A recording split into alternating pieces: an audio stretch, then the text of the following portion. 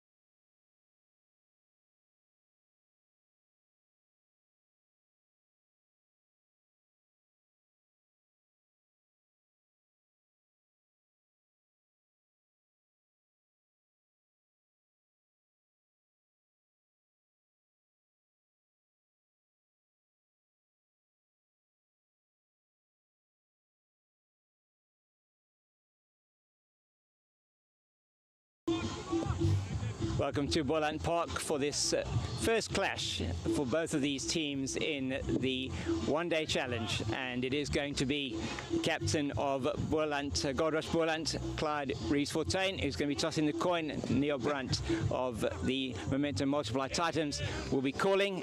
We have here with us the match referee Chandra Fritz, and Clyde, if you want to toss the coin. Tails is the call. Oh, it's doing a bit of a runner on us. It's a head. All right. So heads we have, and it's going to be Boland. What are you deciding to do, Clyde? We're going to have a bowl first. Okay. And reasoning for that? Yeah, obviously there's been a lot of cricket played, but there's been a lot of water being given. There's a lot of moisture in it, so I reckon if we can exploit that early, pick up a couple of wickets, and then with it being that hot, it dries out quite nicely later on. Okay. Well, we wish you all the best for the campaign and for this match today. Hope it goes well. Thank you. Thank you. Neil, batting first, you happy with that? Yeah, we were going to bat. I think hopefully it dries out throughout the day. Might be a bit sticky and tacky this morning for the first hour or so, but yeah, we were looking to bat anyway. So both sides have got what they want. Looking forward to a good campaign this year?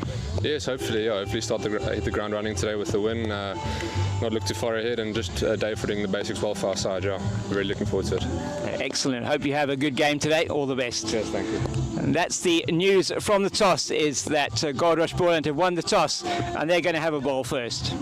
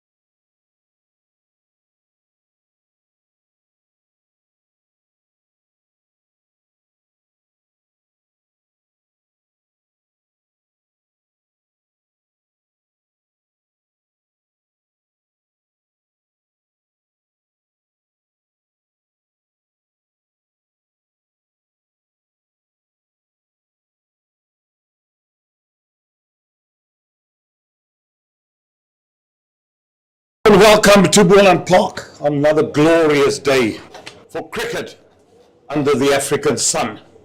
And what a day to be here at 36 degrees Celsius, driving on the N1 from Cape Town. The two umpires making their way to the middle in the form of Tom Rossi and Andre Willefee. They're the two standing umpires with Shande Fritz, who played for the South African women's team and national cricket, is our match referee today. Well, the two openers, the Titans against Momentum Multiplied Titans against the Goldrush Boland team. The Boland team has won the toss and elected to field first. I really do think that, wow, I found that decision quite a bit strange, because I thought with runs on the board and maybe tiring these Titans out, maybe they've got other plans and they have other things, but time will tell later on in the day. But we have the star-studded Luandre Pretorius, who was absolutely phenomenal in the T20, playing in his 7th first-class game. He's played 6 already for the emerging South African team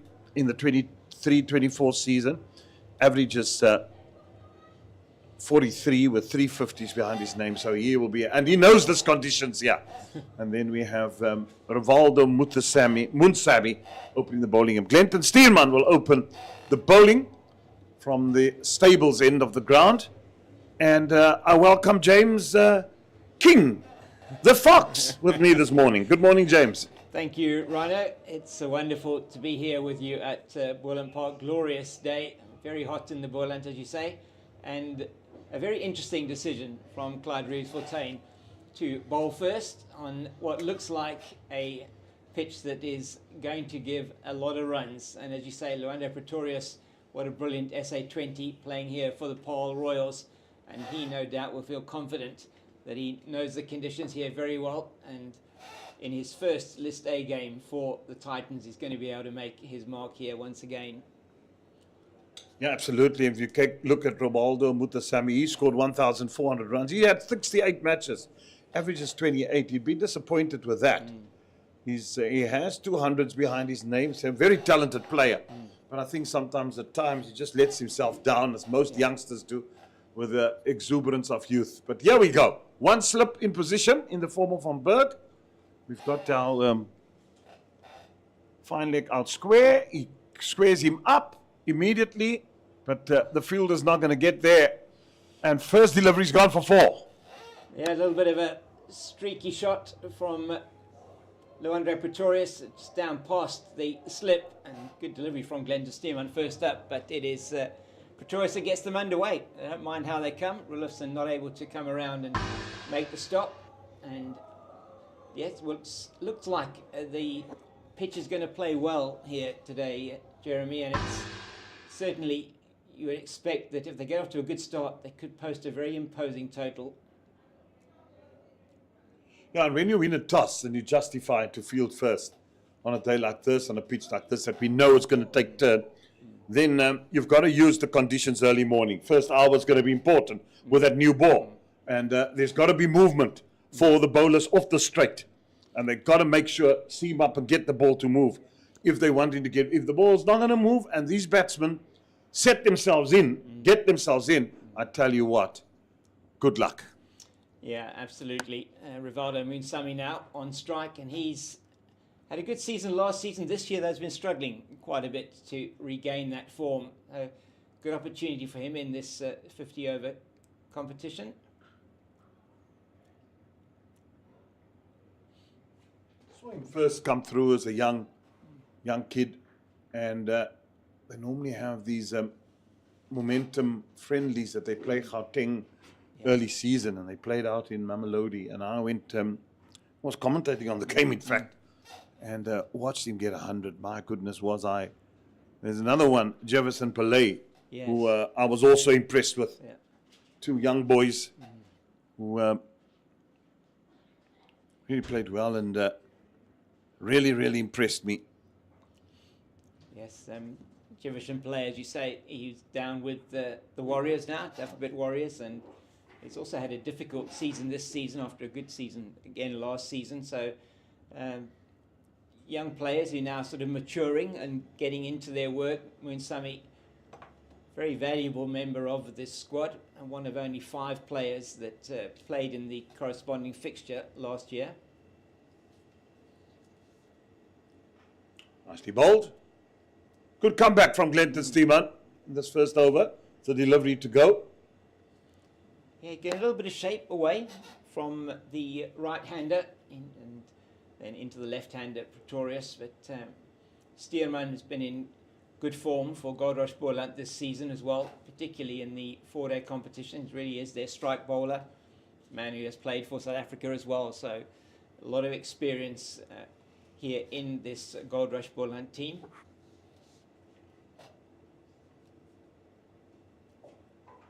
Wide called by the umpire.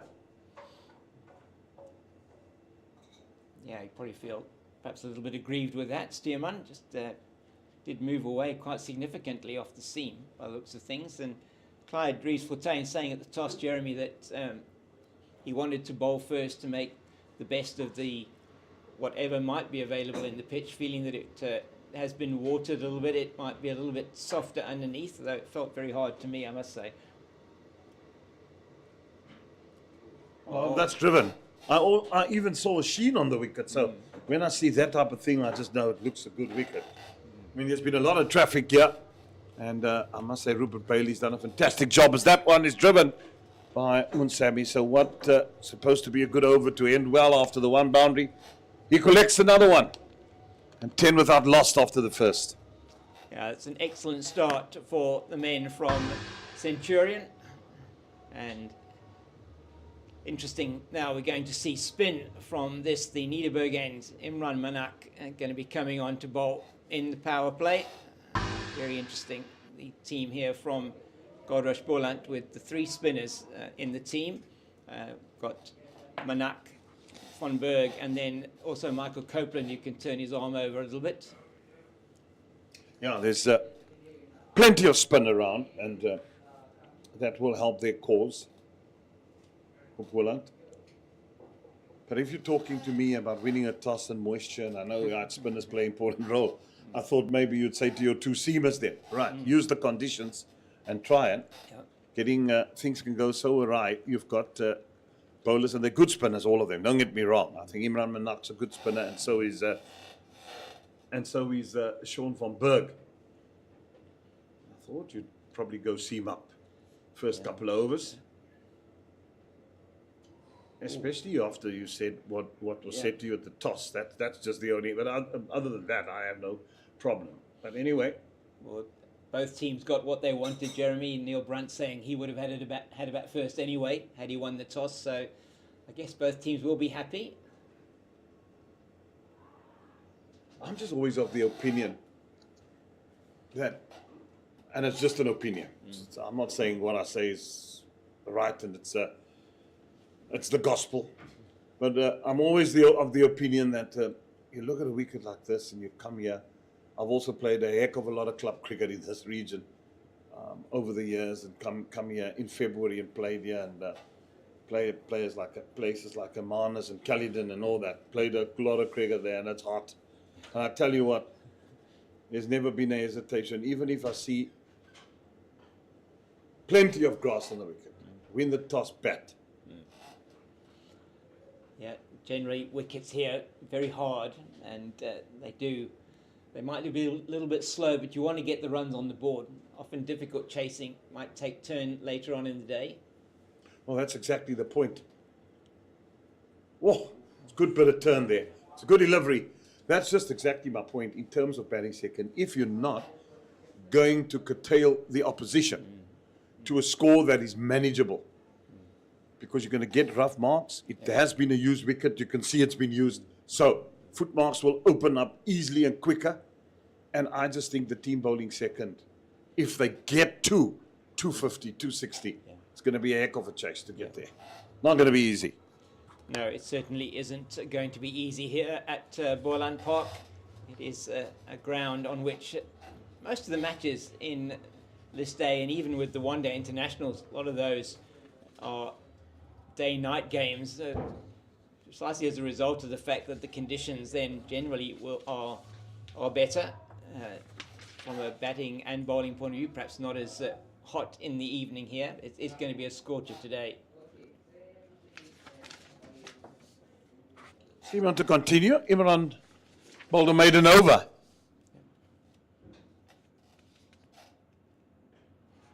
Squared him up a little bit. That's what I like. That's a perfect line, perfect length. Just opening up a little bit. Is that what Steenman possesses in his armory? Yeah, he's an excellent addition to this Boland attack, and played now for a couple of seasons here. Leads the attack for them so brilliantly, does Glenton Stearman.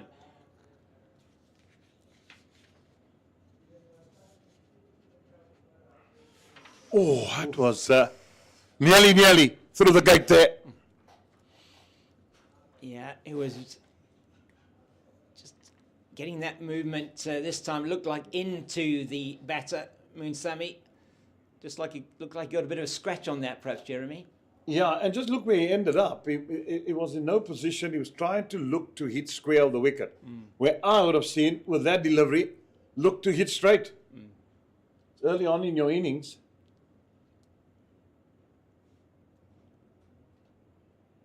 Oh, he does open him up again. It's an outside edge. And with just the solitary slip in position. Sammy has been struggling against Stearman, hasn't he? He has, and well, it's surprising then. I mean, in the previous over, in his first over, he had 2 slips in for Moonsamy, and then he hit him through the backward point region for that 4 later on in the over, and he took the second slip out for this over. He'd probably be regretting that decision now, with that one going through that region. Now for Pretorius, they're changing things up again, taking the slip out, putting him into like a leg gully position, is it? It's an interesting move here for Pretorius. Going to be targeting the stumps, no doubt. Beaten. Good delivery. That's the area where I would be looking to Andre Pretorius. We saw him getting out, cutting to, and trying to chip Rabada in that region. So to me, that's a big lookout as a bowler. But I like that line, I like that length, it's good. And it was certainly a topic of conversation as the further we got into the SA20, just around Luandre Pretorius, and in terms of the analysis that was done on him, that just outside that off stump, he is a little bit susceptible. Oh, there's a leg slip in, and that nearly carried to him, but they're going to get a single. How far was this from the fielder? Damani? Yeah, just to his right-hand side. And they thought they were in business for a while there, did the men from Boland. Pretorius gets away with that, so it's been a good over so far from Stearman. First over went for 10. This one, just a 2 so far.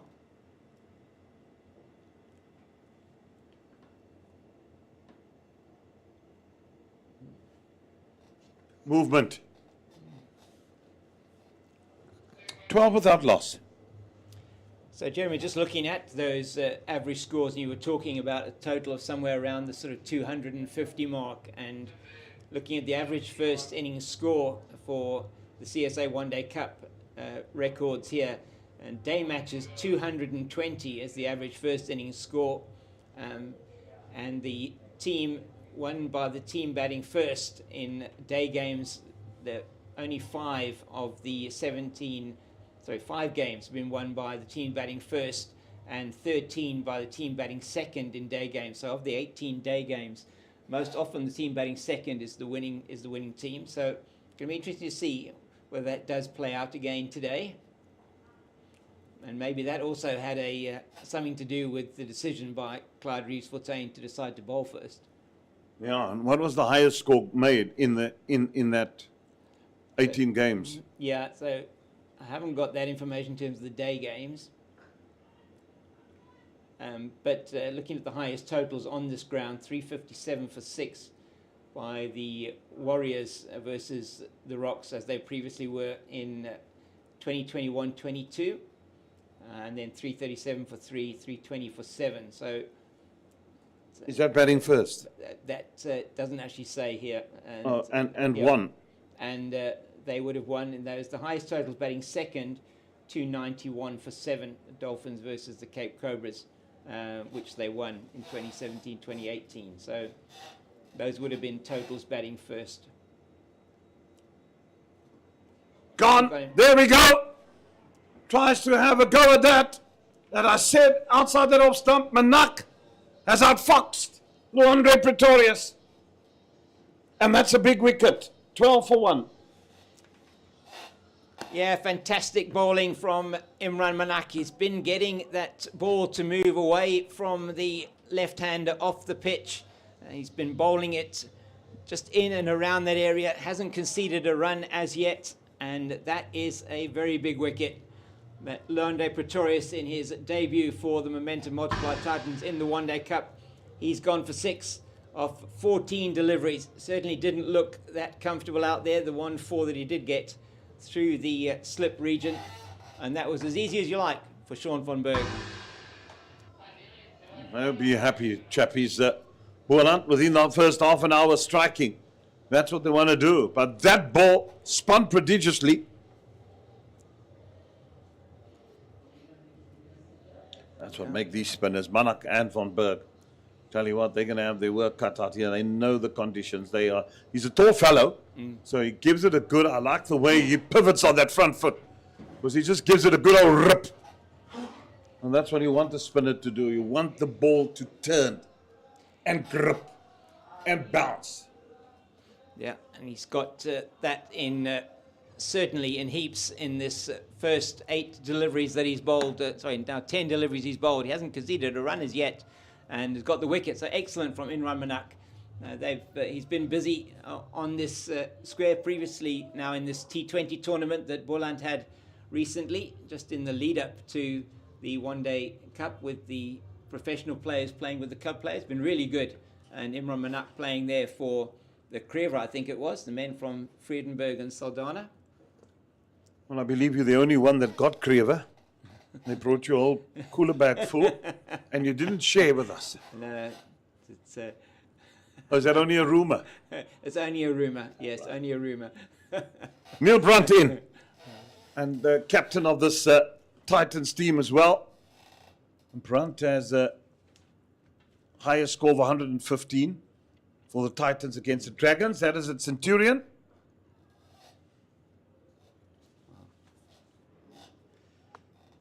So a second maiden for Imran Manak, and certainly there will be plenty of people, I think, trying to give him cooler boxes of Kreva if he does come through and get Goldrush Boland through to a victory today. Excellent start from the off spinner.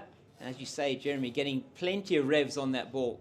Well, what surprises me about Neil Brunt, he's played 25 matches, got an average of 29. I thought would have been more, but he's played 25 games, and I thought it would have been more for the Titans. Also captained South Africa on the tour to New Zealand about a year and a bit ago, where they got pummeled 2-0 in New Zealand. And I know people were aghast and upset that we had sent a side that wasn't a full-strength team. But in other terms, there seem to be the benefits of it as well, in giving players an opportunity and a taste of Test cricket. Yeah, certainly, if you look at the opportunities that it did give for some of those players that have been long-term servants of South African cricket, and there's a few of them on the field today that were in that Test series.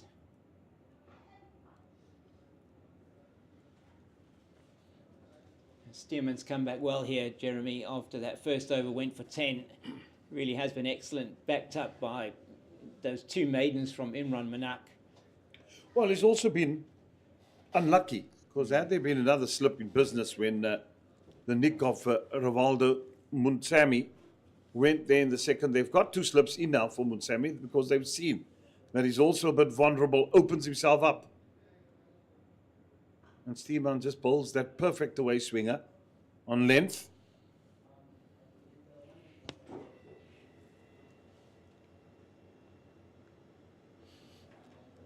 we talk about those players. Neil Brunt as part of that, the captain of that team, one of the few men in Test cricket who made his debut as a captain, and Clyde Reeves-Fontaine was the wicket keeper for that tour. Sean van Berg played a part in that as well. A reward for him for his many years of service to South African cricket.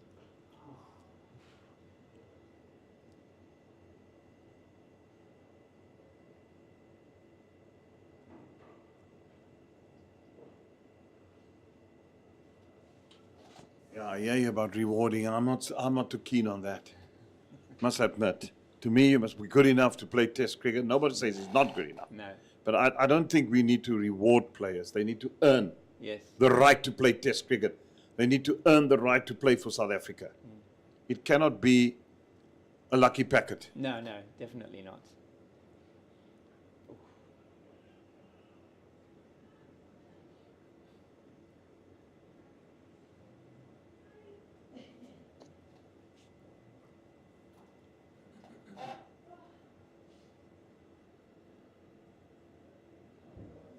What a beautiful day, James. Oh, My it is, goodness. isn't it gorgeous? Just gorgeous, stunning. It's beautiful Drakensberg Mountains off to the left of us. It is such a picturesque ground. Yeah, the sea should have just been a little bit closer. Yeah. Could have, in between commentary stints, had a little dip. I said to James Fontaine the other day, I said, once you revamp the stadium, make sure you put a swimming pool up here as well, like they got in Barbados and at Supersport Park. You get out, you just go for a little dip. There we go. Yeah, I think it would be a very good idea. And they do with the development of this ground. We see some of the people that have come in today under the trees, which is certainly the place that you're going to need to be today. They'll be moving as the shade moves during the course of the day. We hope that we're going to be getting more people in. Maybe people will be coming in. Maybe they've gone to church this morning. You never know. Come and enjoy the cricket here. Hopefully they're praying for our sins, James. Let's hope so, yeah. Oopsie. Turn again. This is an interesting spell. From Manak. You bite, Yeah. turn, love it. Batsman will think twice leaving that crease. Yeah, certainly not going to be dancing down the wicket at the moment, you wouldn't feel. They're under a bit of pressure here on Momentum Multiply Titans. Just getting that. That's also the outer half of the bat. Going to get runs. Copeland in pursuit.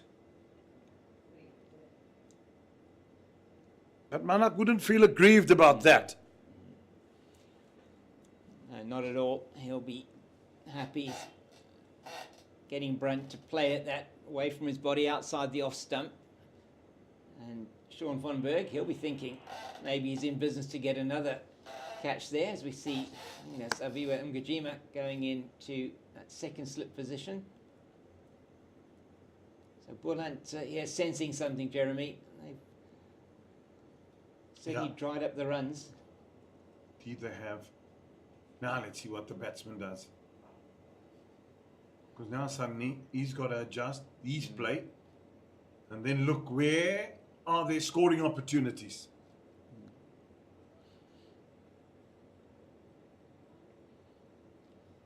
So they becomes almost becalmed since that first over of 10 runs.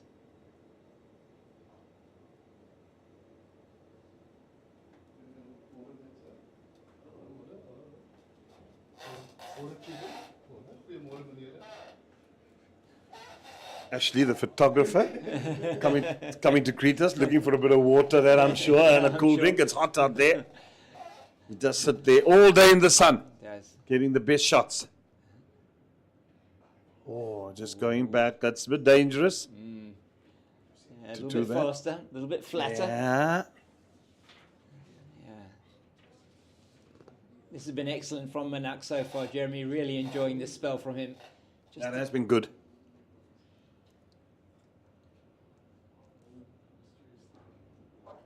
James advances. Well, that's a great thing to do because you've got to get to the pitch of it and all then kill it. Because the minute you go forward and you miss it, let me tell you, it's shower time. The worst thing against a spinner is to walk past one. Yeah, absolutely. Then you're just waiting, and you might as well just carry on walking. Yeah, keep walking, Johnny Walker. Absolutely. Oh dear. It's yeah, it's been good. I'd say apart from that first over, in fact, you have to say that the one that did go down to the boundary was off the outside edge of Pretorius, off Stearman. But since that first over, it's been Boland that have really put a squeeze on these batters from Momentum Multiply Titans. Edged and just short. Well. Munsami is living dangerously.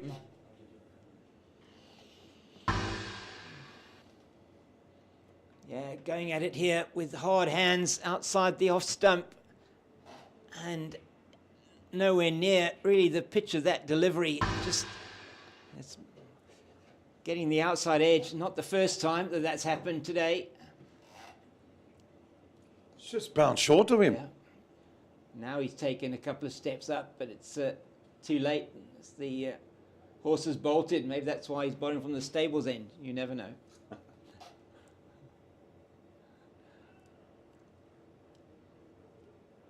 He's got 5 of 15 deliveries, 5 of 16 now, and he's lived very dangerously.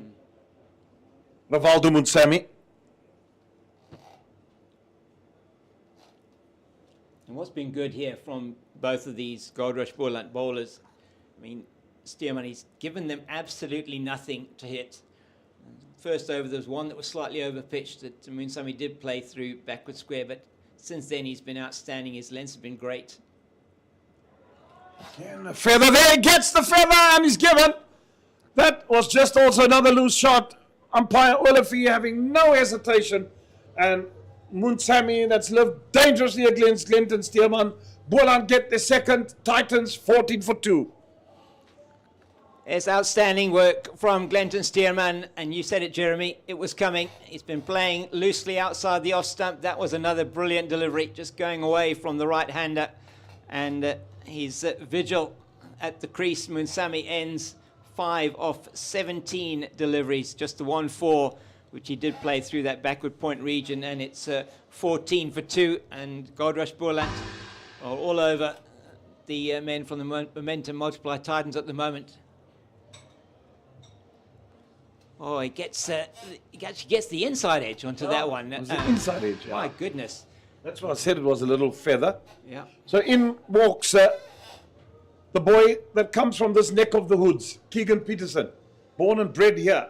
His father was a brilliant sportsman, also a brilliant cricketer in his day, Dirkie Peterson. And just look at his career thus far. I feel that he's got an average of 35, best of 134. That was for Eastern Province, Boland against Eastern Province, 2011. 400s, 1450s to his name. And he just seems to be a little bit in the wilderness in terms of, I mean, he had an opportunity to make that number 3 spot his own. He's a talent. I mean, and he can play, no doubt about it.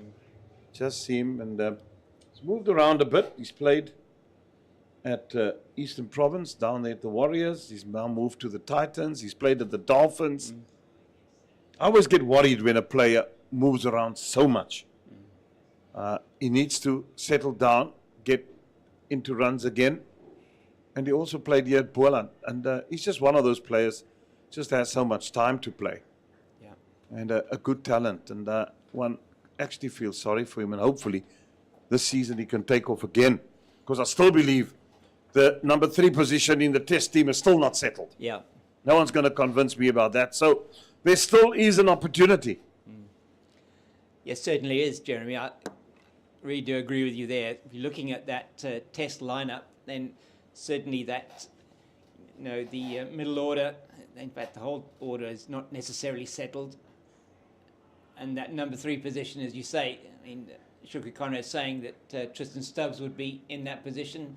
That didn't necessarily happen, particularly in the series at home and in that Pakistan series. So certainly do have a a feeling that there's a number of players that if they put their hands up and they get consistent performances in both here, list day and in the 4-day competition, and they can actually put their name out there. Somebody like Zubair Hamza, we were watching him yesterday evening get a good score against Western Province.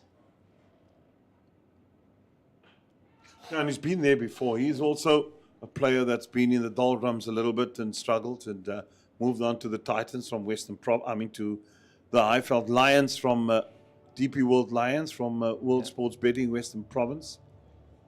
And hopefully trying to resurrect his career.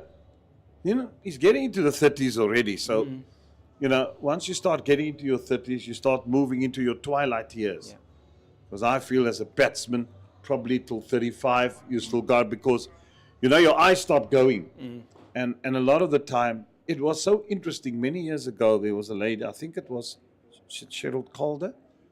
And we did all these coaching courses back then in the day with the United Cricket Board of South Africa, becoming Cricket South Africa. And one was very involved with the development program and all that. So did one heck of a lot of courses in terms, and I think it was Cheryl Calder. She's the eye specialist in terms of batting. And it made so much sense, you know. We did a lot of vision stuff. And you also experience that you as a player when you get, you know, you see the ball at the corner of your eye on that last little bit and you can still play. Once you get to over 30 and very difficult to pick up. Eyes start going and then the focus sometimes. And you start nicking them off. So, yeah, you got to make hay while the sun shines. Because everything has an ending.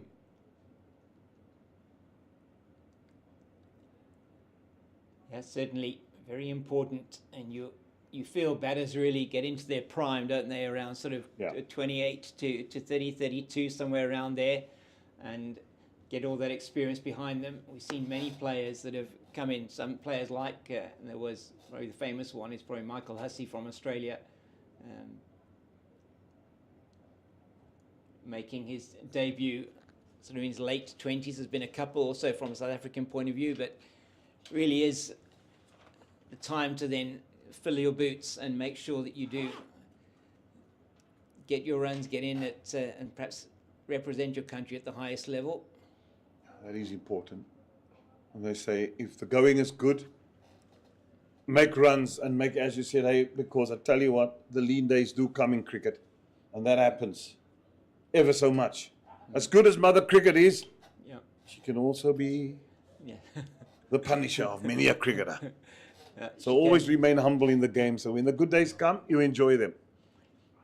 Yeah, got to cash in on those good days, definitely. It was, remember commentating a couple of years ago, and we had the good fortune of having Omar Henry come and join us for a half an hour. It was a game where, talk about that now.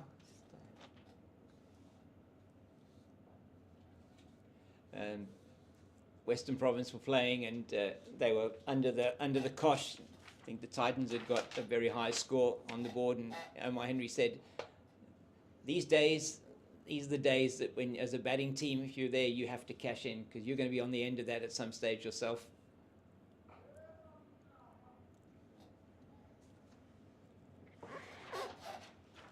Thank you very much, Jeremy.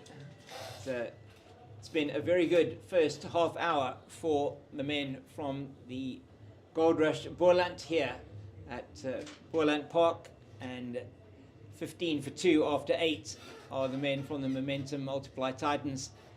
And you have to say, as Kieran Thompson joins me, morning Kieran, good to have you here with us, and it is advantage Goldrush Boland so far this morning. A very good morning to you, James. Yes, indeed, it has been all the home side so far. Must admit that decision to bowl first was quite questionable, but it seems to be bearing fruit this early on. It's only been 8 overs so far, but you would have to say the home side in the ascendancy. Yes, certainly, having inserted the men from the Momentum Multiply Titans. Oof. Oh, that is another brilliant delivery from Glenton Steerman, and he beats Neil Brand, all ends up there. Neil Brandt all ends up, and asked him at the toss this morning, is it Neil Brand or is it Neil Brunt? And he said, well, we're in Boland, so Brunt. Makes sense. So, makes sense. So in Paarl we'll say Brunt. So Neil Brunt, captain, who this morning at the toss said that he would have batted first. And so both teams got what they wanted. And I think at the moment, Clyde Reeves-Fontaine, he'll be the happier of the two captains. Yes, most certainly. I mean, Clinton Steerman had a little bit of a loose start in that first over, but he's tightened things up quite nicely since then. He's getting quite a bit of movement as well. He's getting really good movement. I mean, into the left-hander mainly, although the one that he did get, no, that was the one to Munsami, came into the right-hander. So yeah, did manage. He does have them that go both ways.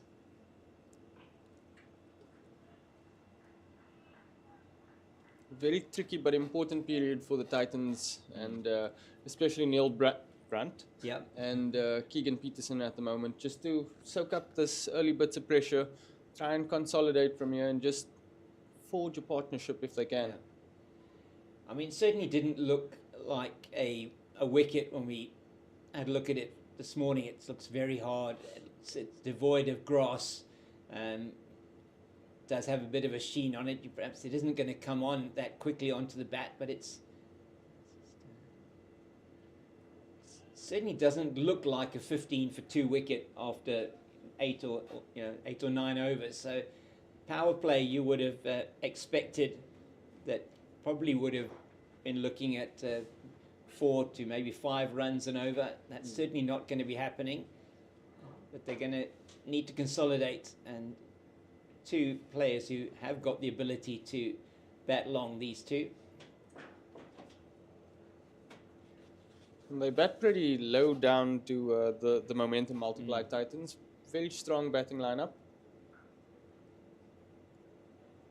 Yes, indeed. Just going through that team for you. We'll actually go through the team at the end of the over. Just the 1 ball left in this Clinton Steerman's 5th over, 1 for 12. If you consider that he went for 10 in his first over, it's been a brilliant comeback from him.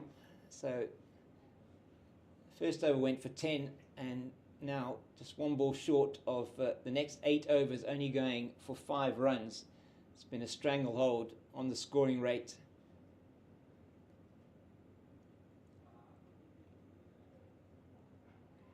Another good delivery, and just a single for Brunt to finish the over. That's 16 for 2 after 9. So just to give you news on the teams for today. So the batting team, the Momentum Multiply Titans, Pretorius, Munsami, Brunt, Peterson, Brevis, then Makanya, Khalim, Boast, Fanameva, Ndwandwa and Koko Klabana. And for the men from Goldrush, Boland, it's Rulofsson, Malan, Kaplan, Mkajima, Reeves-Fontaine, Copeland, Von Berg, Dudgeon, Amani, Manak and Steerman. And it is going to be Imran Manak who's going to be continuing the attack, unsurprisingly, from the Nederburg end. Yes, James, he's been seriously impressive this morning. Only gone for 3 runs in his 4 overs. And both the left and right-handers have seemed to struggle to not necessarily put him away, but just figuring him out early on. Yeah, his line and length have been impeccable. He's been getting turn. Oh, he got him. He's got him. He's got Neil Brunt, exactly what we were talking about earlier on in the piece. He came down the wicket, tried to cover the spin, was nowhere near the pitch of the ball. And that goes through to Clyde Reeves-Fontaine. It's a quick piece of work from him behind the stumps, and Brunt has to go. And that is the 3rd wicket falling with a score on 16. And the Momentum Multiply Titans are in all sorts of trouble here. Yes, James, we just mentioned at the top of this over the type of line that Imran Manak was bowling, getting some very good drift through the air, some nice turn as well, and making Clyde Reeves-Fontaine's job behind the stumps very, very easy. Neil Brunt looking very itchy on the crease there coming down the track. Not too sure why. It's the start of the 10th over. Yeah, 16 for 2, well, now 16 for 3. You're putting your side under lots of unnecessary pressure. But coming to the crease now is a man in very good touch at the moment. Dewald Brevis coming off the back of a really important and explosive SA20 campaign, should I say. Yeah, he's very impressive in the SA20 Dewald Brevis. He's got a job of work to do here as the momentum multiply Titans are really struggling both against the pace of Stearman, a little bit of movement from him, and he's been bowling really well. And Imran Manak has been absolutely sensational this morning for Goldrush Boland. Now his second wicket, he's still only conceded 3 runs into his 5th over. And you have to say these two have taken the heart out of the top order of the momentum multiply Titans, and now Brevis is faced with a very different task to what he would have had in the SA20. He's got to really consolidate here with himself and Keegan Peterson, and no doubt they'll be looking to try Will Goldrush Boland to get another breakthrough if they can, to get into the lower middle order of the momentum multiply Titans. Has been a brilliant start from the men in gold.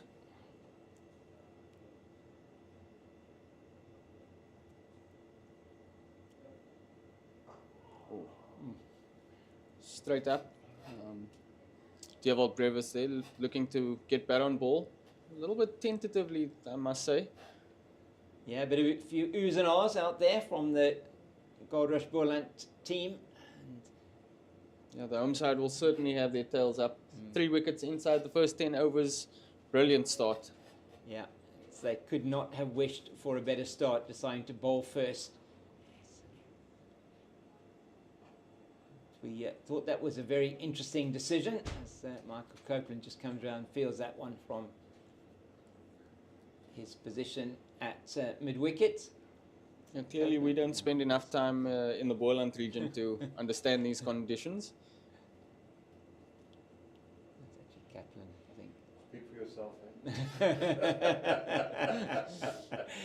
Yeah, we've been here a little bit lately with the Boland T20 Boland Super League T20 tournament. It's been taking place here over the previous 2 weeks. That final taking place on Thursday, I think it was Thursday last week, and the Paarl Cricket Club winning that competition, having in the previous year just lost out in the final to Marties. This year they beat the Krewe from Saldanha and Vredenburg.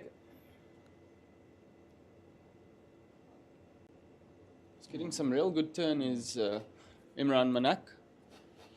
Yeah, he's been really impressive. His control this morning, Kieran, has been brilliant, and getting those 2 very important wickets. Both the 2 left-handers, funnily enough, both falling to the off spinner.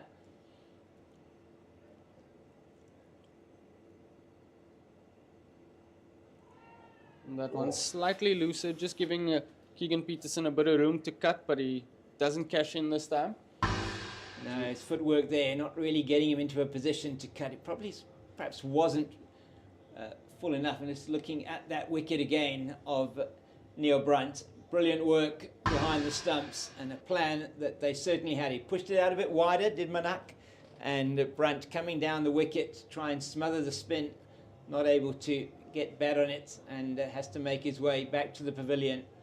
So 19 for 3 now after 10. So the power play, a thing of the past, and 19 for 3. That is most certainly advantage to Goldrush Boland. They've been excellent this morning, and it's no surprise that Glenton Stearman's going to continue from the stables end. They'll be looking to his strike bowler, Will Clyde Rees-Fontaine, to see if he can't get another wicket here. He's in towards us now.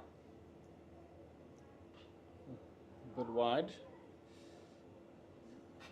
A decent stroke from Brevis, but straight to the man in between a cover point region. And Steelman's got 2 slips in place. Yeah, he's asking him to drive. Here, he gave him that opportunity there.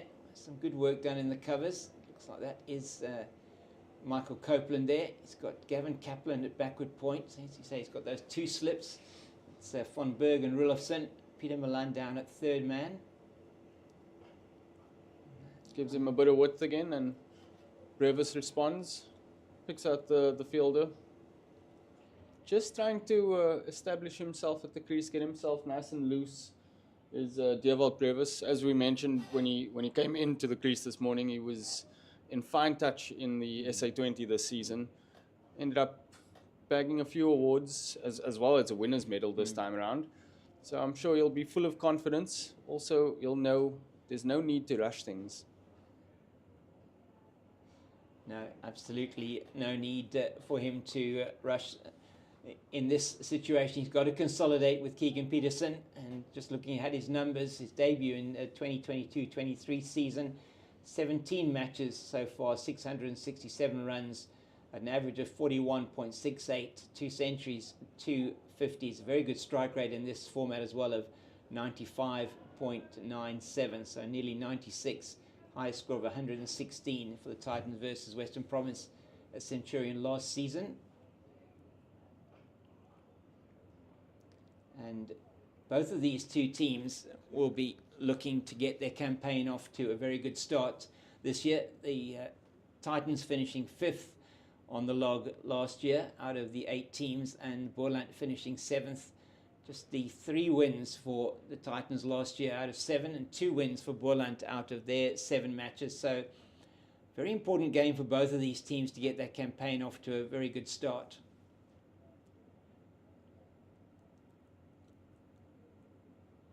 And just on that note, James, you would think that that would be unfamiliar territory for the Titans. I mean, fairly safe to say that they are one of the powerhouses of local cricket in South Africa.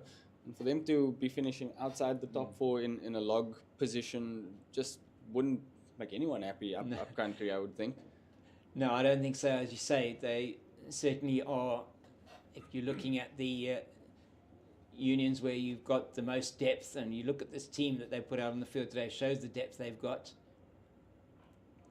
Good delivery again from Steerman. He's been excellent in his spell, and that's another maiden from him, and he's bowled now 6 overs, 1 for 13 with 3 maidens. It's been outstanding if you consider that he conceded 10 runs in his first over. His following 5 overs just going for 3 runs. It's been outstanding. As we do see a change of bowling from this, the Niederberg end of the ground, and Sean von Berg is coming into the attack and replacing Imran Manak. 5 overs, 2 for 6 with 2 maidens, and he has been brilliant for his team. He takes a bit of a break. He's going to be fielding at mid-on, and von Berg is going to see if he can get some purchase off the surface. 90 matches, plenty of overs, 666 overs, average of 27.9, economy of 4.7, 115 wickets with the best of 5 for 33. And he is an experienced campaigner, probably not played as many games in this format as you would have expected. Sean von Berg, he's got over 500 first-class wickets, to say, in this format of the game. Von Berg has got the 115 wickets. Gives that one a bit of flight to start. Goes nicely above the eye line of the batter. Peterson goes through only for his 2nd run of his 12th delivery. It's 20 for 3 into the 12th over. And we're saying just a period of consolidation here. You know, Brevis will play his shots. If the ball's there to hit, he will certainly do it. But Boland are going to want to try and keep the pressure on here. Nicely bowled, nicely played. Yeah, as much as this is a huge opportunity for Goldrush Boland to make inroads into the middle order of the Titans, I also think this is a massive opportunity for Brevis to show another side of his game, refine his skills as well. Ooh. And that is an appeal for a stumping. I don't think that they're going to be... they can't look upstairs on that, so presumably not out. Andre Olivier not giving a decision, but Brevis maybe just dragged out of his crease there.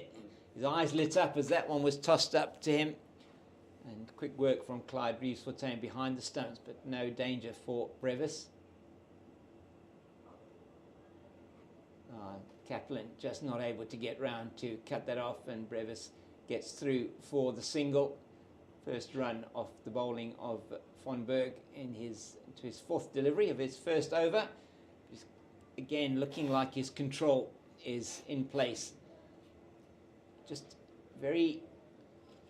it's very simple in terms of how he just runs up to the wicket, and he just seems to be able to put it in the spot most of the time. That one just straying onto the pads. Right, you are, James. Doesn't really do too much fancy. Just gets on about his business. Gets through his overs fairly quickly as well, you would have to say. Yeah, he does. He's just almost use the word trundle, but he does seem to sort of trundle in and just turns the arm over. Oh, he got him.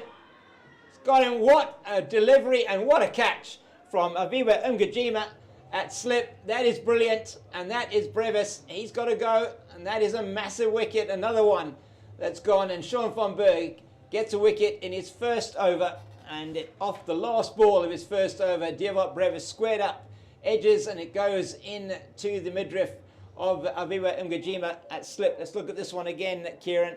It is a good piece of bowling. It goes back, and that is brilliantly taken by Umgajima. Did him a disservice there. That one went down very sharply in front of him, and he took the catch excellently. And that is Brevis gone just for 3 of 12 deliveries, and it is looking very, very ominous for the men from Momentum Multiply Titans as they lose their 4th wicket. Yes, James, and you've got to say everything going according to plan for the home side so far. Inside the first 12 overs, 4 wickets down, and spin once again proving to be the undoing of the Titans over here from the Swartland end. And we saw Imran Manak starting off with off spin, and it seems as though leg spin is now taken over in terms of doing or being the undoing of the away side, should I say. And Sean van Berg, brilliant over to start with, just the 3 from it, and he's got a wicket to show for it as well. Yeah, and that now will bring Sibs Makanya to the crease. He was the man who actually captained the Titans in that match last season against this Goldrush Boland team, and when there was that crushing victory, for them in the last season's match. A massive win for the Titans by over 240 runs in that game. They put on over 380 in their batting innings at Centurion. As it's all changed here, Keith Dudgeon coming into the attack for Goldrush Boland, replacing Glenton Stearman, a man who has joined them from the Tuskers and in the off-season, and is now plying his trade here for Goldrush Boland, and he'll be wanting to keep the pressure on as he's bowling to Keegan Peterson. And just try and give you just some of those, just to give you those numbers for Sibs Makanya. We'll do that after this delivery. You get some late movement over there. Yeah, he did. That, again, off the pitch, just going away from the right-hander, so something for them to be concerned about. Perhaps a little bit over-pitched that time from Dudgeon, his first delivery, but it's going to be inches work, no doubt, pretty soon. As we just look at those numbers for Sibs Makanya, debuted in 2014-15, 76 matches, 68 innings, 1,473 runs with a top score of 82, average of 25. Oof. Good delivery again from Dudgeon, and they've been very accurate, the bowlers this morning, both the spinners and the pacemen. So far we've seen Stearman brilliant in his opening spell, and it is now Dudgeon who's going to be wanting to set his stall out as well here for his new province. And just looking at those numbers again for Makanya, it's a top score of 82 for the Dolphins versus the Lions, and average of 24.96. So, and again we see some late movement off the seam there. That will certainly encourage Keith Dudgeon. Sorry to cut your word there, James. Fine. He's getting that movement. If he can, he's probably just pitching it a little bit too full at the moment. He's going to want to try and get that one just that short of a length, and also get the line closer to the off stump, not making Peterson play, and be wanting to probably bring him forward, get him to maybe look at inducing the edge once again. And that's a better line and length from Dudgeon, left alone by Peterson outside the off stump. So just the one slip now, third man, backward point, man on the point boundary. So Michael Copeland normally is out there, and he is out there at the moment. And Gajima in at extra cover. Stearman at mid-off, Imran Manak at mid-on. Ayed Kamani out on the boundary at deep square, and Grant Rulofsson at fine leg. Oh, what's a good delivery. And into the block hole of Peterson. And at the moment, they're pretty much scoreless. They're just trying to survive, it looks like. Dudgeon, 5 dot balls in the over so far. There's been a plethora of maidens as well from the men from Boland. Yes, James, too many dot balls in the first 13 overs for the Titans' liking, I would think. But they just have to stick it out. And then we see Keegan Peterson kind of chasing a bit of a looser delivery. I was expecting a bit of a short, or maybe 1 or 2 shorter deliveries in that over, the way that field was set up with the fielder out on the point boundary. And there was one on the mid-wicket boundary, if I'm not mistaken. Yeah, there was. So with the fielding restrictions now, thing of the past, into the second power play, 4 men allowed outside the 30-metre ring. And they have got those, did have those 4 men out. And it was a good over, though, for Dudgeon, a maiden in his first over. And so that pressure continuing to be built here on the men from the Titans. And Sean von Berg, he's going to be bowling his first delivery to Sibs Makanya. Makanya will be facing his first delivery of the innings. Von Berg, are we looking to get a similar result to what he did in the previous over? Oh, gives that one flight. Hey, What a delivery. Got him, LBW. And that is a huge blow again for the Titans. Makanya, he's neither forward nor back. And that one, it just goes on with the arm. It's perhaps the googly that he bowled him. It didn't bowl him the leg break. It looked like the googly. And he just played outside the line, hit him adjacent. And Tom Mokorosi had absolutely no hesitation in putting up the finger. Let's look at this one again, Kieran. Just take us through this. It may have been the googly from Von Berg. Let's have a look. Yes, certainly gives that one a lot more air, does Sean von Berg. And unfortunately, Sibs Makanya playing all around that one. No question about it at all for umpire Tom Mokorosi, as you mentioned. And the Titans in all sorts of trouble now. 22 for 5 after 13 overs. We are just the first delivery into that 14th over. And Keegan Peterson, and another man who's familiar with this region is Dayan Khalim. He played his SA20 cricket over here for the Paarl Royals not too long ago. Had a very impressive season, I must say, with both bat and ball. Really starting to come into his own now is young Master Khalim. Yeah, and he's, you say, he's got a good record here with the Paarl Royals. And he comes to the crease now. He's played 48 matches. 40 innings, 856 runs with a best of 96.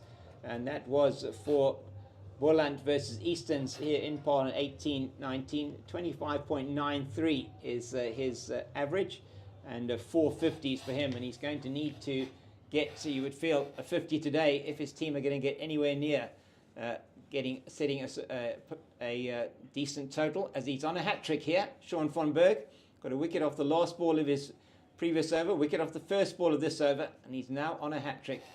And Dayan Khalim facing the hat-trick ball from Sean von Berg. He's away from us now. And that one is the standard leg break, and it's played well by Khalim into the covers to Kaplan. So hat-trick averted, but von Berg, he's on fire. 2 for 3 in his second over.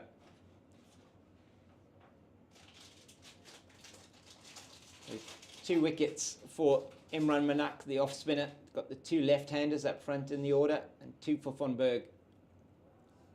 Nicely left by Khalim there. Not taking the bait. Von Berg still just giving all these deliveries just the right amount of air, trying to tempt the batsman out of their crease. It's worked twice so far. And Dayan Khalim not taking the bait as yet. He's got to play a long innings here, Halim. Well bowled again. Yeah, he's landing it on the proverbial ticky is Sean van Berg. And what an acquisition he's been, and what work he's done here for Boland. He has also applied his trade around the country and found a home here in Boland, extended his career, and has been outstanding for them. Another good delivery, and they're taking a quick single. And Manak, perhaps a little bit slow off his position on the edge of the circle, and they get through for the single. Halim will be looking forward to playing Van Berg from the best place, which is actually at the bowler's end at the moment. Yes, Dayan Khalim just trying to relieve the pressure a little bit. It's been a while since we've seen a single, let alone a boundary for the away side, and just trying to rotate the strike a bit, just to try and relieve some pressure, maybe unsettle Sean van Berg. It's going to take some unsettling, I must say. Yeah, So, he's the sort of guy that never looks unsettled, I must be honest. very, very unfazed a lot of the time. Definitely. But yeah, and today But in he'll the best be way even possible. happier. Yeah, absolutely. Absolutely right. He's a wholehearted cricketer. Loves the game. Very fierce competitor as well. And so the end of 14 overs, it's 23 for the loss of 5. Yes, 23 for 5. It's been a procession almost of the batters from the Momentum Multiply Titans, as Keith Dudgeon is going to be continuing from the stables end. Just to give you an update of what has happened today, it was the captain of Goldrush Boland, Clyde Reeves-Fontaine, who won the toss and decided to bowl first on what looks like a very good pitch for batting. Neil Brunt said he would have batted, and just the story of the day so far was in the fourth over. The first wicket fell. Lawandre Pretorius caught at slip off the bowling of Manak for 6, and that first wicket 12. Second wicket at 14, Rivaldo Moonsamy caught behind of Glenton Stearman off the inside edge. A good delivery from Stearman into the right-hander. And Neil Brunt was stumped by Clyde Reeves-Fontaine off Manak with a score on 16. He scored 4.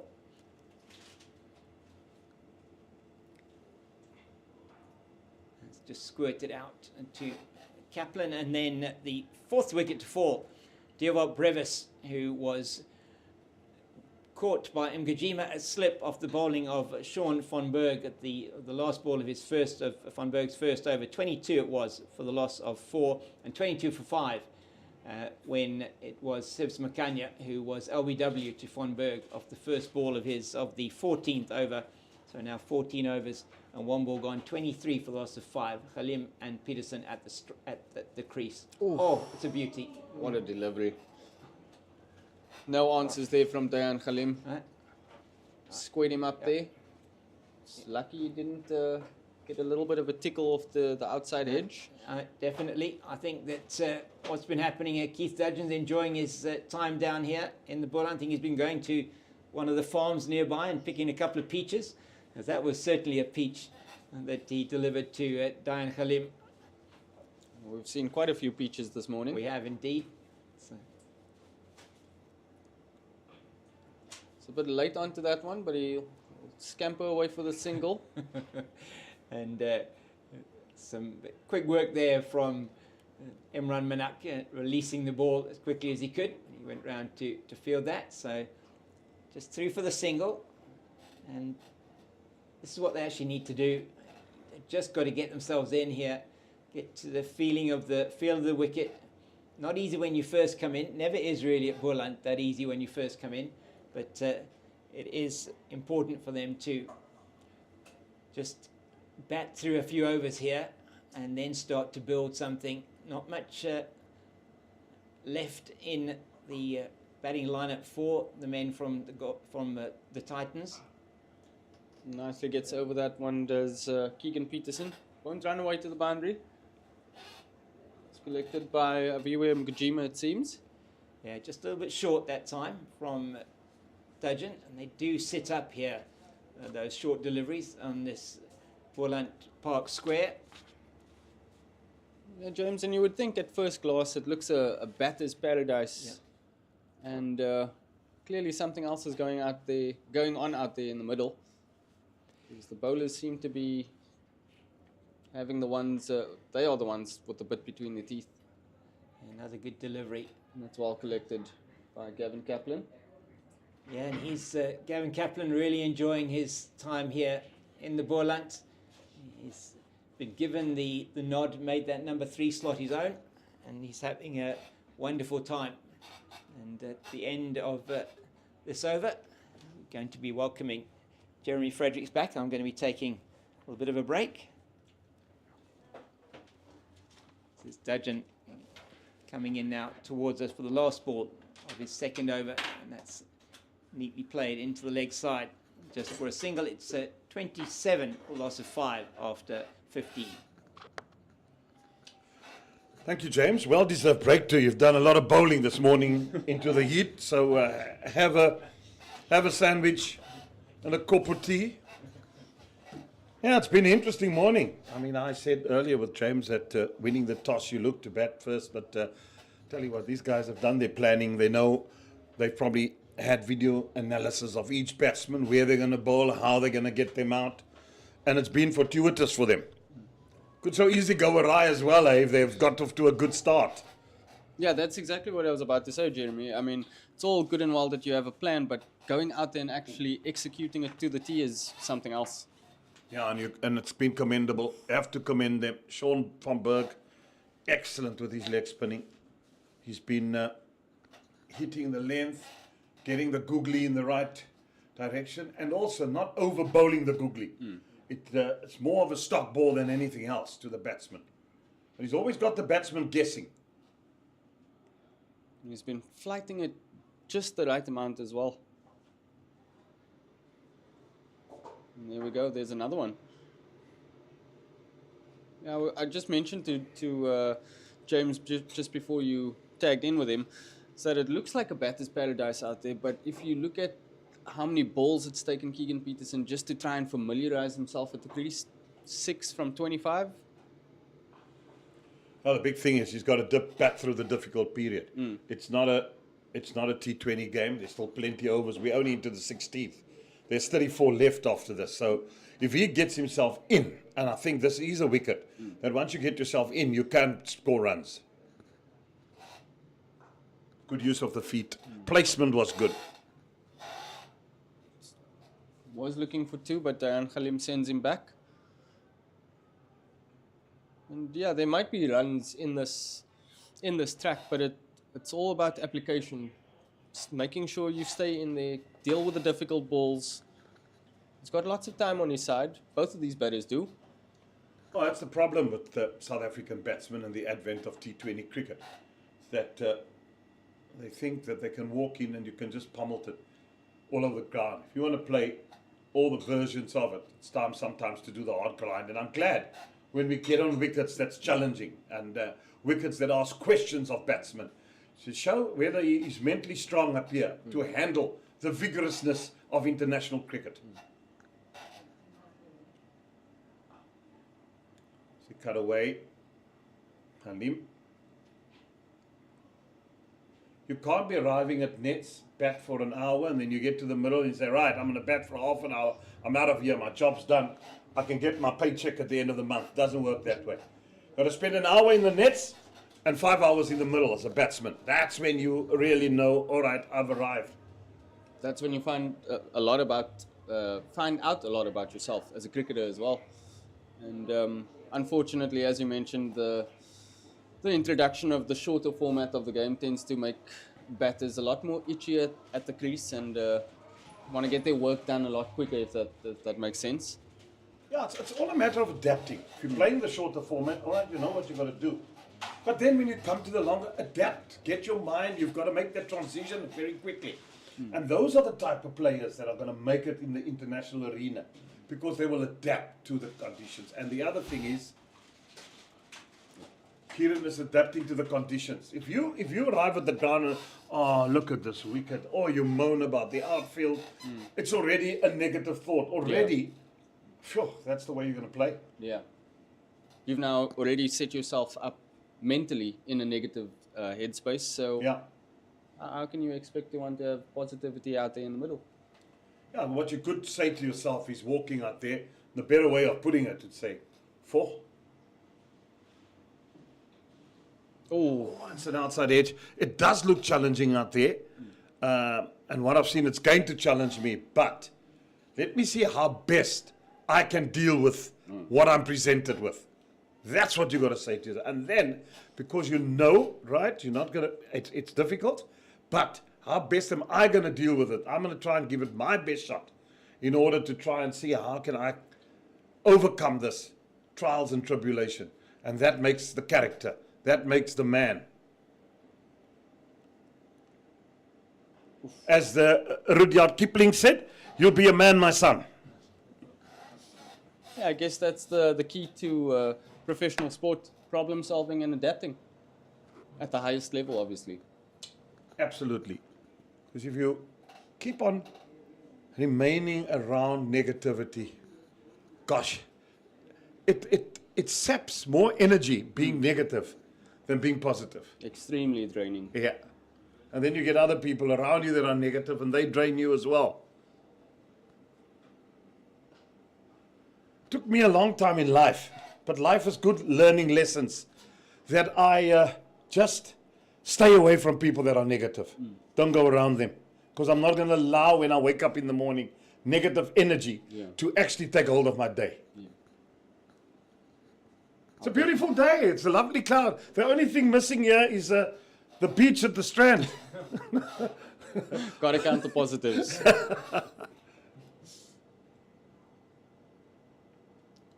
That's nicely played. Try and look for a second. Yeah, was onto that in a flash was Dayan Khalim. He's very handy with the willow in his hand, is Dayan Khalim.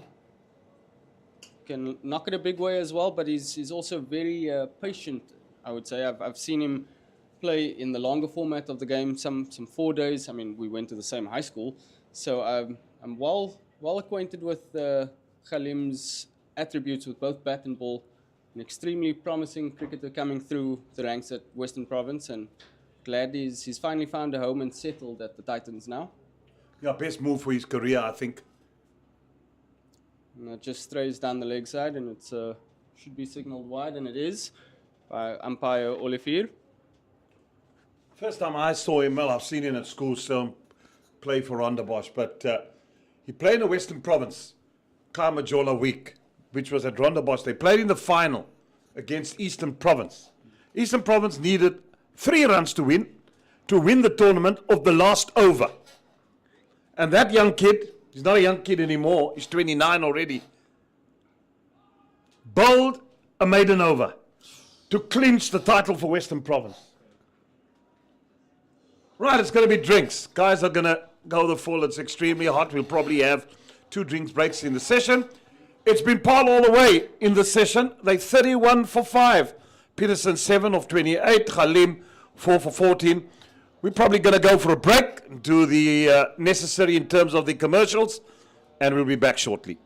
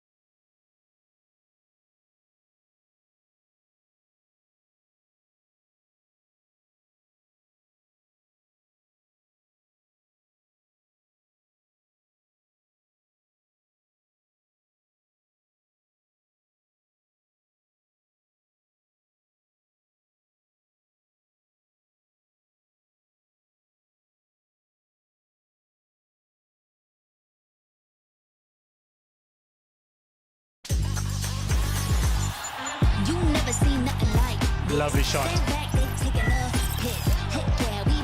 the celebrations begin for the CSA one-day cover.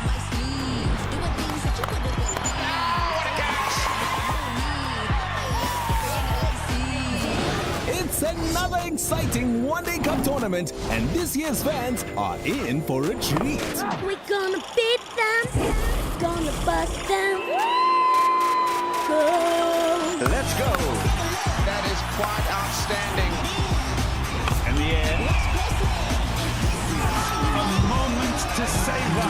Wazanawe, and rally behind your team as the players gear up to showcase their powers on the field. Make sure you get your tickets and experience every game, every moment, and every hero. The summer continues from the 15th of February to the 16th of March. This is good cricket.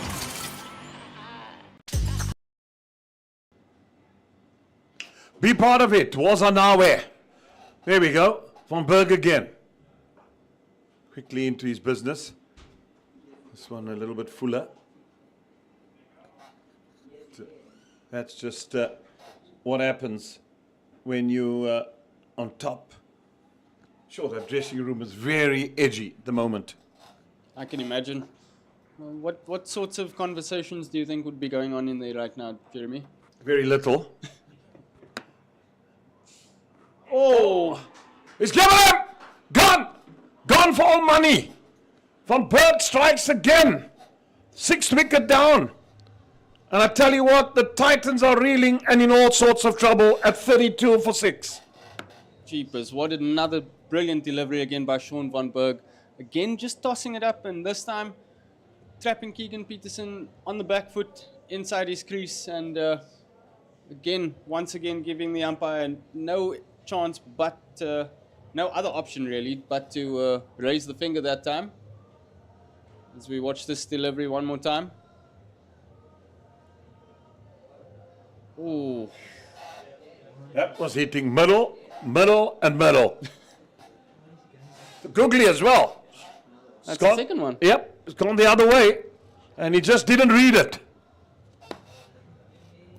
Jeepers, I just asked you the question before that delivery. What sorts of conversations would be happening in that Titans dressing room right now? And I can't even begin to imagine what must be going through the coach's mind at this stage. No one would have thought after 17 and a half overs, or nearing 17 and a half overs, they'd be 6 wickets down and only 32 runs on the board. I can assure you, I've been in the change room many times in my life as a manager. There's not a word being spoken. Not a word. I'd be out of there. That time I used to smoke with my cigarettes behind the stand. I'd rather go and stand there and have a little puff. It's a place where you won't be saying anything at the moment because it's a battle out there. And I'm sure it can start to feel quite lonely in the middle between the two batters as well. But that's where you need to just make sure that you two stay on the same page. Make sure you're just trying to encourage one another. Let's try and stick it out here as long as we can. Set yourself maybe 5 to 10 run targets. 3 wickets Van Berg's taken. Matthew Boost in now. Or Boast, I beg your pardon. Yeah, his brother Ross Boast played now for Stellenbosch University in this T20s league as well. So just a little bit more about Matthew Boast. Yeah, he's played 5 games thus far. He's got an average of 7. So he hasn't played much. High score of 11. He's a product of Hilton College. What a school. Yeah. What a place to be served from a menu.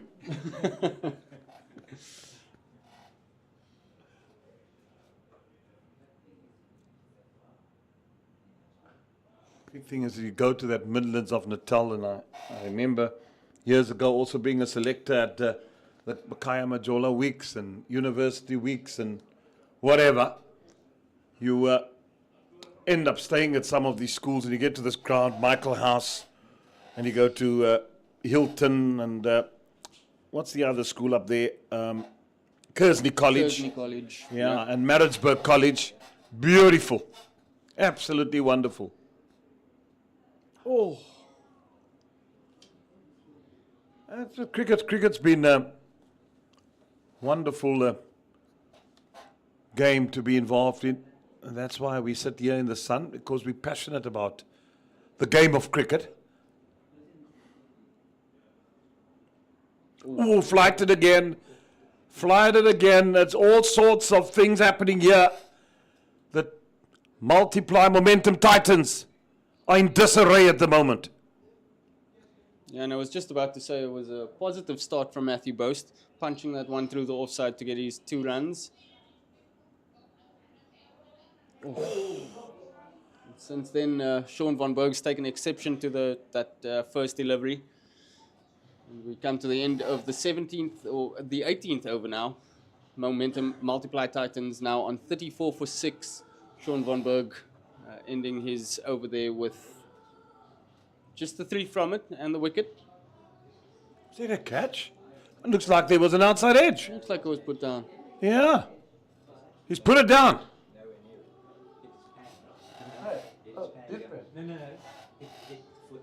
Oh. Well, but hopefully we can have another look at this.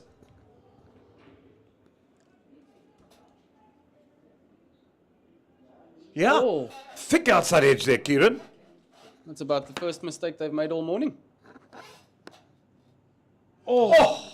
Squared him up. What an absolute jaffa. I'll tell you what, Jeremy, I'd hate to be a Titans batter right now. Just seems that they could bat down to 20 and still not get that many runs. It just doesn't look as if they have any luck this morning. There's nothing you as a batsman can do with a delivery like that. You can say what you want, get into line, blah, blah, blah. That was just a good delivery. He was beaten. Was just lucky not to get the outside edge.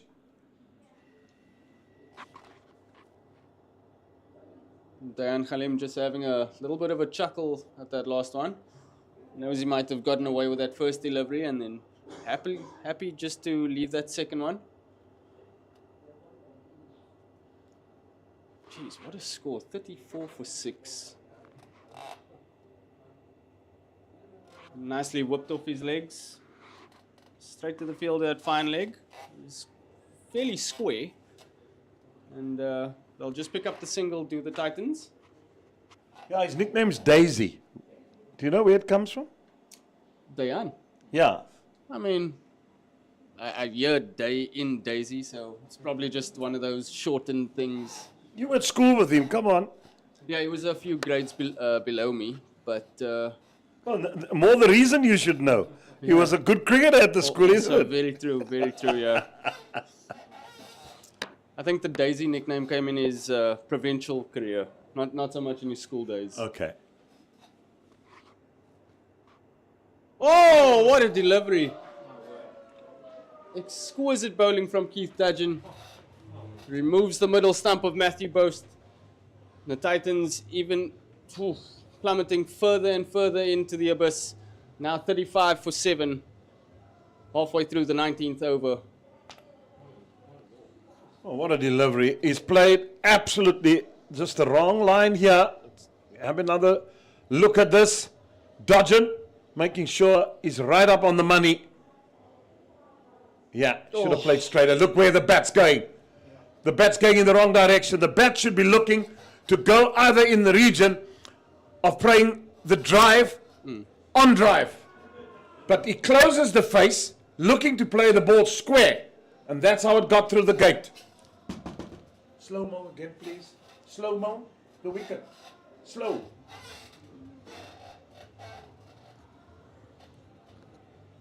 It's important to just see how the batsman is set. What the bowler does. In the gather, look where the batsman's standing. Now, there we go. That ball should be looking either to play, yeah, there we go, the second shot, straighter. Could have hit it straight past the umpire on the onside. But he chose to close the face and tried to hit the ball much more squarer. And that was his undoing. Matthew Boast, gone for 2. And also just snatching at it allows the ball to creep past you a bit quicker. And no need to even play at that one. Just maybe make bat on ball contact, return to your mark, reset. But time to move on now. Here we go. Oh, next batsman in. Rulo van der Merwe. He's a fighter. I wonder how much fight is still left in the old dog. They're in absolute chaos here this morning. It's been for the Titans. A very experienced campaigner is Rulo van der Merwe, playing in his 204th match. And here we see that delivery again one more time. The dismissal of Matthew Boast. Completely beaten, all ends up. I believe the term is playing around that one. Jeremy? Yeah, he played absolutely all around it. There's no way look. And just if you look at where the direction of the bat had it come down straight, had to look to straight drive it, would have been better option. A bit uppish this time. Dan Khalim just strokes that one through to the cover. Fielder at cover, and that's the end of the 19th over. Momentum multiplied. Titans now 36 for the loss of 7 wickets. I mean, on wickets like these, you got to look to score singles, and then you got to look to play as straight as possible. It's more vertical bat that's needed here than what you're going to go with a horizontal bat on a wicket like this. And that's what you as a batsman got to work out for yourself too. The only way you're going to play horizontal, if it's in the middle of the wicket, I can pull it, or if it's wide outside off stump, I'm cutting it. Then the sweep also doesn't become really an option here if you're not good enough to play it. Because you've got to sweep length. And to try and sweep from Berg, well, you're just looking for trouble. Because it's so much to contain with. Quick single. Oh, gotta have to hurry. And he did. But what he did, he took the single. It was a bit risky, but he's looked to play straight down the wicket. There was one. There's always one on the leg side if you just forward prod it, and you can get one there at will. Yeah. But you got to be careful, right? Maybe the googly, but you got to be careful for the conventional leg spin that moves away from you. If you're not behind it to actually work it riskily, you got to leave it then. Here we go. Giving that one some more flight again. And at this stage, Goldrush, Boland just happy to give away those singles. I mean, we halfway through, or actually 2 deliveries into the 20th over, and the visitors aren't even near 50 runs, which is actually incredible at this stage.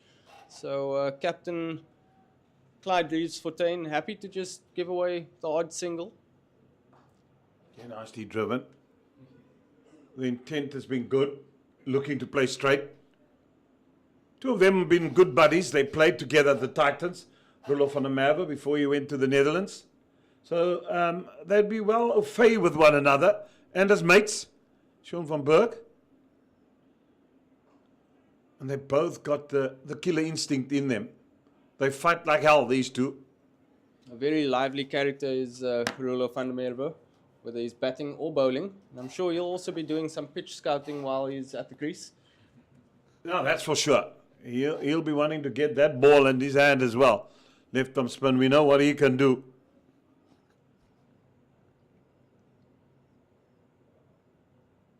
That's what my point would be. Yeah, Boland mustn't be too happy to give them a run at this stage. When you have your opponents 39 for 7, you got to give them nothing, not even a run. You go for the jugular, you go for the kill, you bowl them out as cheaply as possible. Not even a sniff they need. Yeah. That's the brutality you got to exhibit at the moment. Just a bit looser, that one there from Sean van Berg, giving Dan Khalim a little bit more room as we come to the end of the 20th over, and that takes the Titans to 39 for 7. Yes, you heard me correctly. 39 for 7 after 20 overs. The biggest thing that used to infuriate me on a cricket field is when you have your opponents in all sorts of trouble and the captain says in a club game, "Oh no, Mark, we'll give him a bowl. He hasn't bowled today yet." Oh, my goodness me. And what normally happens? They get runs. They get runs. And then now all that pressure that you've spent the whole morning, because that castle lager could be tasting nice at 3 o'clock. You've got to now spend there, and then you're in all sorts of trouble, and you're still there at 6 o'clock in the afternoon because of a captain that says, "Now give him a bowl because he hasn't had one." Flippin' hell. I used to drive me absolutely bonkers. Oh, it is. My point is this: if James is taking 5 wickets, I'm not going to even attempt to get the ball out of his hand. Yeah. Carry on, son. Bowl them out. Tighten the screw. Let's wrap this up as early as possible. As we saw Keith Dudgeon beginning his 5th over with another tempting delivery to, this time to Roelof van der Merwe. Bowled at a fairly short of a length. But asked questions, just the right questions of the batter. Ooh, unconventional from Roelof van der Merwe, but he'll get away with a single this time. All the other excuses. No, he's also paid his subs. Well, I know he's paid his subs, but he can wait till next week. Not this week while we got the opponents on the ropes. And I must ask, Jeremy, you as a coach or a manager, what types of conversations do you have with your team at the change of innings? No, it's not my job. I never interfere in the change room. That's not my job. My job is to make sure that everything's right and make sure everything's good.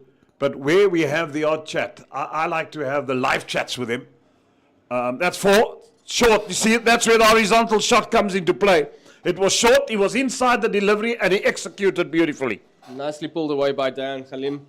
Way too short on that occasion from Keith Dudgeon, but we see the correct technique as Khalim knocks back onto the back foot there, gets nicely over the ball and just controls that shot in between the square leg and fine leg boundary. That's the first boundary in since the first over. Wow.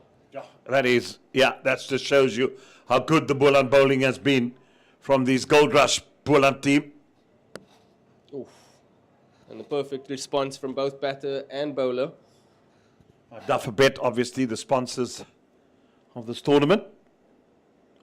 So just to get a bit, your role as the manager, you make sure that all the flights are right, the hotel rooms are okay, the meeting room is okay, everything else. Has the physio got everything? Does the coach have everything? And then make sure that the players are happy, are their beds comfortable in the hotel and that type of thing. So, that attention to detail was my job. But on the off day, if you're not playing today and I see, for example, certain other things, I'd say, right, let's go have a coffee, have a catch up. How are you doing? How are you getting on? Why you're struggling a bit, aren't you, at the moment? What's wrong in your? Not that it's my business and it's for you to share. What is curtailing you from performing? I'm not going to tell you how you must hold your hand up in the delivery and go through your. Might know that, but that's not my job. It's not my job to do it. That's why coaches are there. So, see, that one just squirting off a length. So make sure you leave that to the coaching. But the fatherly figure, that is what you provide. And you might be having a little issue, and I would say, right, what can I do to make it comfortable for you? And you might say, right, manager, I need this, I need that. That I'll do. Because maybe that will alleviate the other problems and then the performance on the field. Because that's what counts, and that improves. And then there's a relationship of trust between us. And to me, that's important to try and say, right, the coach, the manager, physio, all the other guys there is to have that trust amongst each other, and they have the trust and the buy-in by the players. So that's how I see my role, or a role of a manager in a team environment. Sometimes guys get too overwrought, they interfere in the ambit that they shouldn't be treading on, and that's what gets into all sorts of problems. And sometimes you've got to be the sounding board for the coach. Just be there, the punching bag, and the coach comes to your room, has a discussion, and you, the punching bag, or the coach will come.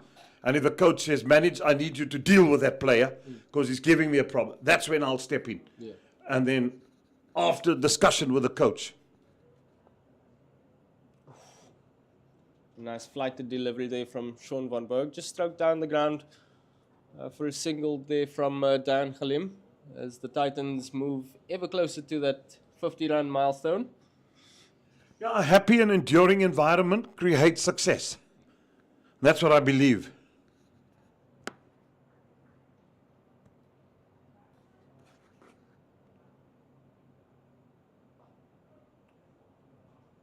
And I must admit, I loved it. I enjoyed working with the players. I mean, still a lot of them have contact with and that's playing today still. I just loved it. It was a passion, and I saw that outside of broadcasting as as another tool that one can use. Good quick single there by Roelof van der Merwe. I must admit, I love watching him in between deliveries, whether he's bowling or batting, because he's always doing something, whether he's messing with his gloves, spinning his bat around. It's a joy to watch. And I'm sure if you must get a bit of right, you walk in that training and say, guys, this is how it's done. Yeah. Easy as that. That's just the character he is, Roelof. Yeah, I'm sure he'll take a few more deliveries, probably the odd 20 or so, just to acquaint himself a little bit more, and then I think we'll start seeing the arms being a little bit freer. He can tonk it quite a long way, does Roelof van der Merwe. Well, there's a lot of batting still. I mean, it's only the 22nd over, so lots of work still to be done. Although you would imagine the mood would change dramatically if another wicket or two were to fall here. Sean van Berg now into his 6th over, more than halfway through it as he continues. He's back 3, you're not going to take him out of the attack. Here you go, have your 10. You got the other spinner, Manak also, who's been, he's taken a wicket as well this morning. 2 in fact, so he's also been dangerous. Bring him back into the attack, and then after Dudgeon, just maybe give Stearman an over or 2 again. We've still got Abiela Damani, who can bowl, and then there's Aviva Makajima. He can also come and bowl you a few offies. Michael Copeland with his leg spin. That's good running from Van der Merwe and Khalim. So there's a array to choose from. Well, Kieran's going to have a welcome break. He's looking forward to stretch those long legs and those long levers that he has. And the fox joins the rhinoceros. Yeah, we've got some real wildlife happening out here in front of us. I think 50 for 7, so 50 coming up now for the Momentum Multiply Titans of 134 balls. So that has been slow and tough going this morning for the men from the Momentum Multiply Titans. 50 for 7. Dudgeon to continue. Stearman to take over from Dudgeon. Oh, that's a beauty. First up. So they're doing what you said, Jeremy. They've turned to their strike bowler. They want to get these last 3 wickets. They don't want to give them anything at all. Well, absolutely. If you look at it, they've also got a bat on the same wicket. They do, So yes. you don't want to be chasing too many runs. Yeah. No. So I'll go for the jugular, that's for sure. But that ball just spat from a length, didn't it? Yeah, and he's got some good movement in his earlier spell. Dudgeon was still getting movement at the end of his 5th over. Oh, and he gets the edge and there's no slip. And Milan does excellent work down in front of us to prevent that going for the boundary. And they've got a man in at a gully and at a backward point, but no slip. And you wonder, that would have gone straight to a man that's standing at a second slip position, which is quite normal in this type of situation they find themselves in. Why don't you have a slip in, especially to Glenton Yeah. Stearman, and especially with the score 7 down? He's going to have a swing at it, and he does get the ball to move away. So it's worthwhile having a slip in. Yeah, I'm with you on that. Oh, another absolute beauty.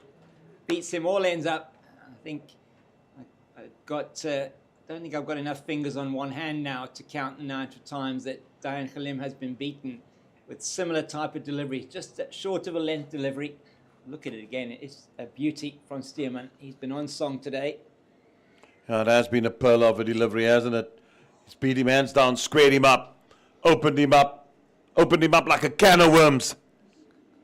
And now they have put a slip in place, but you feel it's probably too late. And you never know. I mean, that's just showing that bowled 3 balls so far in the over. Got the 2 off the 1 down through the slip region. Oh, that's another good delivery. Gets in behind the line of that. So, Jeremy, it's been a procession, really, for the momentum multiply Titans. You have to say that the men from the Boland have exploited the conditions that they were been given, and looks certainly, you look at 52 for 7. I mean, I would have thought, as Neil Brunt did as well, that perhaps it was a good surface to bat on, but the bowling has just been outstanding from Boland. It has been. And the one thing is saying, yeah, they got out. They've just been superb with ball in hand. And that is what's created the pressure. That is what's created them the success. Is that you still, irrespective of what the conditions are, you still got to do the execution properly. And the Boland execution has been exquisite. And Henry Williams, bowling coach, will be very, very happy with his charges out there this morning. He's bowled a lot on this wicket, and they know how to bowl on this wicket, the men from Boland. Another one, that's a quick single. And if he'd hit, I think Roelof van der Merwe was going to be in trouble there. Gavin Kaplan coming in from backward point, picked up quickly and threw in. And Van der Merwe was struggling to make his ground. That's the last thing that the Titans can afford now, to have a run out as well. Let's have a look at this one again. He's just dabbed it into the gap. Swiftly moves in. Then has a shy. That would have been close. Yes, indeed, it would have been. He survives 53 for 7. A good return over from Stearman, just the 3 off that over. And it's going to be Von Berg. And you said, Jeremy, you're not going to be able to rip the ball out of his hand now. He'll bowl his 10 overs on the trot, no doubt. 7 overs, 3 maidens, 1 for 16 at them. Sorry, 6 overs, no maidens, 3 for 17. I was looking at Stearman's numbers. As that is the reverse sweep brought out by Diane Khalim. And that does go down to the boundary for 4. It's his second boundary, and a welcome one again for the momentum multiply Titans. Just a little bit short on that occasion from Von Berg, and he almost premeditates it, playing it with the spin. It's a good shot. We haven't seen the sweet shot today, and that was well executed. Just trying something different, putting doubt in the bowler's mind, maybe forcing him to shift the field. I wouldn't yet, because if he does it again, see if he can. Yeah, not going to be able to play it to that delivery. No doubt Von Berg will come back and have something to say about that.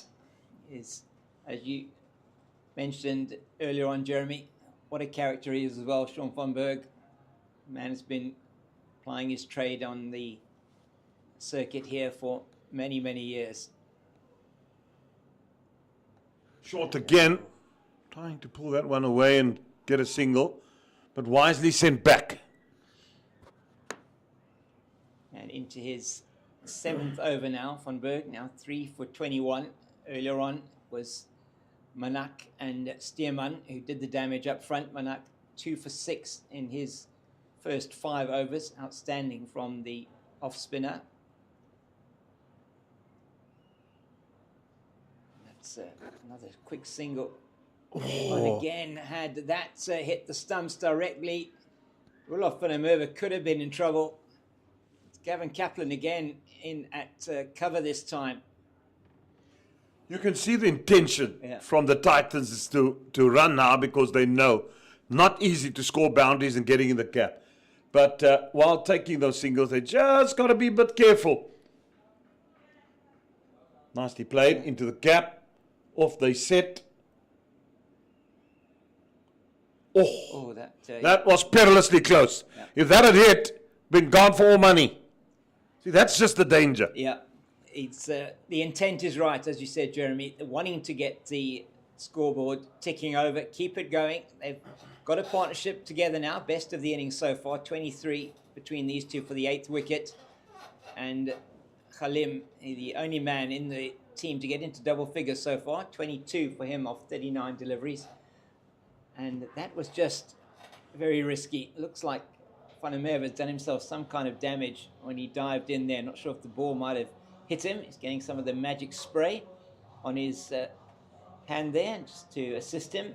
It's been a good, so far, good counter-attack from Khalim and Van der Merwe. They're going to need to keep going though. The last two recognised batters that can hold a bat, certainly you would feel if that we've got Ndwandwe and then Koko Hlabana, who will be coming in and will be, as far as we're aware, Koko Hlabana will be his debut in limited overs or List A cricket. So we're looking forward to seeing him a little bit later. Don't really know anything about him. Lesego Koko Hlabana, as Roelof van der Merwe looks like he is good to continue. Just a bit of magic spray. That's all it's needed, James. Yeah, isn't it amazing what it can do? That's Yeah. just Yeah, I remember when we were little kids and you played barefoot rugby on a Saturday morning and you played under the weights. yeah. If you got injured, they just squeeze it. Yeah, have a bit of the orange. There we go. And there we go. And off you go again. You just get a bit of that sweetness of that orange into your body Yeah. and you're ready for the next tackle. Yeah, you only had like 5 minutes, wasn't it, between halves or whatever, and you got the orange segments coming out. Yeah, good memories.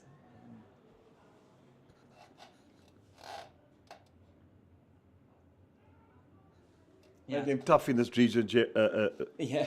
I went to a school outside the mountain in Genadendal, Okay. Emil Weerde High School, which was one of the top rugby schools.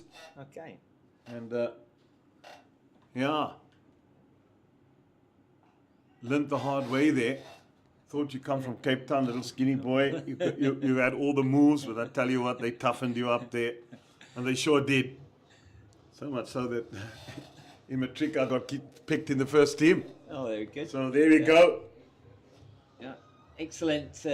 Yeah, and, would have been pretty hot there as well, out in Genadendal. Hot in summer. Very hot, yeah. And very cold in winter. Yes. I mean, I was a boarder there in the boarding school.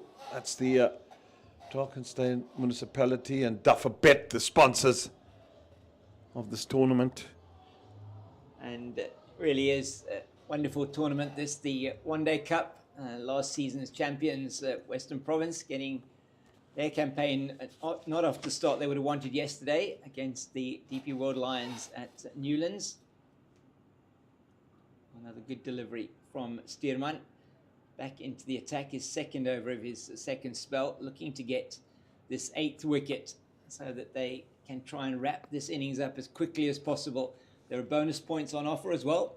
If you can get, if you are chasing the runs, you get those runs before or in the before 40 overs, you will get the bonus point. And so it's going to be interesting to see how they approach this once they do get these last 3 wickets. Goldrush Boland. You sense these two, something to say about it. They're setting out their stall at the moment. 24-run partnership for the 8th wicket. We didn't have any gyms at the time No. as well. You had to Yeah. carry these logs on your back and run up the mountain, and teachers would chase you with the sticks and come on, push yourself. Yeah. So There are some around that area, some nice, I mean, that's Greyton is also just in that area. And has a swat at that one outside the off stump and doesn't make contact. It's a beautiful part of the country. I mean, this is a beautiful part of the country here with the mountains around us, but there, Greyton, between Greyton and then you've got McGregor just over the mountains there. yeah, towards Robertson. Towards the Robertson area. And my goodness, I think if it's 35 here today, out in Robertson area. It'll be 95 there. It probably will be. So it's the beautiful, beautiful countryside here in the Western Cape.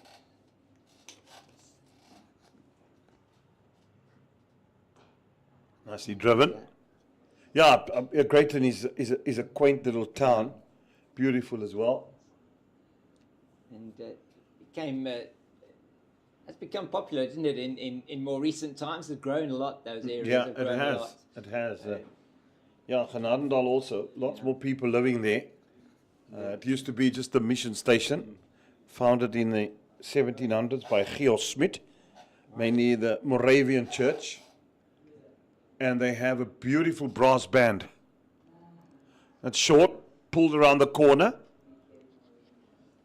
The finer tunes there of the brass band, they are beautiful, like same as the band that plays in Port Elizabeth. That would always be Moravian. Yes. And then you get, all these mission stations, which is Elim and Wuppertal. Yes. And what's the area close to Mamre? Goed Verwacht. Good for that. Okay. Yeah, those are all Moravian mission stations. Okay. There was one I know closer to Berger as well. I'm trying to think what that was. Another play and a miss outside the off stump by Khalim. End of Stearman's 8th over. He's got 1 for 17. It's 60 for the loss of 7 after 25 overs, batting at just 2.4 to the over. And we have seen a really good display of bowling on this pitch. I mean, you have to say, Jeremy, that not all the wickets, I mean, a lot of the wickets that have fallen today have really been because of good bowling, not necessarily false strokes from the batters. We've had some really good work been done. Van Berg's taken 3. He bowled very intelligently. I mean, particularly the first delivery that he bowled to Makanya was the googly. Wasn't expecting it and just played down the wrong line. A very good catch to get rid of Ngajima, get rid of Brevis, and Ngajima taking that catch at the end of his first over. And so he's been really instrumental in dismantling the middle order. He got Peterson, Brevis and Makanya, did Sean van Berg.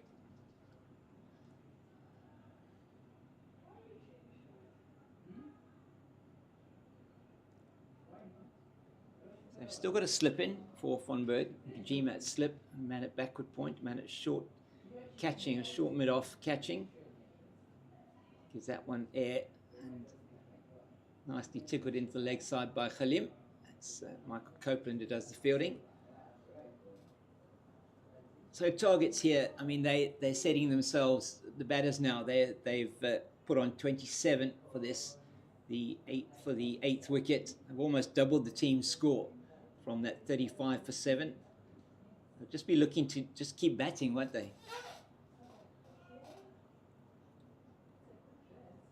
As long as they possibly can to try and get to some kind of total.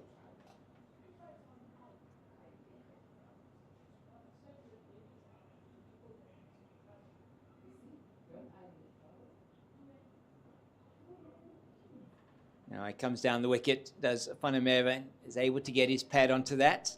Fortunately, doesn't gets to the pitch of the ball. That was the important thing.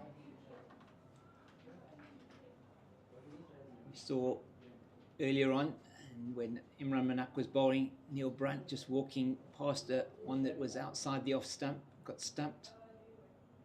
Oh, he's back, misses that one. Been such magnificent bowling from Sean van Berg. He's really done the job that he's captain. He was ably supported. Every bowler that's bowled here today has done a amicable job. And hence the Titans being in this situation. Now the ball that is on the proverbial ticky, and just 2 off the over from Van Berg, 62 for 7 after 26. The momentum multiplied Titans. So just running through that scorecard for you. Pretorius got 6, Moonsamy 5, Brunt 4, Peterson 7, Brevis 3, Makanya without scoring, and Boast for 2. Those are the batters that are out currently at the crease. The only 2 batters that have got into double figures, Khalim 23 and Van der Merwe on 10. And everything you feel will depend on these 2, Tsepo Ndwandwe and the debutant Lesego Kokohlabana are the only batters still to come in. Ndwandwe, from a batting point of view, has only got 74 runs in his 36 matches and is averaging 6. So not expecting too much from Tsepo Ndwandwe. So that's why they're looking to Stearman or Boland to get this 8th wicket and get into the bottom tail enders, as that isn't fielded cleanly out in the deep. They get through for 2.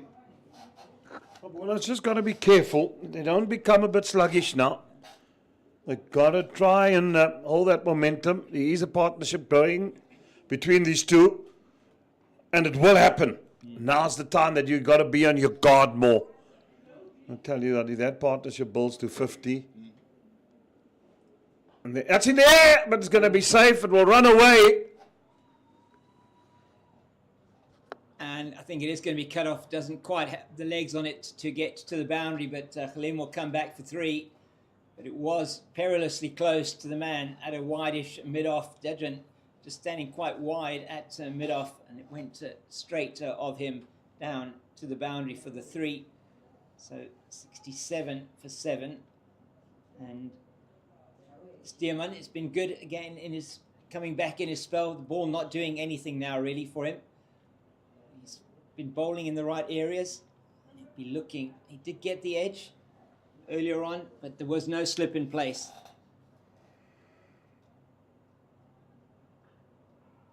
Another good delivery from the sort of, he's a strong man, Glenton Stearman. He can bowl a heavy ball. He's been really focused in this spell just to keep that ball on that short of a length line, on or about off stump. You just can see when a bowler is strong and when he's bowling fit. And that's exactly what we see from Glenton Stearman. He's put on the yards. He runs in as quick as what he bowled early this morning. He's cut away for 1. He's still bustling in that same channel. Yeah, it's really good to see. Not trying anything fancy here. They're not. I think that's very good from a Boland point of view. He's keeping it simple. Sean van Berg definitely as well keeping it simple. This so far has been a bit more of an expensive over from a Boland point of view, but they mustn't get disheartened. They mustn't, if they're going to start trying to search for wickets, that's when runs could potentially come. That one is a bit too straight this time. Khalim, he's done the hard yards as well. 28, 29 now of 61 deliveries. He's shown good resolve, has Diane Khalim. With him, Roelof van der Merwe. Van der Merwe top score for him of 165 not out for Somerset versus Surrey. And it's only 100 that he's got in list 8. So we know that he can bat, Roelof van der Merwe. That's why this partnership is so important for them.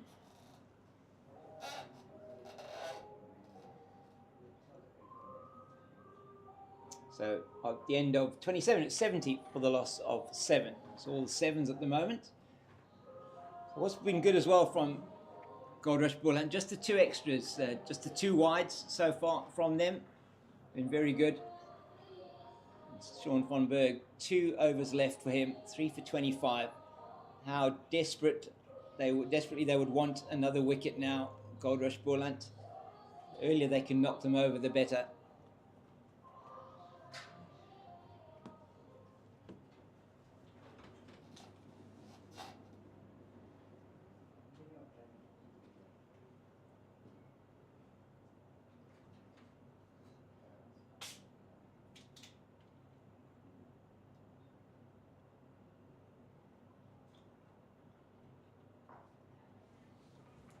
Yeah, nicely flighted once again from Sean van Berg. I think what's been really good as well, Jeremy, today with him is his variation. He's used his variation well. He's got the googly, and he has used that to good effect. Certainly in the wicket of Makanya was excellent.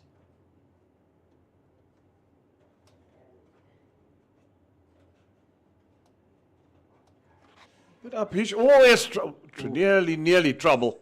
Nearly a run out. Fortunate that he didn't go that much further down the wicket. It was well sent back by Diane Khalim. Roelof van der Merwe played a little bit uppishly firstly and then straight to Dudgeon at backward point. That would have been suicidal.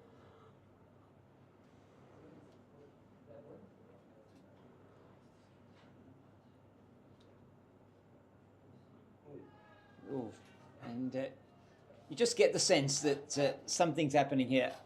Something is a fuse that's lit with van Berg and van der Merwe. It's just an edgy shot out into covers, trying to run through for the single. Comes down the wicket to that one. what's Van Berg got in his arsenal to try and prize out Van der Merwe. Oh, that's well played in the end. Past the man at short extra cover and go through for the single.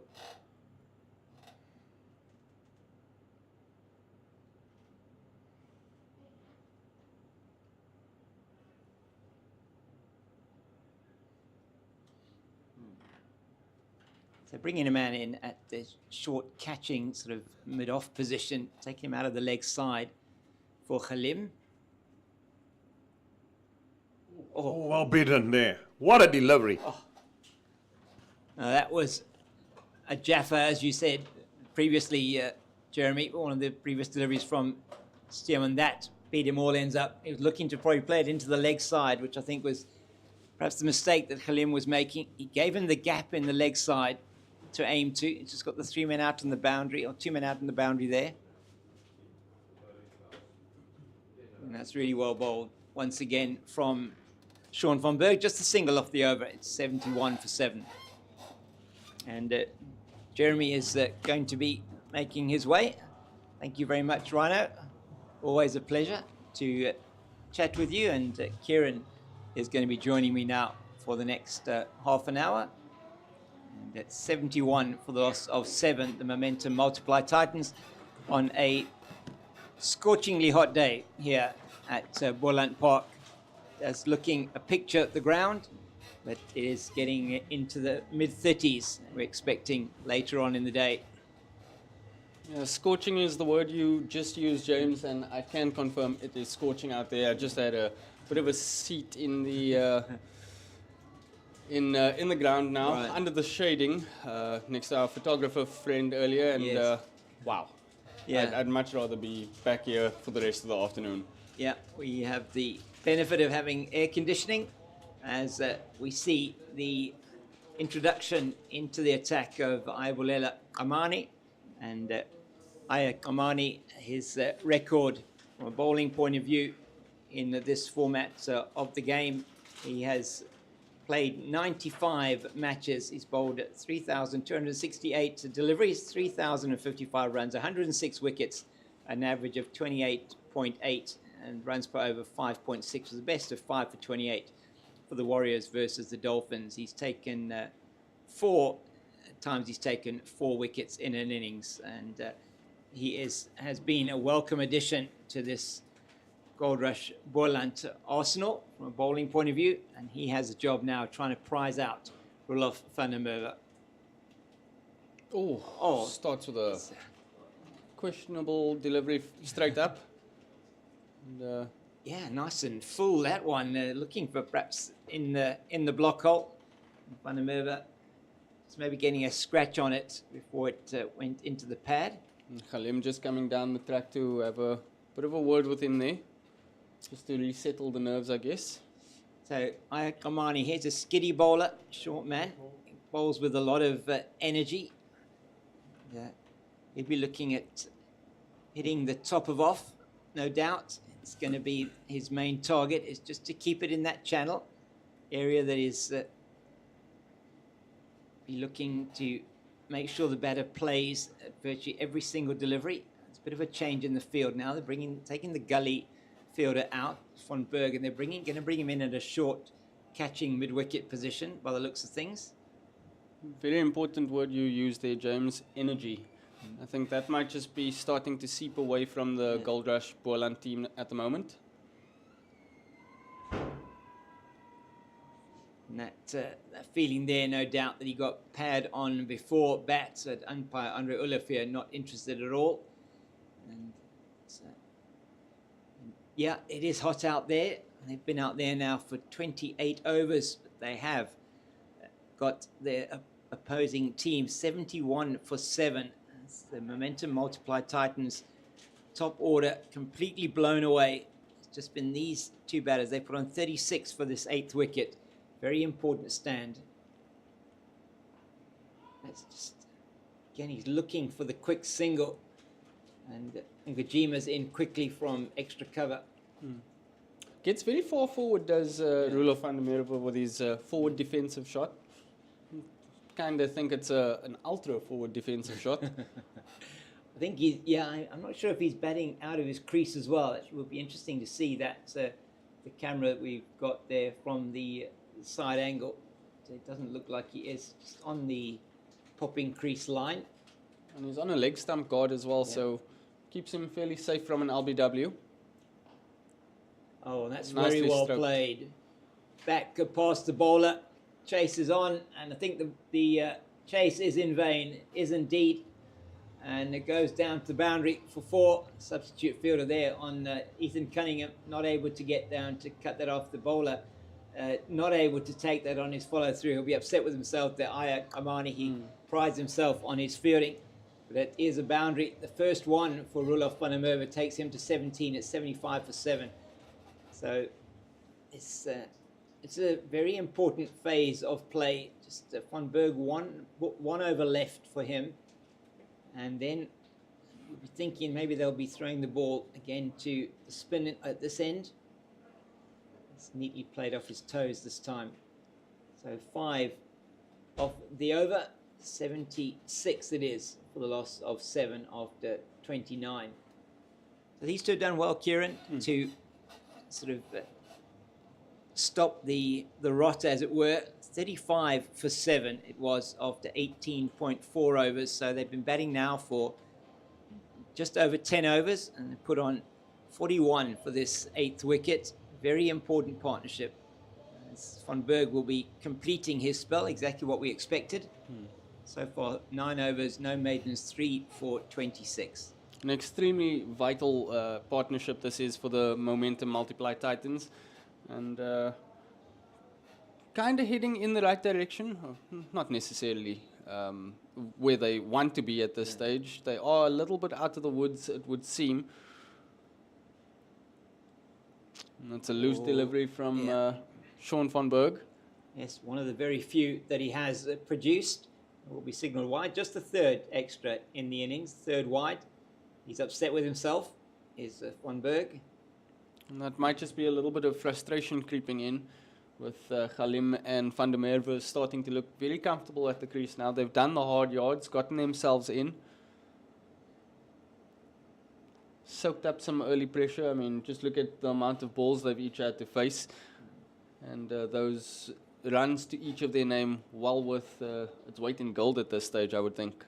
Yeah, certainly Momentum Multiply Titans will be looking at whatever score they can put on the board to see if they can defend that. But they'll be looking at if these two can stay there, maybe 150 plus. Still 20 overs left after this. Current rate of 2.6. I think they have been batting at about 4 runs to the over in this partnership. And Goldrush Boland looking for a breakthrough just to get this 8th wicket. You then feel if they get that, might be expected to take the last 2 wickets in reasonably quick succession.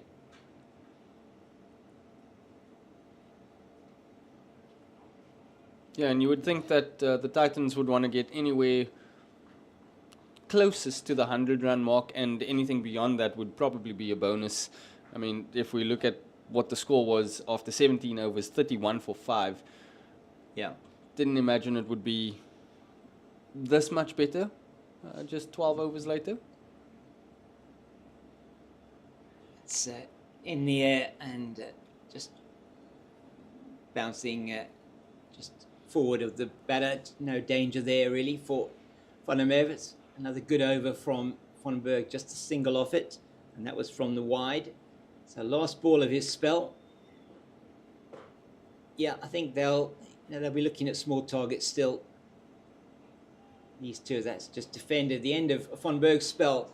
But 10 overs, he's bowled it without change. 10 overs, no maidens, 3 for 27. Outstanding work from the leg spinner, and he will be very happy with that effort that he's been put together. His captain, Clyde Reeves-Fontaine, exceptionally happy, having put the Momentum Multiply Titans into bat. To have them 77 for 7 after 30 would, I think, have been beyond their expectations. Goldrush Boland, they had them 35 for 7. So, yeah, I think small targets for them, Kieran, maybe. They'll be looking at it 10 runs at a time, batting through, seeing if they can get themselves as deep as possible as we look at that scorecard. And it is very much telephone numbers at the top of the order.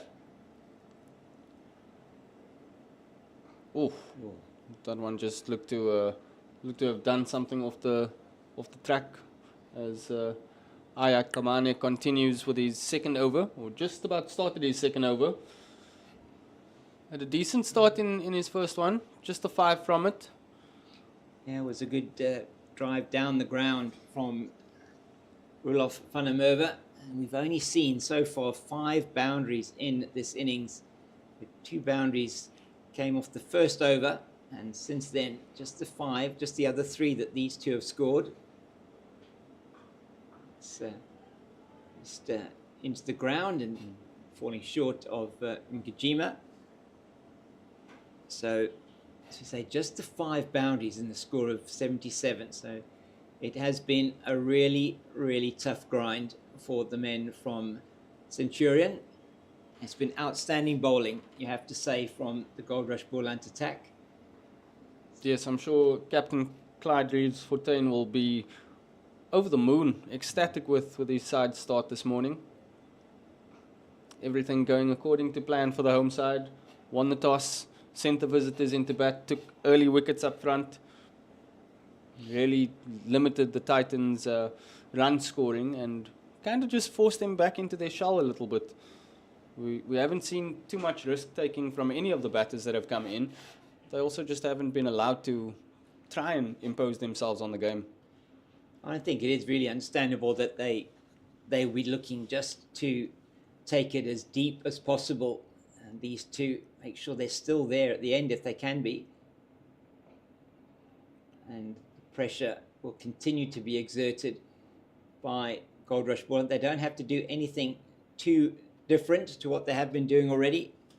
Kamani will be targeting just outside the off stump, or perhaps even top of off stump. It's a well-known, I don't say fact is perhaps not the right word for it, but it's well known here that you come into bowl as a pacer, you come in and you're looking to target the top of off stump here on this wicket. We have seen a couple of balls just spit up a little bit. Oh, Khalim comes down the track. Just trying to put him off his line there. Sorry, length, should I say. And very good from Omani. Khalim's a smart cricketer himself. He'll feel that he's gotten himself in now. He fancies himself as an all-rounder, so he'll want to convert this 20 into possibly a 40, maybe even a 50. Yeah, and he's made his debut for South Africa earlier this season. It's been a wonderful time for him. Oh! That is just falling short and to the left of Ethan Cunningham, substitute fielder. Is that? Oh, sorry, yeah. Sean van Berg. Apologies, I thought it was 40 on his back. Sean van Berg is in there at short mid-wicket, just falling short of him and to his left. He made a great attempt to have a look at this one again. It was in the air for some time. They did end up getting through for the single. I think it might have dropped short just in front of him. A bit uppish from Khalim.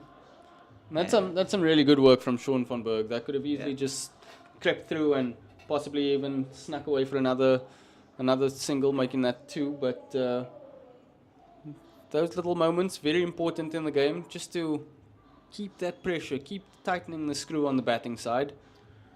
And it's no surprise that we're going to see Imran Manak coming on for his second spell, replacing Sean van Berg at the northern end of the ground, the Nederburg end, and he will be continuing. He bowled 5 overs, 2 maidens, 2 for 6 in his first 5. Opened the bowling this morning with Glenton Stearman and took the first wicket to fall, that of Pretorius.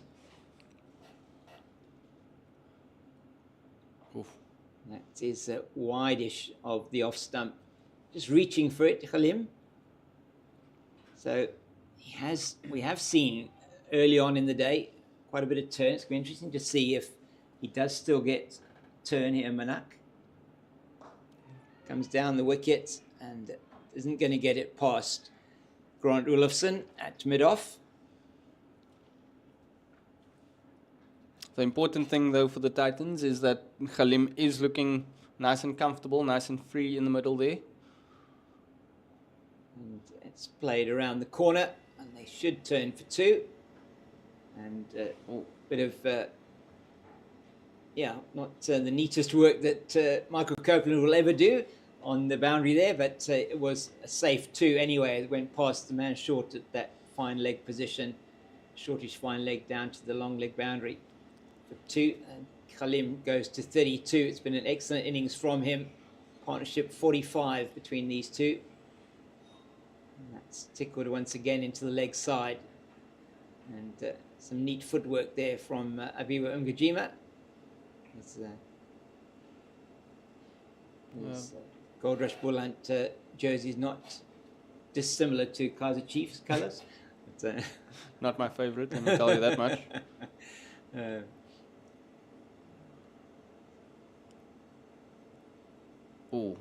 Tries to sweep, does Van der Merwe. Does like the big shot, does Roelof van der Merwe. Does, and he does like to sweep as well. I've seen him sweep on a number of occasions. A man who played for the Netherlands. That one might just be sliding down leg. Yeah, it looks like it. Big appeal. Umpire Tom Mokorosi immediately shaking his head. It's just the 3 off the over from Manak. So 6 overs, 2 maidens, 2 for 9 for him. And it is 32 gone, 81 for 7. Omani to continue. So they're going to have to get some overs from Omani and potentially one other bowler. Maybe he'll be looking to bring Michael Copeland into the attack. We'll have to see if that does happen. The important thing for the Titans now, though, Kieran, is these two have just got to bat through the overs and get as much as they possibly can, take it as deep as possible. And they've done really well. I mean, they've already been at the crease now for 13 overs and 2 deliveries for this 46 they've put on. So batting at about 3.5 to the over. Yeah, and the age-old cricketing saying is very applicable over here. Pops up. And that, I don't know what that hit. Maybe off the helmet, or is it off the bat? It is off the helmet potentially, or the shoulder. Are we going to be getting a concussion check? It looks like it. Yes, we are. So yeah, off the helmet of Dayan Khalim. And I wonder whether they aren't perhaps going to... No, they won't be taking a drink at the same time. I was wondering whether they are. Yes, they are going to take a drink at the same time. So while Dayan Khalim is having his concussion check, then it is going to be the players that are going to be having a drink as the umpires signal on the 12th men and 3rd or 4th umpire, Warren Weingod, will be making his way out, and we will be taking a bit of a drink as well. So with the score 82 for 7, the momentum multiplied Titans after 32 overs and 1 ball. It is Dayan Khalim and Roelof van der Merwe at the crease. We'll be back with you in a couple of minutes.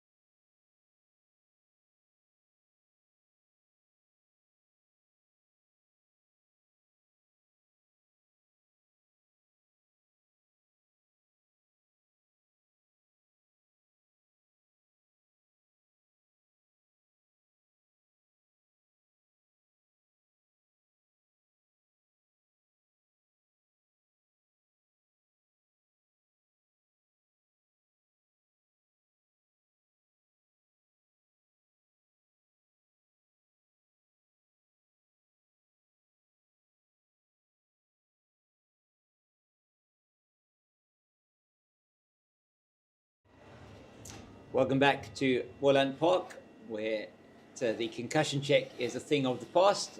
Daan Klim has been passed fit to continue. It's Ayad Kamani to Rula van der Merwe in behind another ball that is directed on to that middle and off stump line. And that is been where Kamani has been operating. It's been economical as well, as have most of the Goldrush Boland bowlers. It's been excellent bowling display from them today. 82 for 7. One stage 35 for 7. So this partnership worth 47 between Van der Merwe and Khalim.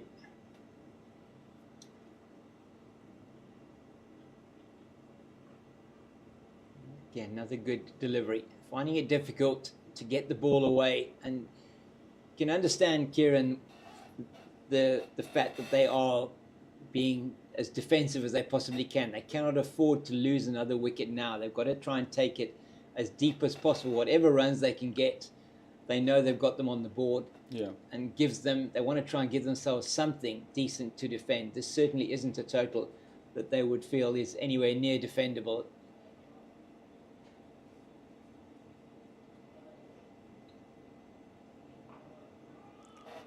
Nicely kept out again. Right you are, James.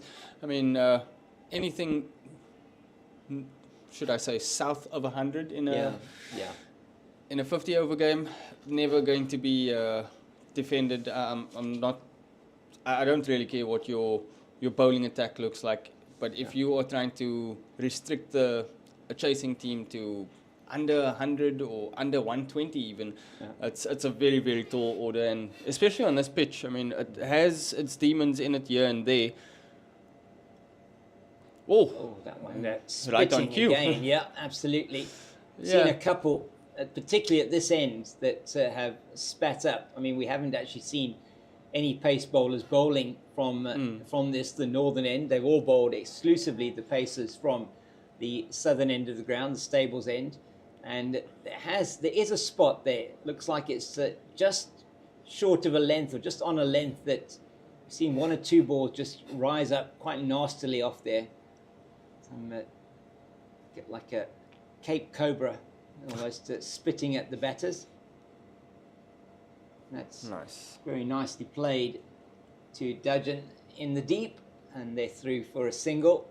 So it takes the total 83 for 7 after 33 overs, still batting at about 2.5 to the over. This partnership, an important one, is moved on to 48 between Van der Merwe and Khalim.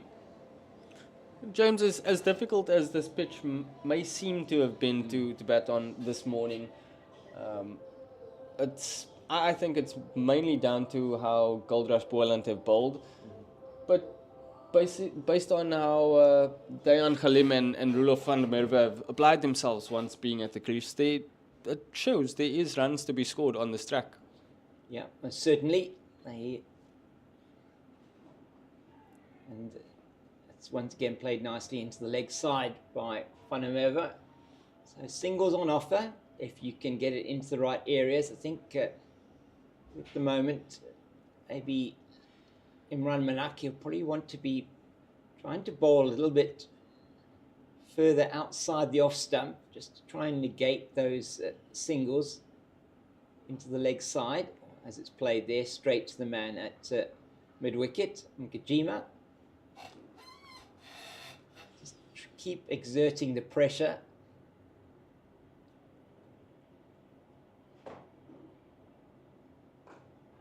I'm not too sure if the viewers at home were able to see this, but in the last over and in between the change of overs, Viwe Mkajima had a bit of a warm-up.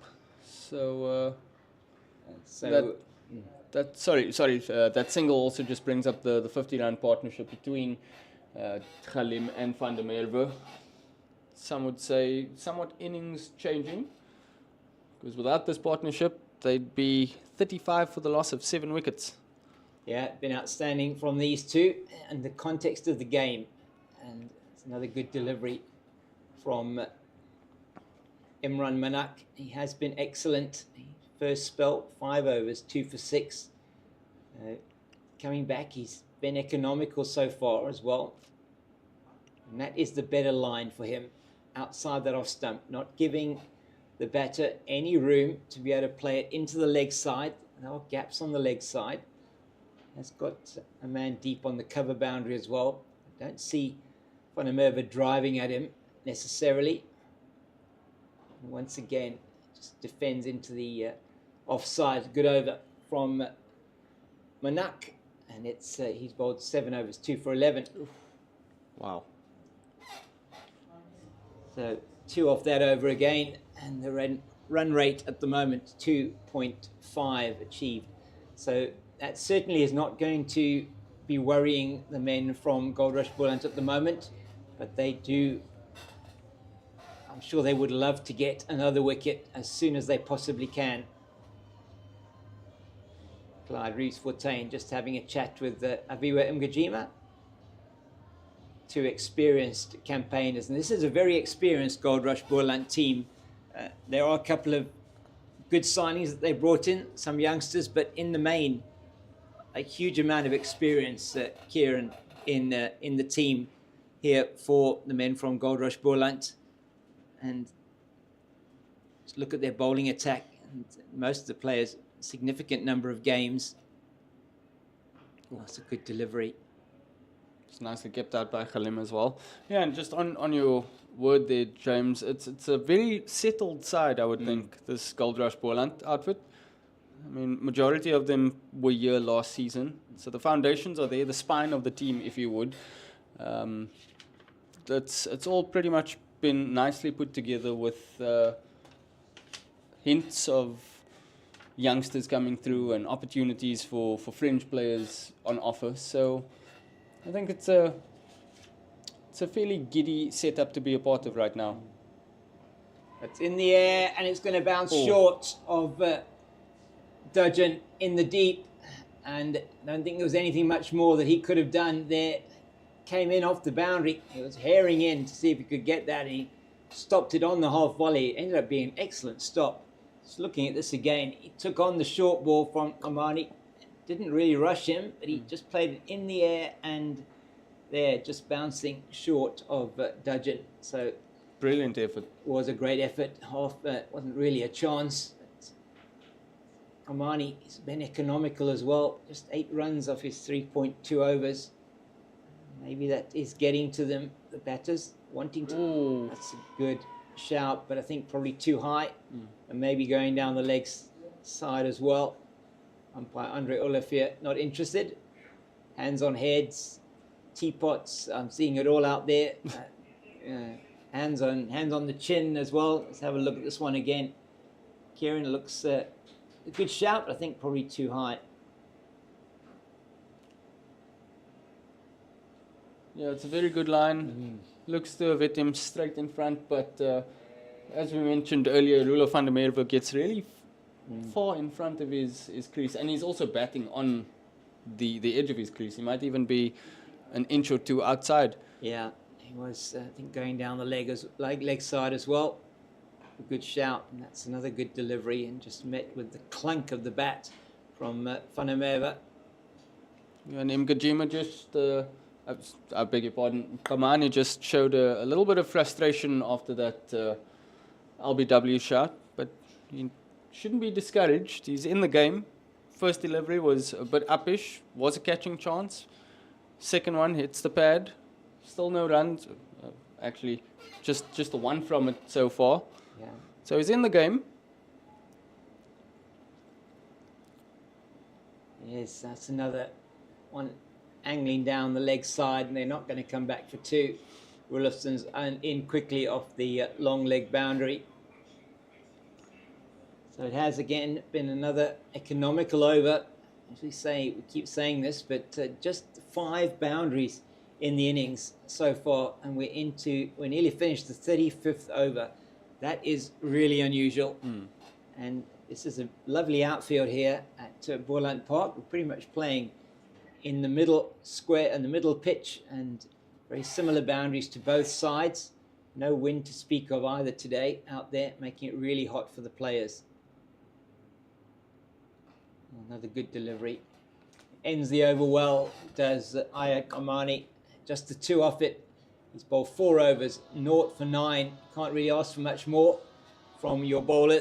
And 35 gone, 87 for the loss of 7, as Jeremy will be moving in to take over from me, and I'll say goodbye for the moment.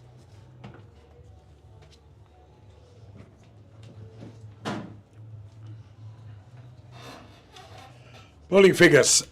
Van Berg has been outstanding in his 10 overs. So has Imran Manak. Clinton Steerman has done yeoman's work. Damani following up 4 good overs. Bowlers have been on the money. They've been good. Seems like a return of Dodgen here from our commentary box end. Yeah, there hasn't been too much done wrong by the Goldrush Boland bowlers this morning, Jeremy. Really tightened the screw. They smelled blood in the water. Took wickets at really important times. And that's created a lot of pressure on the visiting side. They've managed to keep them there, although they've kind of just taken their foot off the gas a little bit, allowing Van der Merwe and Khalim just to get a bit more comfortable at the crease. The runs, important to say, the runs still aren't flowing freely enough for the Titans. Yeah, I think their attitude is to try and bat as long as possible and to stay into the 50 overs and whatever they can get. I'll tell you something, if they get 150 on this wicket, don't think that Boland is going to get that easy. It's not going to happen. That's their plan. That's what they're doing. And these two have toiled hard. They've worked hard. They got him in this position. And I tell you what, I just have a scent there. If they allowed, not allowed actually, but they have played well. Can't take it away from them. But if they get to 150, 160, it's going to be a game on here.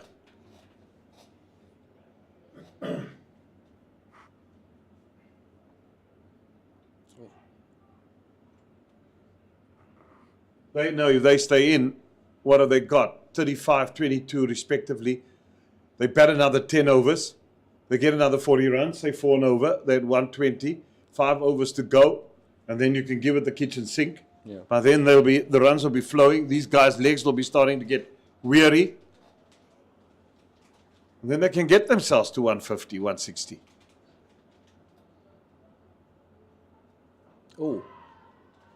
Didn't pick that one, did Dan Khalim? Not at all. Gave away half a chance, but thankfully for the Titans, no one on the square, no close catches for Boland at this stage. Why did he use his feet and advance down the wicket? Dodgen was clever, saw him coming, and then just dropped it in shorter. Also just darted that one in a little bit quicker as well. But Dan Khalim making his mind up really early there, but got stopped in his tracks by the bowler. Good bit of cricket all around. Dodgen's going from seam bowling to spin bowling. I thought I was the only one that noticed that. I could have sworn I was watching a different game. He was bowling seam from the top end there. It's not something you see every day. No, you don't. But what's that fellow's name that he bowled left-handed and right-handed? Here in South Africa, there's a provincial player. Sybrand Engelbrecht? No. No, not Sybrand. You could throw with either arm. Yeah, he could throw with both arms. And I'm talking, I can't get to his name now. It's one of our black bowlers that can bowl with the left hand and the right hand. Played a bit of provincial cricket, I think. The Titans, still a youngster. Or was it Dragons? One of the two. I'll get to me. As we get to the end of the 36th over, the Titans now 90 for the loss of 7 wickets. This partnership between Khalim and Van der Merwe now on 55 runs. An innings saving partnership so far. And they need to hang in there for at least another 4 to 8 overs to give the Titans any hope of reaching anywhere near the 150 run mark, which could be a defendable score on this track. Yeah, they say normally beware the wounded lion, eh? And that is what Van der Merwe is. He will be fighting, and so will Dayan Khalim. They're not giving up at all. I mean, they've done the hard yards to get themselves into this position. Surely they'd want to kick on from here. Oh, what a Beaten outside the off stump. Good delivery. Just gets that one to shape away from the right-hander, does Ayak Kamane, as we see on this replay. Just teases Van der Merwe forward and gets him to float with that right-hand shoulder of the bat. Can usually be to your peril, but gets away with it this time. Yeah, just the seam presentation's been good. Because the ball's not going to move if it's not hitting the seam. And then we see that unconventional but also ever effective forward defensive shot from Roelof van der Merwe.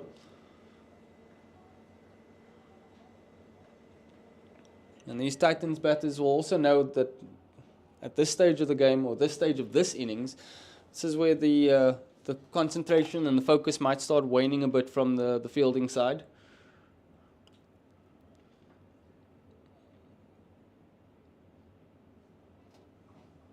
Oh. That'll be wide. Yeah, it is. And that's only the 5th extra of the innings, which is been seriously impressive. A handful of wides here and there. But in terms of the extras, they've been very, very well looked after by the home side. Yeah, Greg Matlokwane.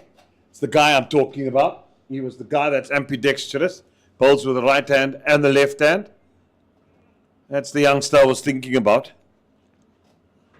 Seen him do that for the Titans. Probably in different spells or in consecutive overs? In different spells. And the fact of the matter is that both left and right arm, he bowls good areas.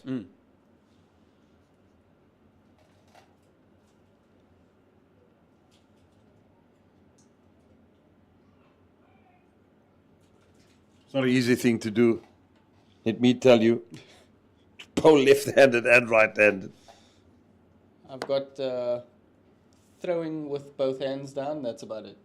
I can bat left and right, but I'm not going to score you many runs on my left-hand side, I'll tell you that much.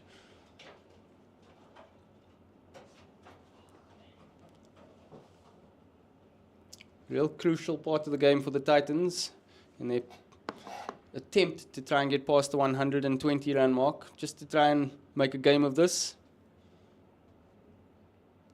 Oh, and he's got Bowl him, neck and cropper, middle stump out the ground, 8th wicket down, Gamani strikes, and an elated Boland team because this partnership was worth quite a bit.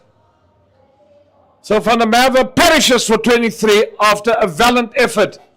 He's 23 of 62 balls and he's been there all about 76 minutes, which included 1-4. Yeah, and as you mentioned, Jeremy, that crucial 56-run partnership coming to an end. You kind of just sensed that something was coming from Ayak Kamane. It was in the on the money in the last over, causing both batters a bit of trouble here and there. And as we see that ball just cutting back off the seam, nice off-cutter, hits the top of middle stump and sends it flying. Titans in a bit of trouble now, 91 for 8. Yeah, what a sight that any bowler loves to see, is to see those stumps cartwheeling. And Damani just with a cutter, making sure. Been a yo-yo servant over the years for Warriors cricket. Yeah, Damani, I've seen him bowl some magnificent spells. Short of stature, very skinny fella. On the money. On the money is right indeed. That is first wicket of his, with his second last ball of his 5th over. Tsepo Ndwandwa. It's the man here. He's picked for his bowling prowess. Was his batting statistics. Not much to write home about. So, job to do. Yeah, he's got a highest score of 22 not out. He'll be hoping that he can forge something similar today. which might just get his side a little bit closer to that 120, 50 run mark, which even at this stage you might think would be a tall order, but stranger things have happened.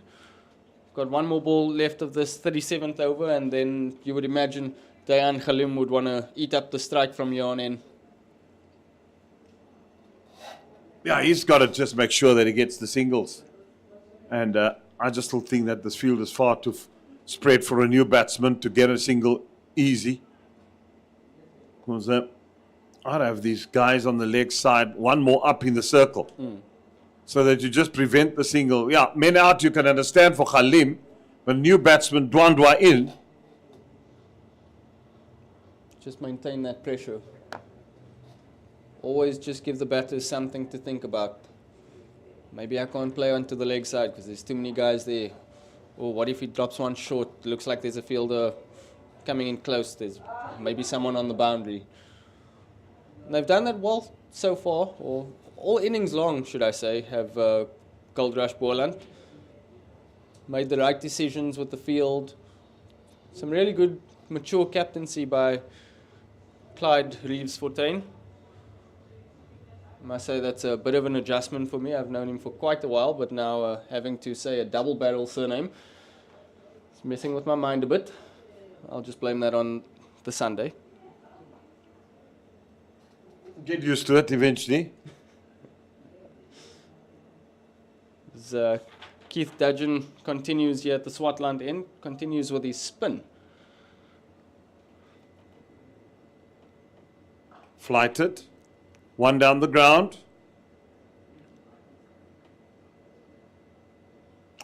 Peter Malan, the old veteran, doing the fielding. How many more seasons he'll keep on going? He's had a long, illustrious career. Yeah, well, modern sports has shown that we can see careers going well past the 40-year-old mark. So, yeah, that's in T20 cricket, mate. How many guys play over 44-day cricket and longer? Not much in the world. I'll have to do some research and get back to you on that one.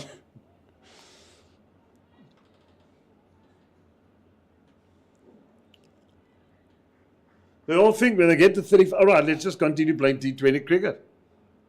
Oof. That one coming through the air a little bit quicker. As we see umpire Tom Mokorosi just signaling to his partner, 2 more balls to come. They've gone about their work and their overs. Ooh. Admirably, appeal for LBW. Mokorosi unmoved. Might be a bit of bat involved there. Because he looked quite convinced, did Keith Dudgeon.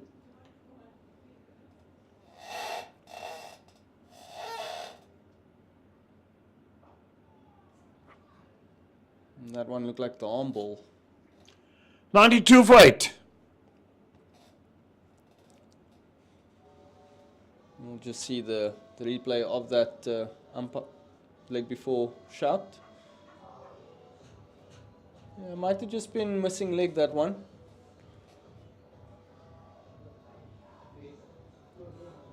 Khalim's got a big job on his hands here, try and eat up the strike, but also just know when to relieve pressure and get his opposite man at the other end on strike. It's a lot of responsibility. It's a lovely way to spend your Sunday under the trees, blankets out, the old snackies. Get those little ones running on the grass embankment net just now on. They can come and have a snooze. Afternoon nap. Makes your Sunday evening a lot easier, doesn't it? Does indeed. Tamani to continue from the stables end. Oh. Stifled run almost there. But Khalim was coming to the danger end. He set off. Now just coming back down the track to have a word with his partner at the other end in Dwandwa. He's doing a fair bit of gardening off your screen at the moment. But I'm sure all the Titans batters that come in from here on will also just be having a bit of a gander at the pitch, just so that they have an idea of what they'll be working with when they return with ball in hand.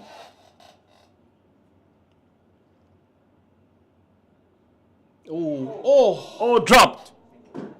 Oh, did it bounce just in front of him? It was a good effort from Clyde Rees-Fontaine. Did it carry? And we on the blink. Some good reactions behind the stumps there. We'll be able to see on this replay now.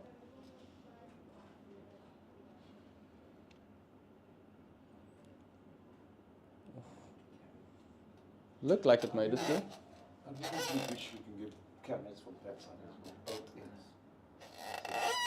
Oh, that one gets edged through the slip cordon again. Doesn't go to hand. But a real lack of footwork there, getting Dwandwa into a bit of trouble.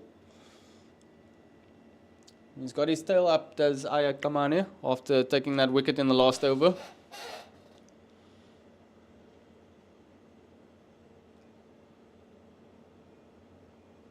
Brings Dayan Khalim back on strike now.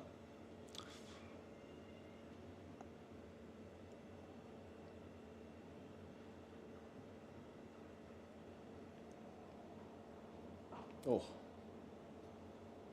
Crisply driven. And just picks up the single this time. It's a smart bit of bowling as well, just trying to force the batter into the leg side there. Now, generally this part of the innings we start seeing all sorts of bowling variations. Slower ball bounces, scramble seam, wide Yorkers. What are you a fan of, Jeremy?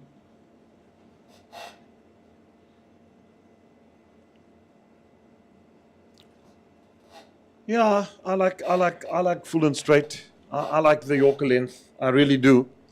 I just don't think it's practiced enough in this country. And to me, there's just a reluctancy to bowl it. I still believe you miss a hit. Yeah, now and then he might just get a lucky edge or whatever. But to me, the go-to ball always is Yorker length. Don't give the batsman anything to get under. I'm old-fashioned.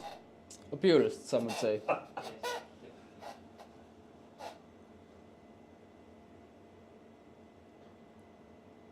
Oh, very unconventional leave there. Yeah.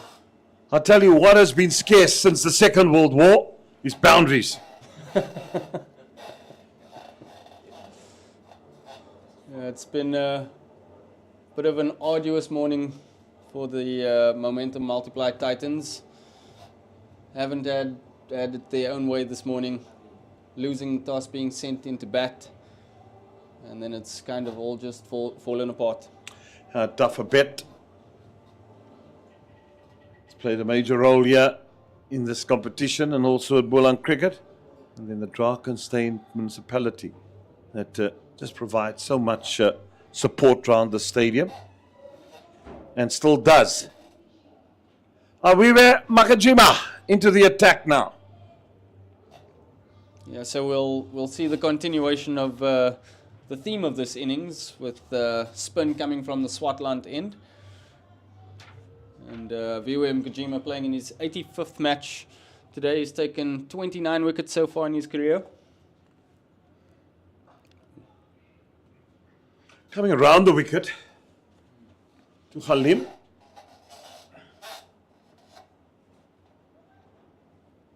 Khalim now on 39 of 70. He's gone for the big shot, but he skied it. Yeah, could be caught here. Will it go all the way? It does go all the way for 6. 100 up with that blow. Well, I thought it was straight up in the air, but he just had enough elevation. Just couldn't get it around quick enough. Was looks like Peter Milan below us. Yeah, Peter Milan. Fairly quick around the ground, but it's decently struck by Khalim. And that's actually the first 6, if I'm not mistaken, of the innings. Yeah, which brings up the 100 in the 40th over. And he's gone again. This time it's caught. Peter Milan gets around and hangs on to it this time. Unfortunate for Dayan Khalim. His tough toil at the crease comes to an end 45 runs from 71 deliveries, did the hard yards to get the Titans over the 100-run mark, and unfortunately he won't be able to see it through today. But he can be happy and proud of that performance in a difficult morning, early afternoon, so to say. Then we just see the replay. Got through the shot fairly quickly, made up his mind, but the bat turning in his hand there, not quite getting all of that shot. And that leads to the wicket for Ngajima. It's your job to call the replay. It's my job to comment on the wicket for. Because you're the colour. You've got the extra. Because now you're talking through the wicket, through the replay, and it's just, what do I have to say? So just remember that. Last man in. Oklabana. Well. It's been a good morning for the Titans. And I beg your pardon, for the Goldrush Boland. They've been magnificent.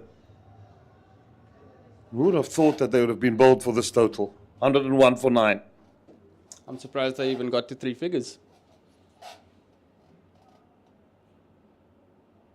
It was looking very grim, was it, earlier this morning? Well, that was always going to happen. Khalim thought to himself, Makajima's the guy I'm going to go after. And perishes in the end.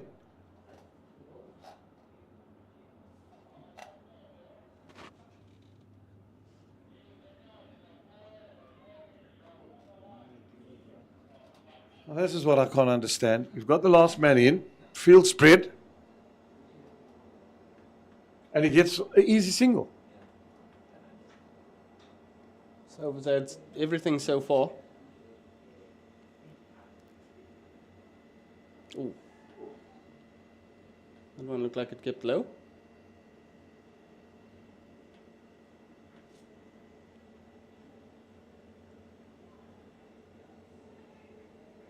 He's back to over the wicket.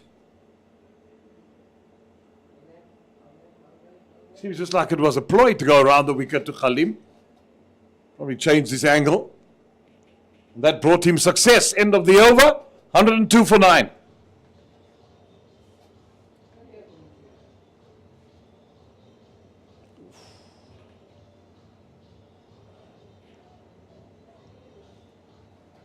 That change room doesn't look happy at all.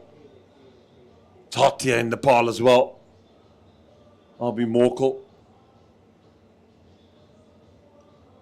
Safe to say that's a hot and bothered change room.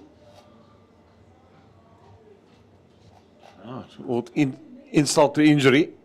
Steerman back. He's in for his last. Just shows you that they now want to wrap this up. Now these two batsmen, this is where I think captaincy, and I mean Clyde's done a good job. Bring the square leg in next to the umpire, and I put in another slip. Because if that's the line he's not going to hit you there. Ability-wise, they picked to bowl. Yeah, but there's all. Have you seen what Steer Cummins just said? Come in now. Well done. He's seen something. Bringing in mid-wicket. Am I being blind? I can't see. Oh, yeah, I was being blind. No problem with the square leg on the boundary, because I mean you don't want an inside edge going for 4. Want to save that. Nearly squared him up that time.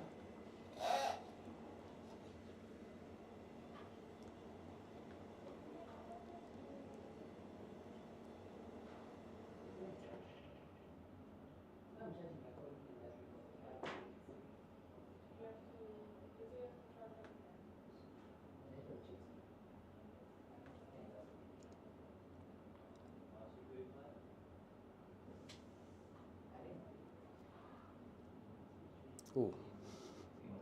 No, it's just a floater, and it went wide. Tried to deceive him with a slower ball. A touch loose and lazy from Clinton Steerman. We did mention a few deliveries ago that this is the time to see what's the word? Variety balls.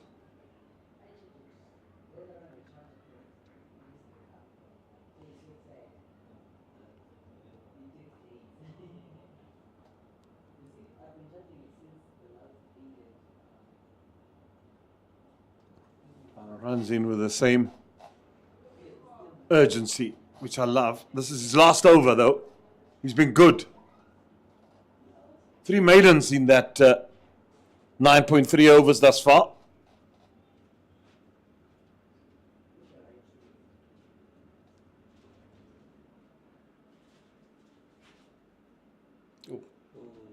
Wide again.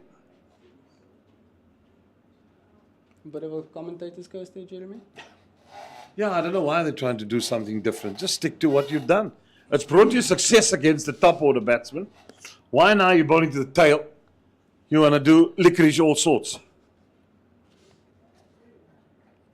He'll be aware of that. He's experienced enough, Clinton Steelman.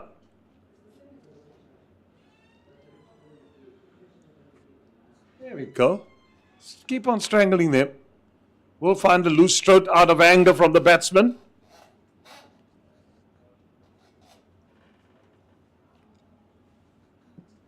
Or just keep it old-fashioned. Attack the stumps.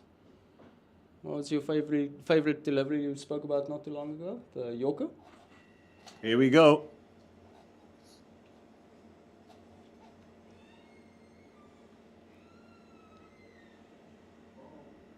Oof. On the money. On the money, Steerman.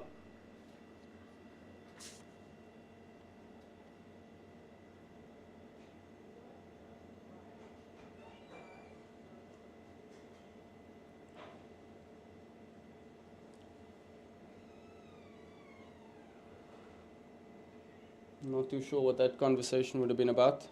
Just try and hang in there. One more delivery. Get bat on ball.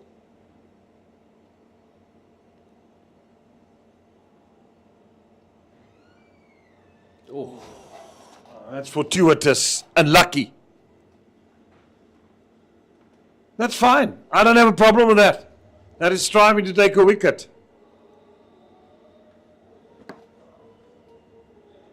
Yeah, and you see that one just creeping through. Very full. Doesn't look like there was bat on that.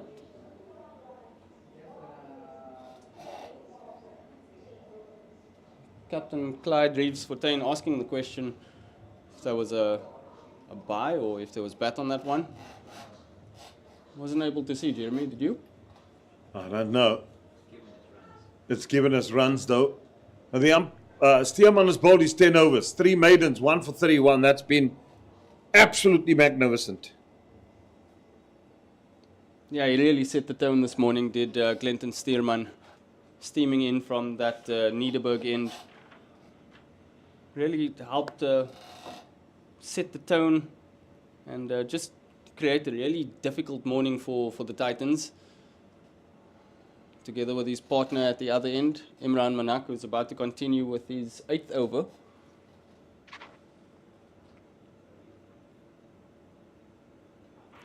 Flighted, driven. And a bit of a misfield. Creates the single.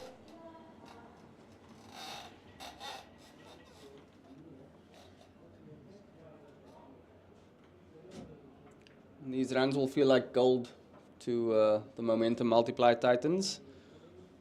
Anything at this stage, I would say, is a bonus.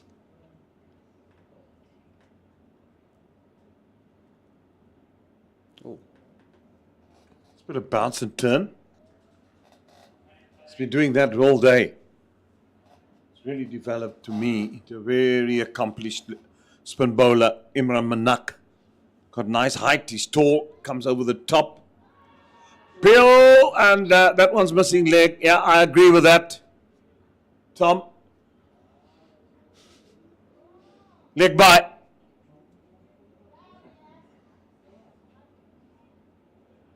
Yeah, and it's a shot we haven't seen played too much today. The sweep.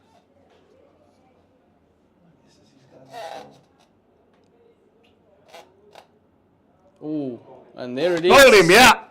Neck and cropper. It's the end of the innings.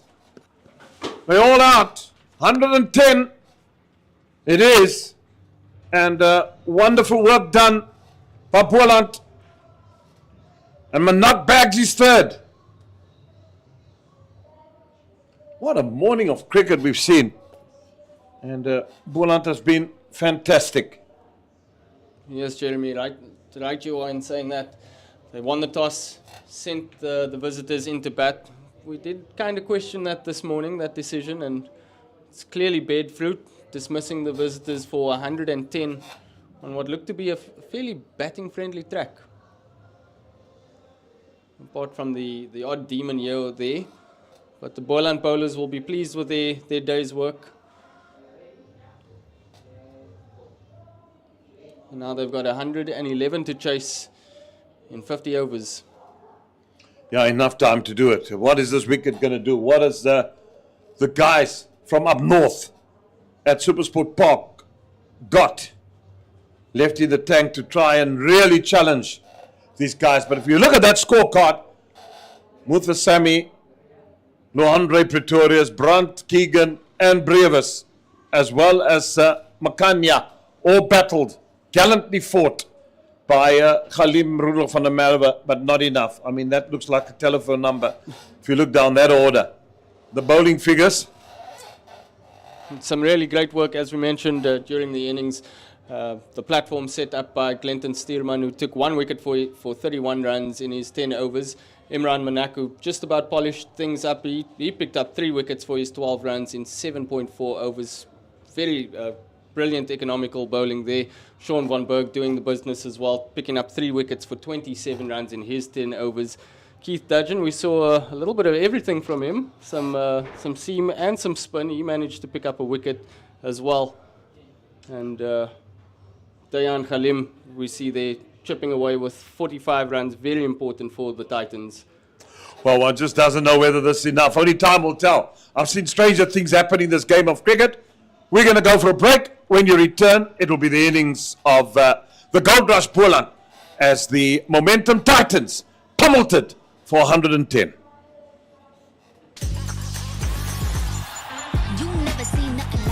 Lovely shot. And the celebrations begin for the CSA One Day Cup.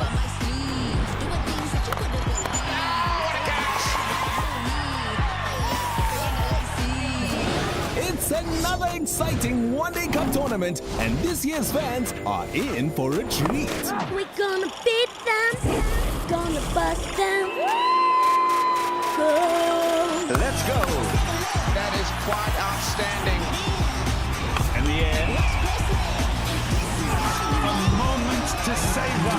Wazanawe, and rally behind your team as the players gear up to showcase their powers on the field. Make sure you get your tickets and experience every game, every moment, and every hero. The summer continues from the 15th of February to the 16th of March. This is good cricket.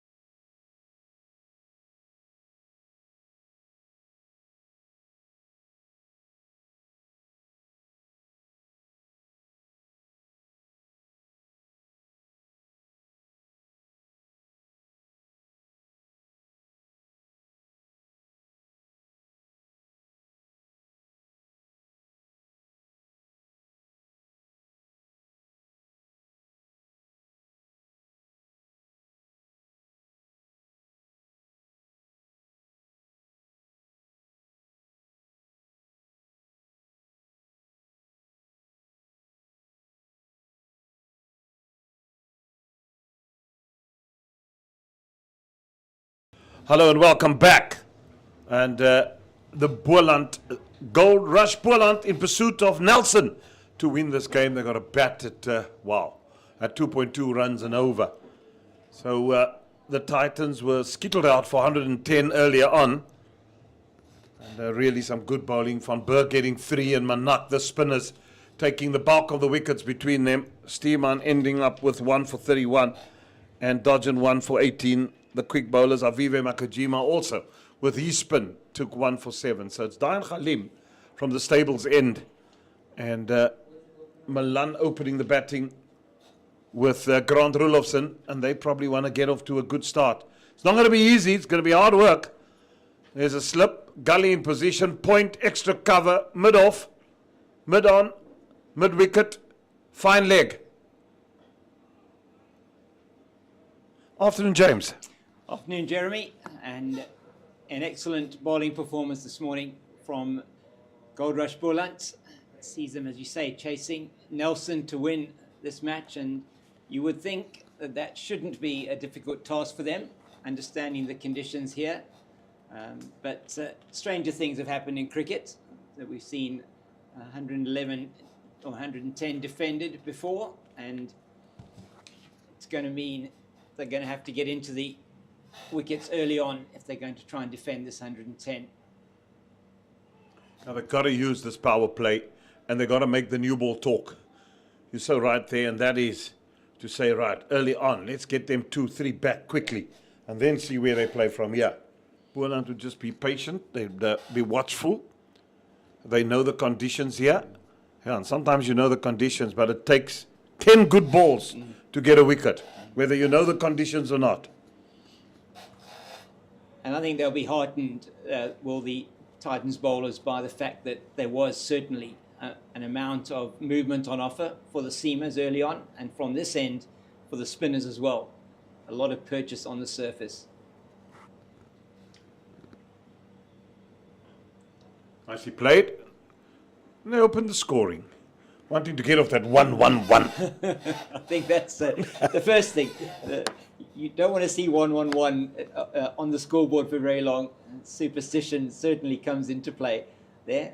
And how amazing is it? How often you seem to have that 1-1-1 that it strikes. And Nelson, is it one arm, one eye, one leg, or one arm, one leg, one eye, something like that? Yeah. And it's sweltering hot out there. This time of the day, it is. There's not a breath of wind here at Boland Park. I mean, it looks absolutely beautiful from up here, but it is brutal down there on the ground. That's why we go before the match, and we come up here and we sit in our commentator's box. Oh, that's lovely play. Lovely stroke. And that has gone all the way down to the point boundary for 4. Very nicely in line there. Grant Rulofsson came to meet the ball and played it with a straight bat. Beautifully played through that. Let's look at that one again. Just maybe have the foot movement, but still straight bat, and that fairly raced to the boundary. Outfield, Jeremy, looking absolutely beautiful at the moment. Probably the best I've seen Boland Park for some time. Yeah, and all the sun that has been, it's amazing that it's this kept so green. Normally it gets a bit whiter here as time goes by. Well left. So, this groundsman here, Rupert Bailey, he's done a phenomenal job. I've seen a lot of cricket with the SA20, and he had the one-day international before that he prepared for, and he's sort of the feature wickets that he's got in the middle of the strip. I've certainly seen quite a bit of use over this period of time, so it's going to be interesting to see how they do fare in these 4 matches. So there's 4 home matches this season for Goldrush Boland, which is last year only the 3 home matches in the one-day cup. Outside edge, it's going to go for 4 this. Oh yeah, wow. Matthew Bose will not be happy with that bit of fielding there. Just did not get down to it. Didn't put the dive in. Tried to catch it, or should I say stop it on his way through, and did go down to the boundary for 4. But why did they not have a conventional slip in here, Jeremy? It's gone through where a second slip would have been, and they've got just a man wide of gully. And you think defending 110, the only way you're going to do that is to take wickets. I agree with you. And I found that also strange. Immediately to Roelof van der Merwe, left arm spin. He's going to, yeah, James, that baffles my mind at times to think that, look, you're either going to win it or you're going to lose it. So have your catches in place. And especially against a moving ball early on, I'd have my slips in place. So, yeah, Roelof van der Merwe, he has, what an incredible career for him. I mean, in this format of the game, 270 wickets, an average of 26.67, economy rate of 4.83. He's taken 4 wickets in an innings 16 times in his 203 games, by far the most experienced player on the field today in the List A format. So he put in a good innings. Maybe he'll have something to say with the ball.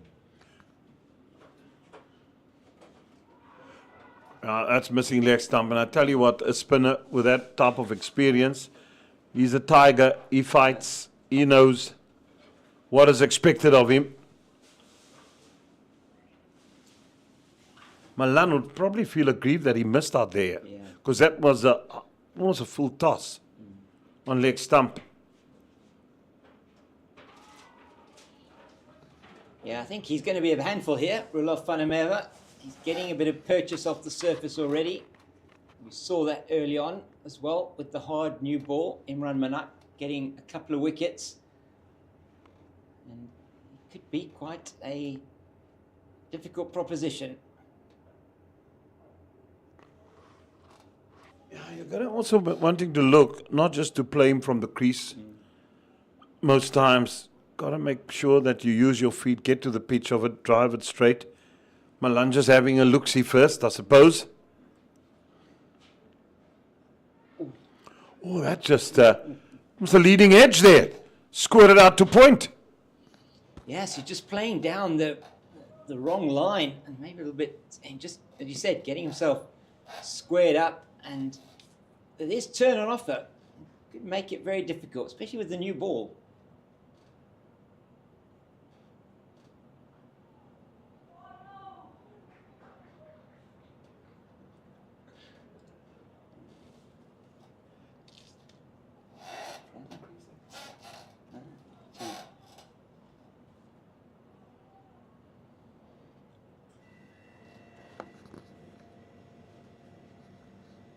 What is Roelof van der Merwe still having store?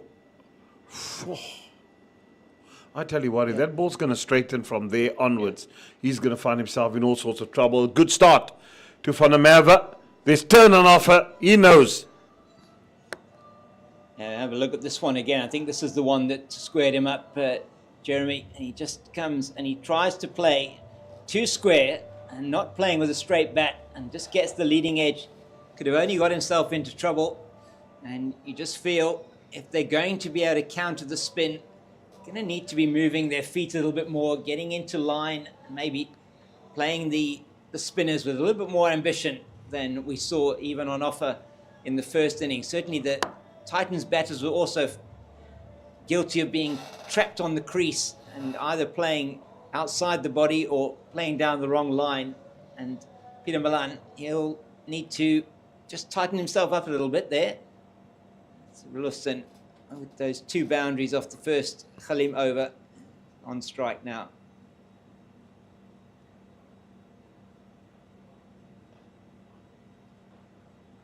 Khalim running in. He's also got always a bustly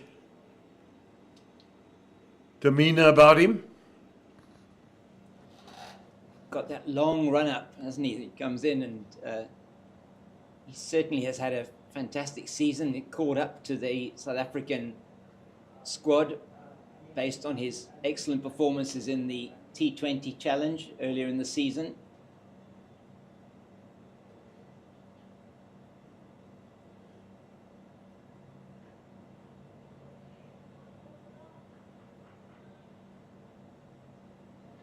what the Boland batters are not going to want to do is to get themselves bogged down.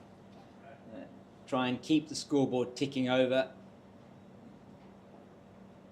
If there are runs on offer, if there's singles, they can try and get those just to keep themselves going.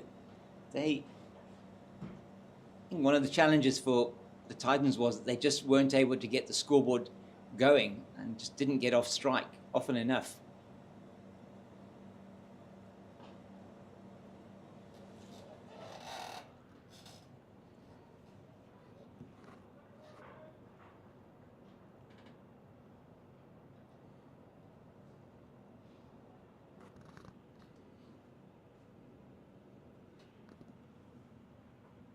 Rudolphson, he's got 8 P6 balls. He's more the aggressor than Peter Malan. Peter Malan will play you the conventional innings, and that's probably what's needed on this wicket.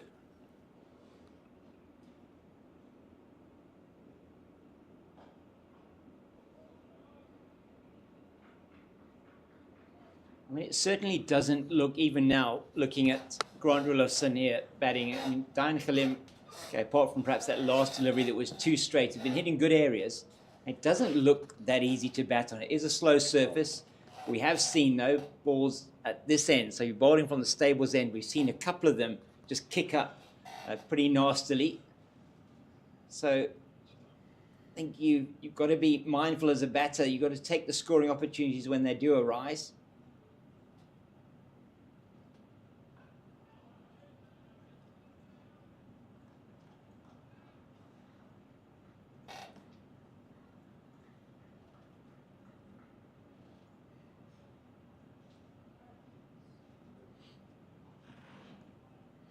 Have a look at the bowling action. Stride, comes through nicely. Like the gather, like the follow through. Very strong at the crease. Dan Khalim.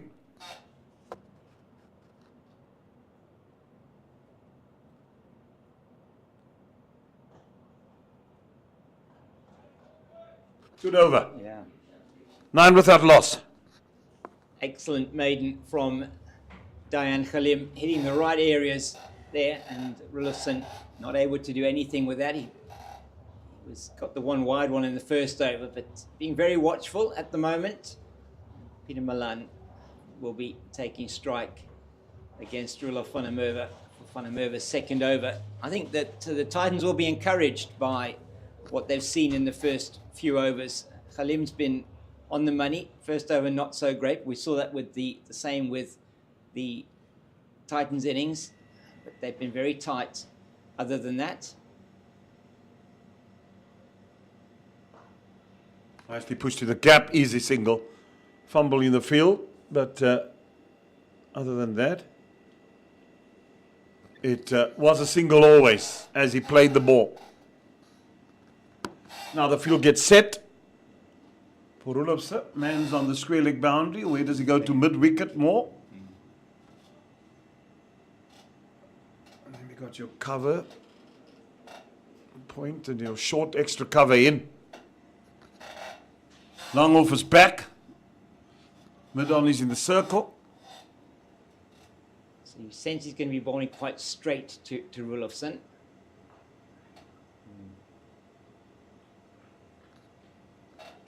He wants to get that LBW into play here. Roelof van der Merwe, seen in the previous over. Peter Malan just closed the face on one, trying to play it too much into the leg side. And Rudolphson may be doing the same thing. That time played it very nicely out into the man at extra cover. That's the captain, I think, Neil Brunt. Yeah, the Titans know the only way they're going to win this game is to take wickets. And that's what they want early on in the power play. Got to say to each other, we've got to get 1 or 2 here. Boland must also be careful that they don't get bogged down. No, the bowlers are bowling good length, but you got to look yourself to work, even if it's singles. You get bogged down too long, then sometimes that shot of anger comes, James. Oh, really well bowled. Beat him outside the off stump. As you were saying, Jeremy, you just sense if they've had now, we're into the, okay, there was a single off the first ball of the over for Milan, but they're not getting the runs. They're not getting the scoreboard ticking over. It was 9 after the first over. This time nicely flighted. End of the over, 10 without loss. So runs not coming, as they was the same in the innings of the Titans, that they got 10 off the first over and then literally got marooned. So very difficult and for them to get going and losing wickets at regular intervals. So getting through this phase of play is going to be important for Goldrush Boland. And it'll be Milan, I think, facing Khalim now for the first time. Interesting to see how he deals with him. I like the channels he's been bowling outside the off stump. I think that's, on this wicket, is the right sort of channel. We've seen early on the ball did do a little bit when Glenton Stearman was bowling. Oh, it is an adjustment, James. That one is just a bit too straight. For the momentum multiply Titans, you know, when you come from the high felt, you know that you pitch the ball a bit shorter. All right, players like Halim will know, yeah, the coast, it's up. You've got to get the batsman on the front foot. You know that a bit of swing is going to help. You rely a lot up in the high felt for bounce. Yeah. Because it's bounce that gets you wickets. And if you do bounce it and swing it up in the high felt, you are a very dangerous bowler. So, here at the coast, you know, batsmen look to get forward most of the time.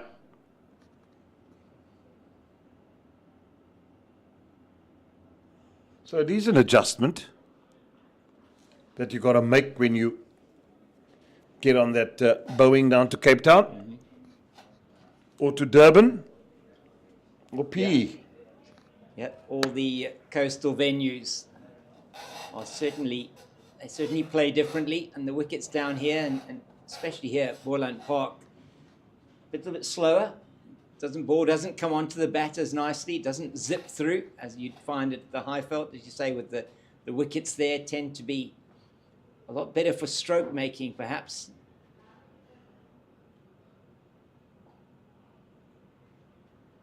Yeah, it's also not too bad for. You just got to be patient. The bounce is just going to be not as steep as what you get. But if it's full here, you go on the drive. If it's short, you cut it and pull it. Sometimes I felt you can be beaten for pace by trying to pull and cut if bowlers are quick. Not necessarily. I mean, here bowling short sometimes can be a recipe for disaster as a bowler. It tends to sit up quite nicely unless you've got the pace that can get it really to zip through. So you don't see that many short deliveries. Much price in having that. That's good. And well bowled by Halim there into the body of Milan. I'm not even sure the defibrillator will help today. As I said, Mark Hazeman had one out in the 2020. I thought it was very funny. Yeah, well, I'm not sure the groundsman thought it was very funny. But he had the old stethoscope out first, I think, and then, yes, brought the defibrillator out and tried to get some life into the pitch.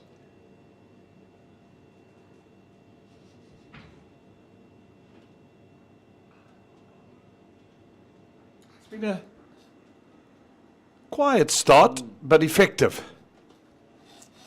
Yeah, and I think the important thing for Goldrush Boland here is they don't want to lose wickets. No. See off the new ball, see off Halim, and it is hot out there. The bowlers, if they don't get success, they're going to feel doubly tired, I would think, the longer it goes on. Yeah, I must also remember that this competition this year, the team that ends top of the log, that's the team that goes to the final and probably gets a home final as well. And teams 2 and 3 will play a qualifier to qualify who goes through to the final. There's only one run of games. There's 8 teams in this competition. The Knights, the Northwest Dragon are in it as well. So there are 8 teams in it. So you want to, as a matter of fact, win your home games. Because there's 4 of them here. You win that, and you win 1 or 2 away from home. You're sure to be in a qualifier in top of the log. Yeah, absolutely right. I mean, last season, team finishing top of the log, Western Province, had 6 wins from their 7 games, and then was the Northwest Dragons who finished second, 4 wins only for them. A couple of games. It just takes 1 or 2 games as well to be affected by rain, and those just 2 points there to be shared, and a couple of bonus points scored at Western Province last season. 4 bonus points to go with their wins, which put them in a very good position. And in fact, they went through the entire round robin phase of the tournament undefeated because they had 1 game that was abandoned. So they were on 30 points and the Dragons were on 18 points. So that's just the 4 wins and 1 abandoned game for them, I think it was. That's beautifully cut away. He gave himself the room. He went short, wide, and it got the punishment he deserved. Rulofsson was into it in a flash. That's exactly what you need to do. If the ball is there to hit, you've got to make sure that you hit it. And Grant Rulofsson, that's his 3rd boundary already.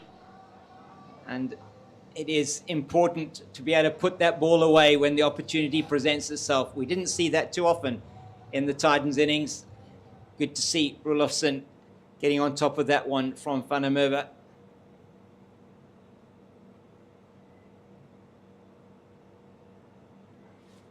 Again, he backs away, this time straight to the point fielder.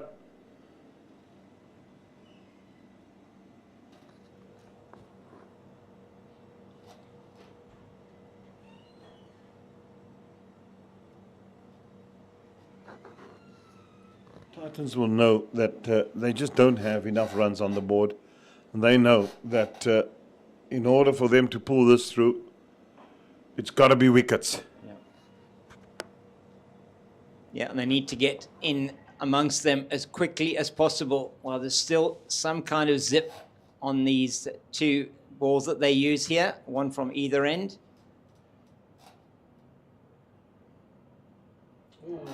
Has he bowled him? Yeah. Yeah, he has indeed. Well. That's what they wanted. That's what they got. And James? Yeah. Do we still have a game on here? We may have a game on here. That is a rush of blood from Grant Rulofsson, who is not in any position to be able to play that shot, and he pays the ultimate price. And it goes for 13 off 21 deliveries with 3 fours, and we'll hopefully have a look at that again. Jeremy is here, and he's standing quite deep in his crease. He just goes for the big shot here. Let's have a look at this. So it's pitched up and he just tries and plays it across the line, and that is against the spin that is on offer instead of playing it straight, and he pays the ultimate penalty, 16 for 1, and that is a good breakthrough for the men from the Titans, and they'll feel another couple of those. They'll put some jitters amongst the men from Goldrush Boland. Yeah, they will feel the jitters. Kaplan, he's been good here for Boland. Took the trek from Cape Town to come and play here. He's a good young player. And they know they've got work to do. Peter Boland, with all his experience, will tell the young man, listen, get yourself in. But that wicket certainly would lift the spirits within this Titans outfit. 95 still required to win. It's a long way. But if Boland lose wickets, it's going to be Everest. Yeah, Gavin Kaplan and doesn't really have, as you said, much of a record to speak of. Just into his 10th game on a List A game, but top scorer only of 44. You sense he's a better batter than that. It's been in good form in the 4-day competition. Yeah, he has been good in the 4-day. Got 100 or 2 as well. Yeah. That are finding his way in this format. But you must just look at this. This is also a 4-day game today. Yes. Because it's a longer version. It's not T20 cricket. You've got time on your hands. Spend time at the crease. Absorb pressure. And then the runs will come. Yeah, if you treat it, as you say, very much like a 4-day game, the run rate required just 2.2 to the over. So it isn't, that isn't the challenge. The challenge is not getting the runs. If they bat the overs, they'll get the runs. The important thing is that they are going to be able to bat the overs. They've got to bat, and they've got to make sure they bat long. And the important thing for them is to get those runs. And they'll worry about how quickly they get them later. Just make sure you go deep as Neil Brunt comes into the attack. Captain now with his left arm spin. And you'll know he's got a job to do.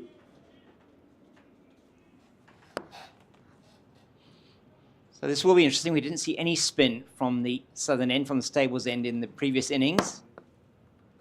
Oh. Missed out there, didn't he? Certainly did. Should have cut that away for 4. Easy insurance on the fence. That's wide. Not the most auspicious start from the captain. And can ill afford to bowl wides. Yeah. It's better.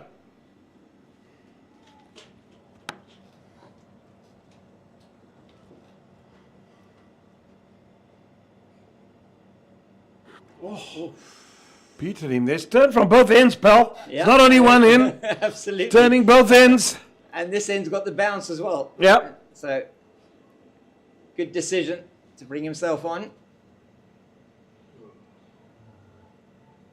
Oh. Suddenly this is going to just...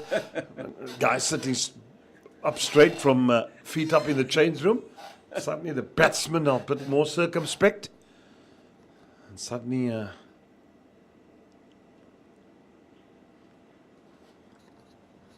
they're thinking, ha, Mr. Miyagi. Absolutely. Wax on, wax off.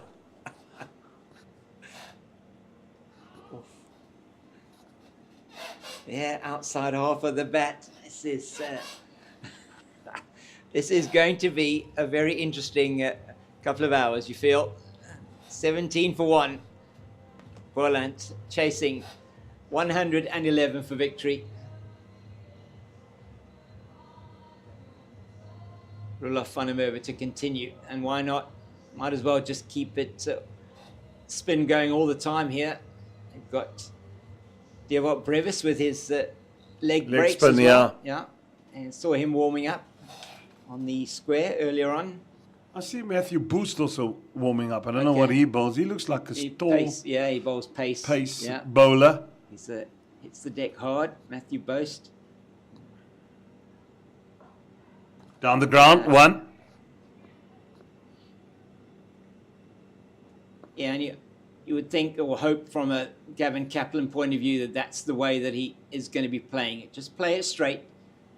Don't try against Van der Merwe to play it across the line. You're going to get yourself into trouble. We saw that with Grant Olofsson early on from Peter Malan as well. Got him squared up. Slip in position. Where does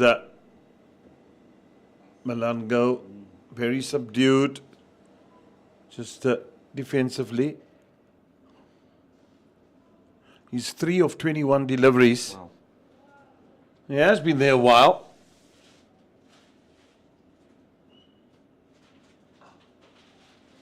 Oh, that's just naughty. Yeah. Can't afford to do that, especially when you're defending a low total. To allow the batsman to get a single, because he hit it straight to him virtually. Didn't have to move. All he had to do was bend and pick it up. See, that just releases pressure. Yeah, it's the captain himself as well. He'd be really upset that he let that one through. As you say, it's those small things that tend to just weigh on the mind of the players out there. Hot day.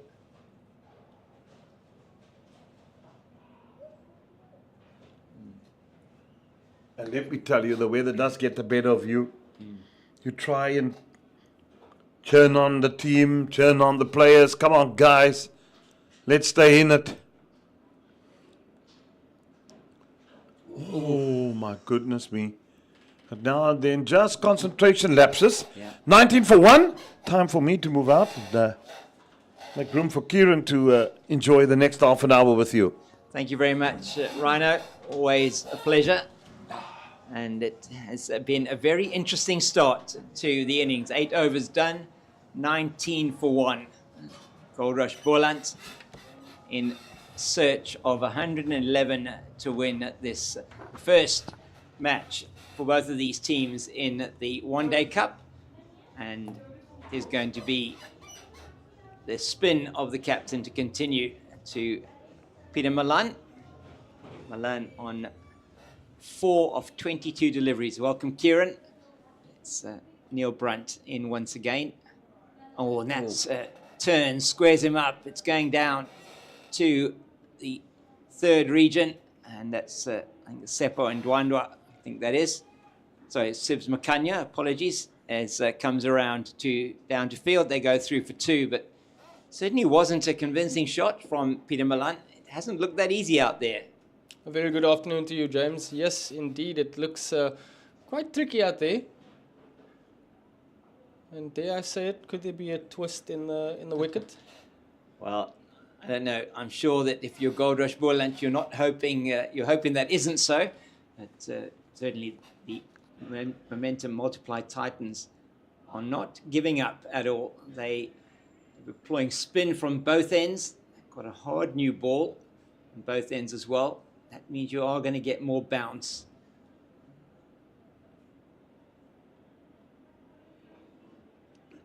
And at this stage, Kaplan and Peter Malan just doing the right thing, playing each ball on its merit, not looking to go for the runs, waiting for the loose ball. They've got more than enough wickets in the bank, and chasing a fairly low total as well. So you just have to be mindful of that one ball that might just have your name on it, and have your guard up.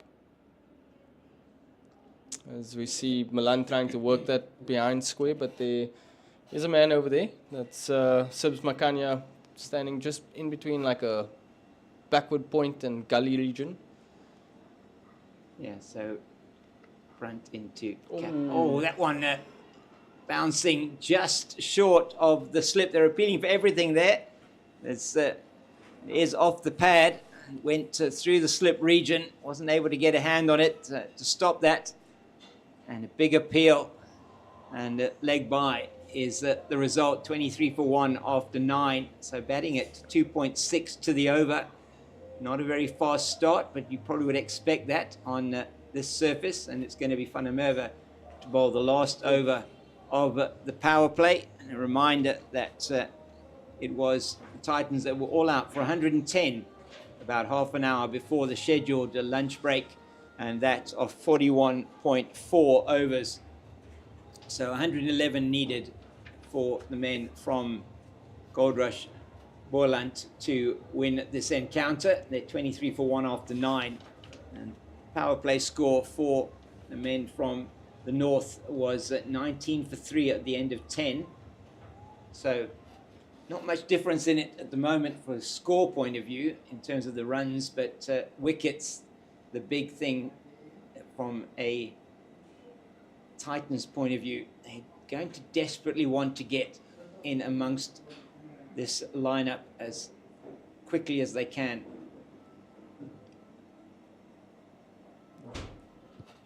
And I must say, Roelof van der Merwe really continuing with the theme of the day, really, from the Swartland end.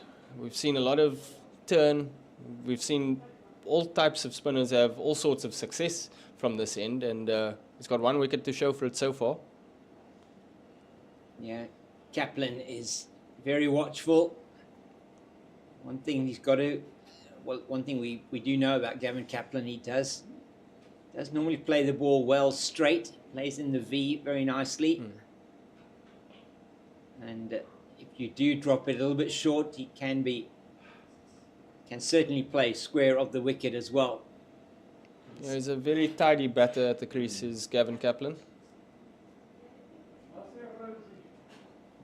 That one just a little bit short from Roelof van der Merwe. nicely played by Kaplan, just with that pretty much straight bat, able to play it with some force actually out to the man in the deep, Diane Khatim, out on the deep mid-wicket boundary. So for Milan, there's a bit of a change, strengthening the leg side field. So bringing in a man at short mid-wicket. That's Ndwandwe.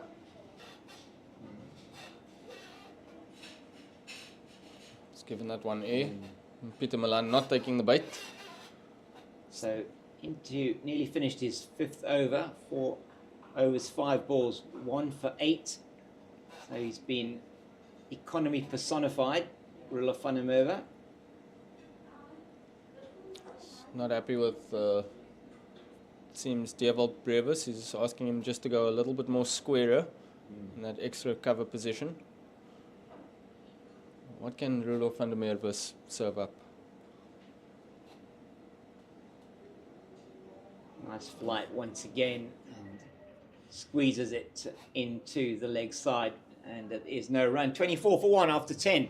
Power play is done, and it is the men from Goldrush Boland that have an advantage at the moment, but only batting at 2.4 runs to the over. It has not been easy out there, and certainly this could be a very interesting chase, and that just a reminder that to get a bonus point, that will be Goldrush Boland need to score these runs inside 40 overs. So anything up to 40 overs, if they get to their target, they will get a bonus point. By contrast, it is the men from the Momentum Multiply Titans need to bowl out the men from Goldrush Boland for 88 runs or less for them to get a bonus point. So 24-1 after 10, Neil Brunt once again. And that is shortish and is able to be played with a pretty much straight bat out to the man on the deep cover boundary, Matthew Boast. And I think that's the key to the Boland innings. Excuse me. I think that's the key to Boland's innings this afternoon. Maybe just learning from what the Titans did wrong. And so far it served Gavin Kaplan and Peter Milan well, playing with a straight bat. I mean, we saw what happened with Grant Rulofsson the moment he tried playing across the line. So his undoing. Was indeed just closing the face and getting bowled. And that's is going to be very important for them to keep the scoreboard ticking along. Singles will be on offer with the field spread. And there's another one there, and that's 3 for the over so far. And that's been no risk cricket from Goldrush Boland. And that's all they need to do. The bowlers have done the work. They've bowled out the Titans for 110. And now Goldrush Boland, the batters now need to take them home.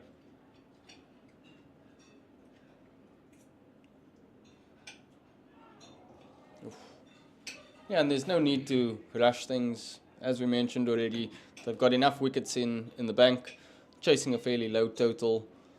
There's absolutely no need to rush it. Yes, it might be nice to try and go for that bonus point win. And there's a quick single. Yeah, well taken single, called through by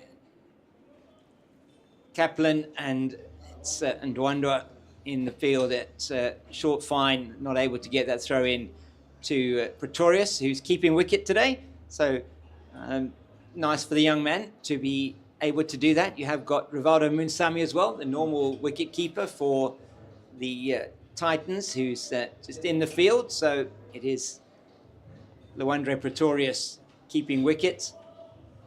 We know how well he's done and did in the SA24 Paarl Royals on this ground.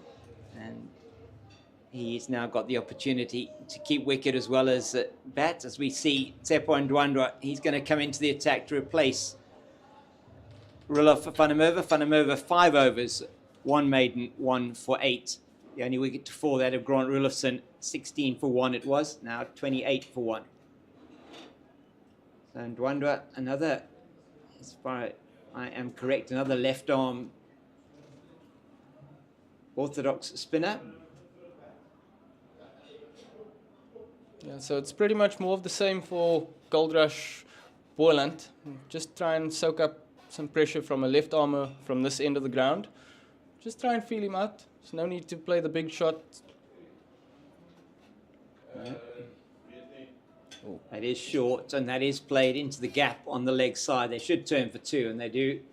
So Milan just playing that one, just a drag down from Ndwandwe to begin with. Probably feel he missed out there and should have perhaps played that one through the mid-wicket region for a boundary. But just making sure that he gets the ball away.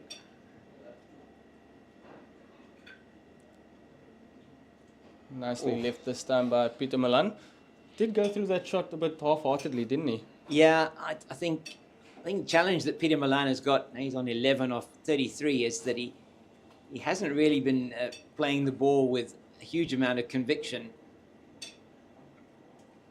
defending a lot, and when he has played an attacking shot or a shot in anger just to maybe get a sing, he's really been just pushing or nurdling the ball around.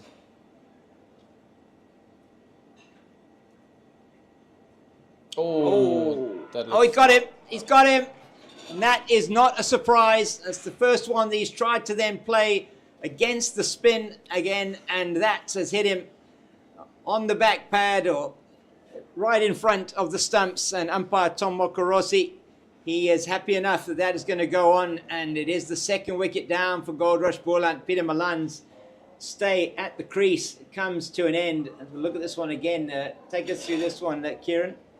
Yeah, we just spoke about it at the top of the order. Playing straight seemed to be the key for the Boland batters so far. And here we see Peter Milan getting trapped inside the crease and trying to play around it. It's a shake of the head from the batter almost immediately, whether that's towards frustration towards himself or him maybe giving his own umpire's call there. Yeah, remains I think to be seen. More than likely just the frustration that he's actually been caught on the crease and did hit him on the front pad, but he was so far back in his crease as it's now Abiwe Mgijima that comes to the crease, and maybe a few little flutters and butterflies in the stomachs of the Goldrush Boland batters. This is not going to be an easy chase, and it requires somebody, two batters, to put together a partnership that they're going to be able to get through to that total. So Ndwandwe gets success immediately. Yes, James, there's encouragement from both sides over here. I'm sure Boland will be encouraged by the fact that they were able to see that the Titans put on a partnership which proved to be innings saving. So they know that the runs are there. On the other side of that, it will be the Titans who will be encouraged by taking two early quick wickets. They'll certainly have their tails up now, and sets up an interesting contest for the next hour and a bit. Yeah, as Mgijima just forward and defends into the offside. Ndwandwe's first over, success. Just the two runs off it. And once again, that's a little bit shorter, and Mgijima probably feel he missed out there. It's the end of the over. A successful one for the momentum multiplied Titans and Tsepo Ndwandwe. It's 30 for the loss of 2 after 12. And it is Mgijima yet to score. Kaplan on 4 off 14. And it is going to be trial by spin for the batters from Goldrush Boland. And you have got 3 left-arm spinners in the lineup for the momentum multiplied Titans, and the leg spin of Dewap Brevis if required. And you also have 2 seamers which we haven't seen yet. The youngster Lesejo Kokahlobana and also Matthew Boast. It doesn't look like seam is going to be what they're going to be using here. Momentum multiplied Titans. That one seemed a bit leggy. Yeah, as easy as you like into the leg side for the single. So keep the scoreboard ticking along. Mgijima taking a leg stump guard, and just looking at Mgijima's numbers. He's made the debut in 2007, 2008, 84 matches.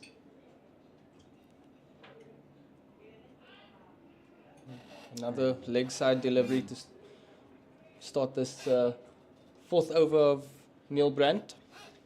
So, yeah, we'll talk about Nkajima's numbers at the end of the over. Oh, as he flays at that one outside the off stump. It was shortish. Doesn't make contact. Could easily have got the edge.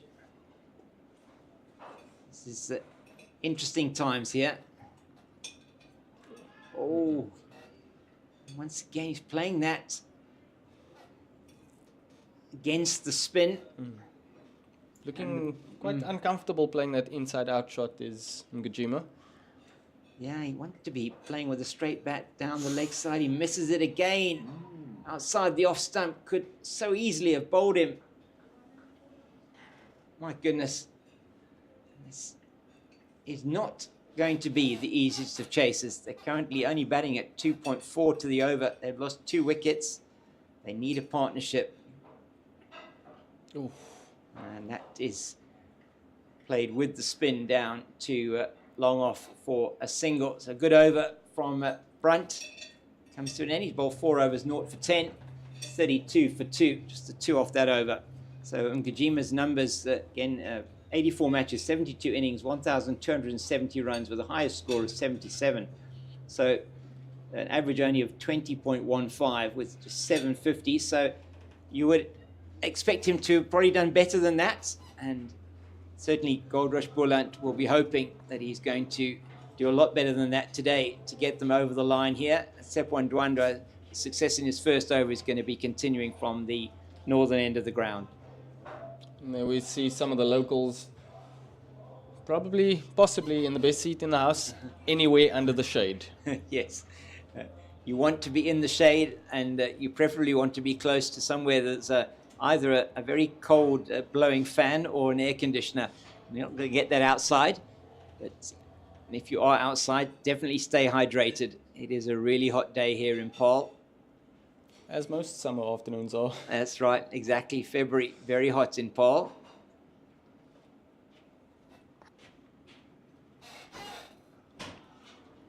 Nkajima goes back to that, and that's why you heard the oohs and the ahs from the men in blue.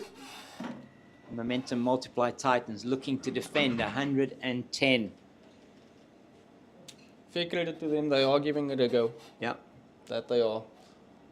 They certainly are, and they know if they can just keep getting wickets, keep plugging away, that they stand a chance. The surface that didn't look as if it would be giving as much spin and much assistance as it has been, as Kaplan just defends.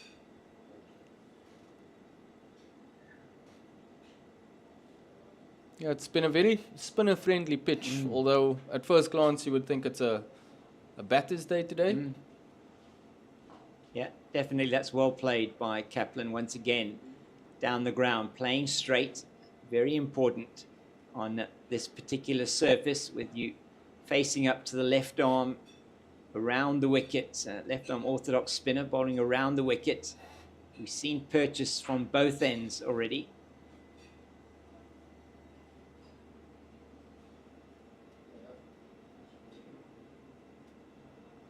Oh.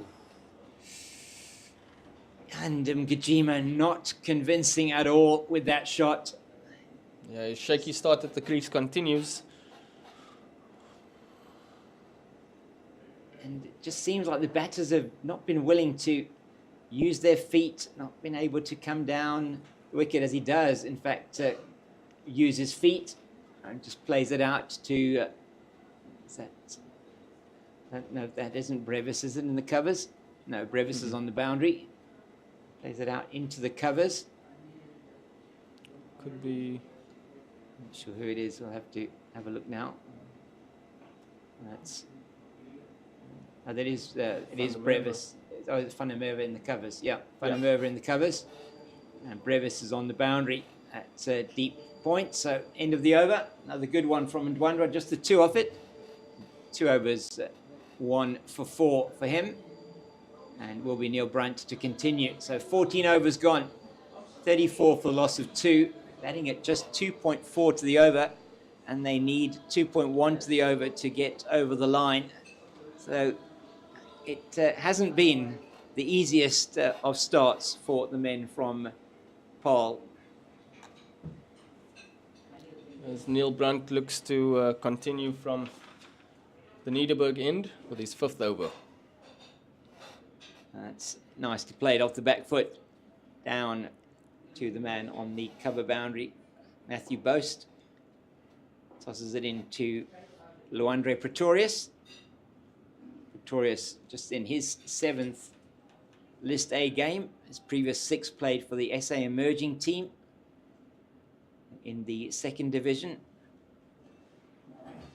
That's neat, almost tip and run from Abiwa Mgajima, and that is good. Keep the scoreboard ticking along. He has looked a little bit scratchy, so he'll want to make sure that he's getting off strike. Yeah, and I think those little singles in your innings, especially early on when you are struggling, kind of just helps you settle a bit, gets the adrenaline flowing as Kaplan just strokes that down to the mid-off boundary. So just for a single. It's been good so far, this over from the men from Goldrush Boland. They've got just 3 singles. Just need to keep that scoreboard ticking along.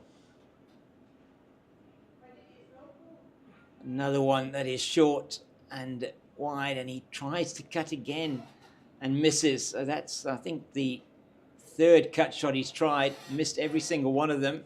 Abiwa Mgajima dealing dangerously outside that off stump. Just the line on that one not quite there from Neil Brunt. A more level-headed response this time from Abiwa Mgajima.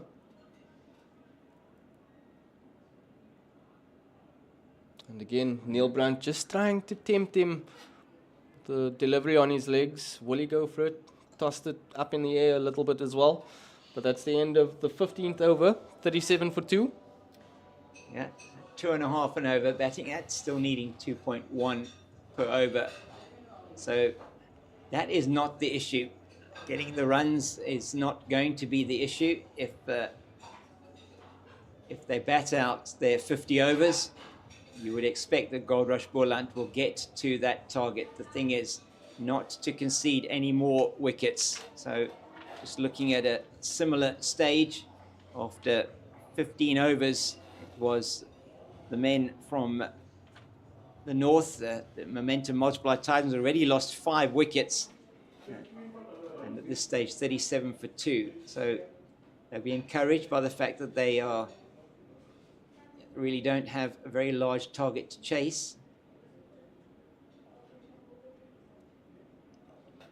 But they also can't want to do it in 6s and 4s. No. So we've only had 3 boundaries in the innings so far for Goldrush Boland, all off the bat of Grant Rulofsson. And it just doesn't seem to be the kind of pitch that you're going to be able to, you're going to be raining boundaries. So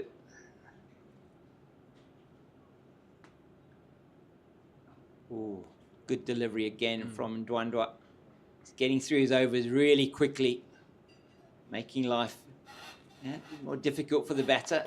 He gets through overs quickly. It's just puts a little bit more pressure on the man on the other side, and that's nicely played down to Brevis at deep point. They go through for the single, just a little bit shorter.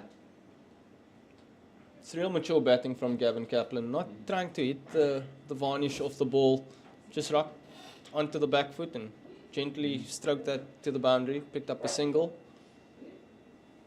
Oh, and Abiwa Mgajima, seeing that there's a gap there at fine leg, I think they might come through for 3. No, they're going to decide only to take the 2. So tried the lap shot and didn't quite perhaps come off how he intended, but he did get the 2 runs. And that takes the total to 40. So 71 needed to win off 205 balls. 2 runs, pretty close to 2 runs to the over. Mgajima just going to fetch that ball very wide outside the off stump there.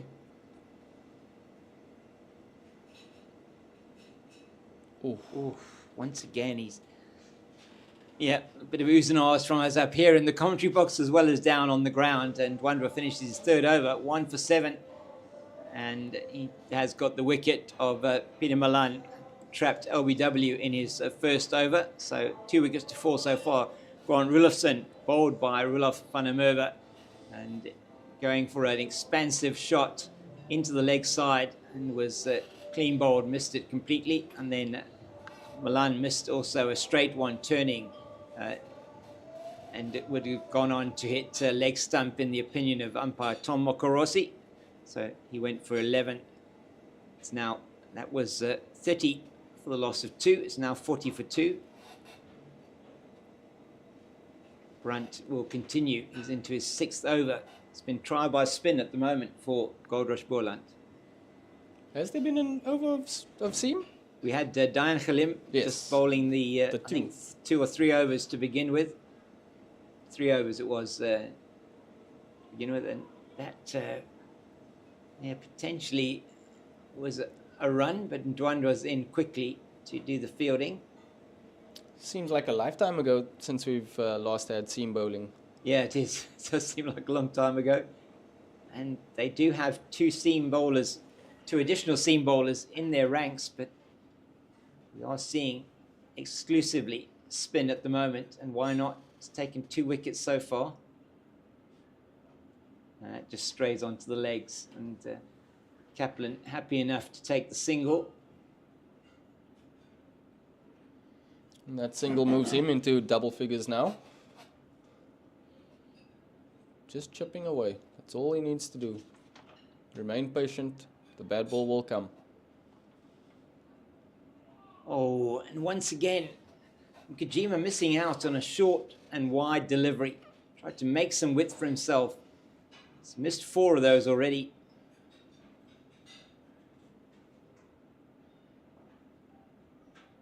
Deals with the straighter one a lot better. Just seems a second and a half, or maybe half a second too late on that wide one outside the off stump. Yeah, he's struggling certainly to get the ball off the square at the moment. Is Viva Mgijima, and just a single off the over. And they've done well, and have the men from Centurion, the momentum multiply Titans, to restrict Goldrush Boland to 41 for 2 after 17 overs, just batting at 2.4 to the over. It has been a grind out there the entire day. The men from the Titans getting 110 all out in 41.4 overs, and now Goldrush Boland struggling in their reply at 41 for 2 after 17 overs. Yes, at the same stage earlier, it was the Titans who were 31 for 5. So scores are fairly similar. Going back, Kaplan, that can be dangerous on this surface, which is, you've seen turn all day, right from ball number 1. That's Imran Manak bowled. That's very good from Kaplan once again, just down the ground. But once again with a straight bat. And that is the key. You do not want to be playing across the line here. As we see a change to the field. See, that is, I think that's Koko Hlabana, who's gone down to short, fine leg. That's to try and negate that lap shot from, or the sweep shot from Ngajima. Oh, goes for the big one. He does, but he just manages, as he overbalances, manages to keep his foot down in the crease. And that wasn't a great shot, you have to say, from Aviwa Mgajima. He is getting a bit frustrated. 5 of 21 deliveries. Not able to rotate the strike as much as he would like. Gives that one air. And we also saw a change in the mid-wicket region. Dayan Khalim came in off the boundary. Organised your food here because there was nothing there. I said, please get the food. Thank you. And that one just played off the back foot by Ngujima. Scampers away for a single. So manages to get himself off strike, 6 now of 23, Kaplan 11 of 28. And at the end of this over, we're going to have a change in commentary and have the Rhino, Jeremy Fredericks, joining Kieran Thompson here. And I'm going to be taking a little bit of a break as Ndwandwa is in for the last ball of the over. And that is, again, trying to play it into the leg side, Kaplan, and he gets the leading edge, but all the way along the ground. He gets a single. It's 44 for the loss of 2.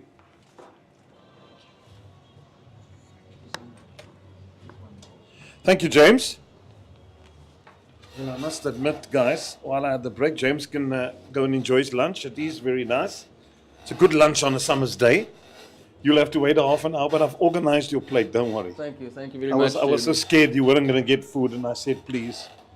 But they need to look after my commentators here. So. Appreciate your efforts. Yeah. Bandile had the last chop, so I had to organize more. Right, what have we got here? 44 for 2. Target is 111. And there's a change in the bowling as well. Yeah. Oh, we're seeing a bit of seam. It looks like Matthew Boast. Looks like a strong fella. We shouldn't Halim bowling 2 or 3 from that top end, Kieran. First time after spin. That we're seeing a pace bowler into the attack. I think someone must have heard me on the field. I questioned an over ago if we've only just seen spin, and now we've seen. Now we are seeing the introduction of seam once again.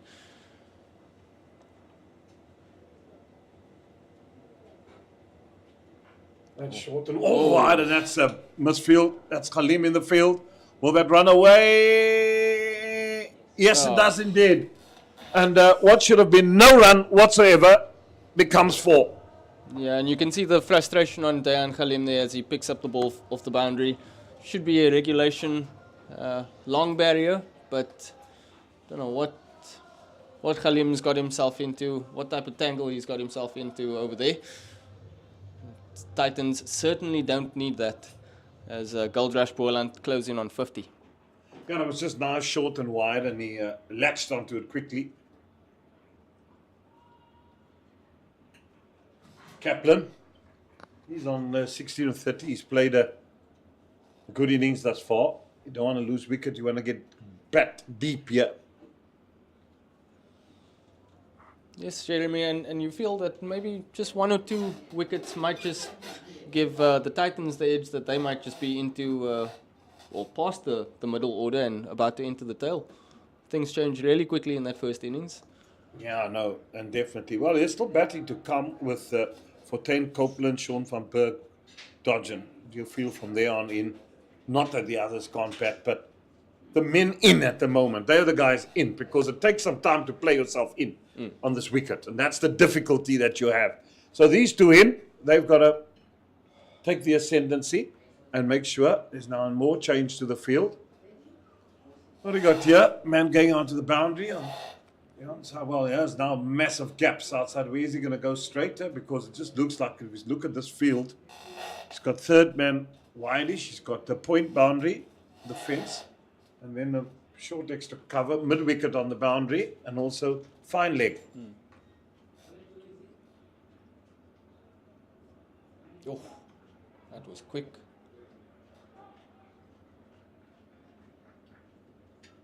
Partnership worth 18. Really banged that last delivery in, did Matthew Boast.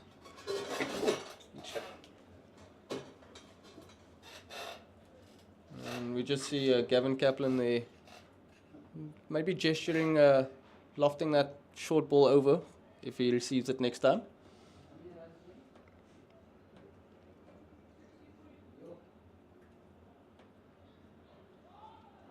This will probably be the tactic. Mid wicket on the boundary, try and bounce it short. See if the batsman will go and hook it.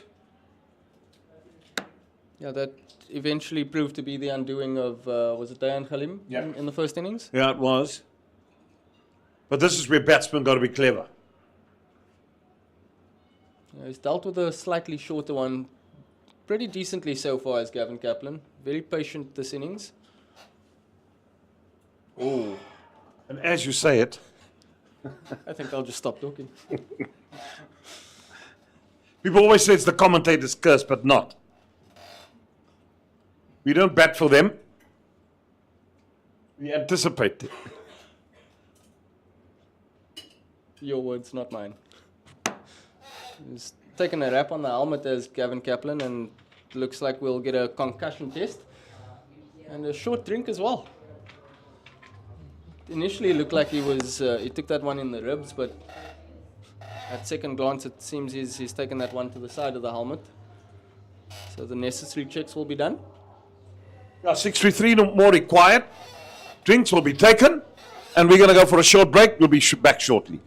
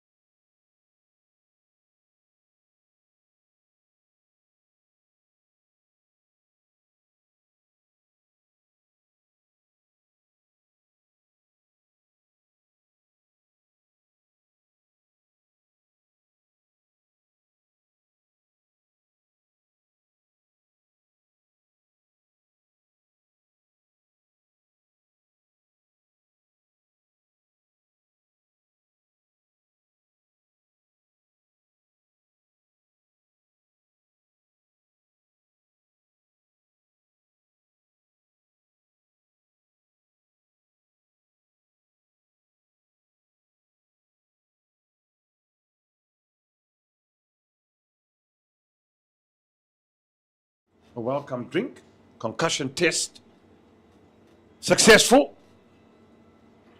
And just look at that. Wow. Never get enough of that picture.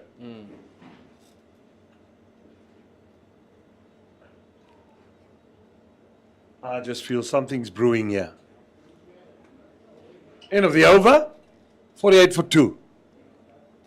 Just a nice reminder there from Matthew Boast at the end of that over. Nice short delivery. Is that a no ball? What are they calling no ball? What's happening? Oh, okay. Thought I heard something in my ear on the radio. They're just checking. Yeah. Ndwandwa continues. He's into his fifth over. 1 for 10. He's been very good. Nice change up of left arm as opposed to Roelof van der Merwe. Ooh. What's happened there? Yeah, he's tried to cut it, but just didn't get the full blade to it. More under edge, almost like that, to me. Must be careful for the quicker one. Playing shots like that. He's looked very uncomfortable playing that shot since he's come to the crease. Oh. Well, that's a good shot. Actually, just releasing the tension, releasing the pressure. 50 up. Right, you are, Jeremy, releasing a lot of pressure on, a lot of unnecessary pressure on Aviwe Mgijima. He's brought quite a bit of it upon himself. Hasn't dealt with the wider deliveries too well since coming to the crease, but that will give him boatloads of confidence. He just gave that a proper lathering, did he? Indeed, he did.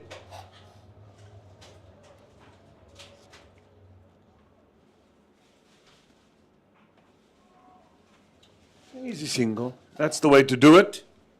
Just got the boundary. Take one. Yeah, slow and steady will definitely win this race. Chasing 111 runs at on a tricky track, but there are runs available.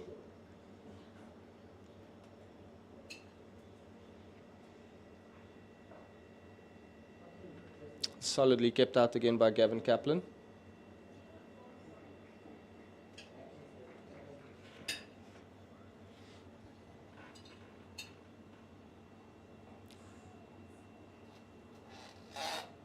$53 for 2. And that's after 20 overs. Well, Jeremy, what sorts of conversations do you think Mgijima and Kaplan would be having in the middle now? I just got to say to each other, listen, we're batting well, patience. Let's be here to the end. Let's look to get singles, run hard, wait for the bad ball, and let's not get out. Do you think the breeze that's picking up or starting to pick up over the ground would have been a factor at all? Well, they should know it by now, shouldn't they? Especially the Boland guys, knowing that you can't go and hit against the breeze if it's starting to pick up. Welcoming breeze it will be for the players as well. Good nut. They're well played. That's the tactic here. He's going to try and bomb him out. You can see it. That's exactly what he's going to do. Well, bob and weave out the way. Don't have to play the short ball. There's two men on the boundary converging, and there's a man on the boundary at point. So if you're going to get it really short, you can thump it for 6. It's got to go out the park if you're going to hit it. But other than that, bob and weave. Oh. Hit him. He's having a lot of success from the Nederburg end is Matthew Boast. Mentioned in his previous over that he really bangs it into the track. And has somewhat of an aggressive bowling accuracy, as we see on his replay here. Oof, not pretty. Yeah, not pretty at all. I can just imagine how handful he can be at that Supersport Park. Gee whiz. I think that's one game I'd be happy to sit out.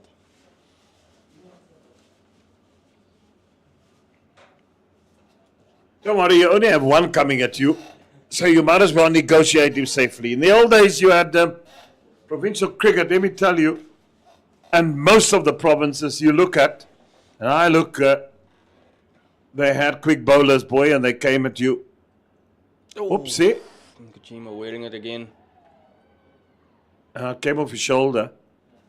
Yeah, you looked at that Eastern Province, they had Bryson, Maguire, McCurdy, all steaming in. Bryson. You went to the Titans, you had Fanie de Villiers, Steve Elworthy, and the couple there, Chris van Noordwyk. One word springs to mind here. Aina. Yeah, and you get to the Wanderers, you have Richard Snell, Stephen Jack. Western Province, they had also a few quick ones. It says catch it, but it's actually well placed. Matthews and Simons, Dawson, Willoughby, Langeveld. So everywhere you played, you knew every week in the 4-day competition, boy, first change, another quick bowler. Seems to be a dying art Yeah, not enough of them. I mean, the guys are all military, medium pace. You get the hard, quick one. But South Africa has the ability to produce them.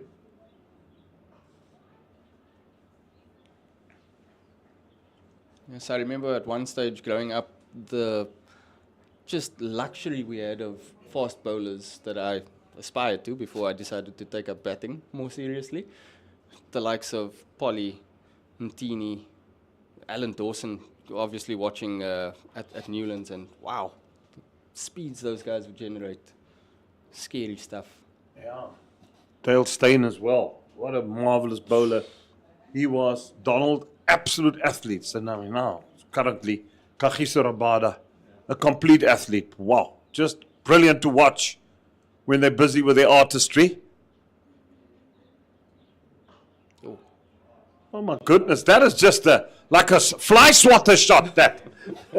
But it's effective. It's bring runs. It's brought runs. Could have sworn I've seen that on the paddle courts before.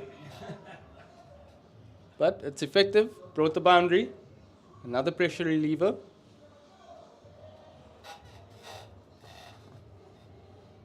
And that's also the end of the 21st over.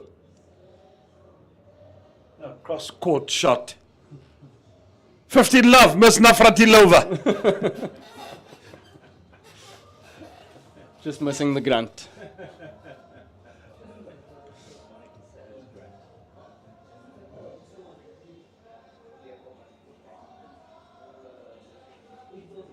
She leads by 2-1.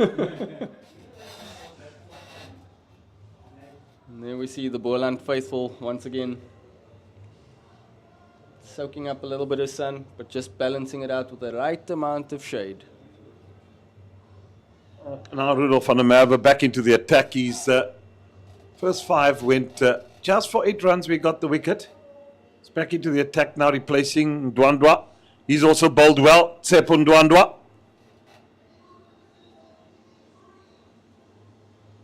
I think Neil Brunt might just be feeling he wants to get a foothold back in the game. Kind of feels it's slipping away.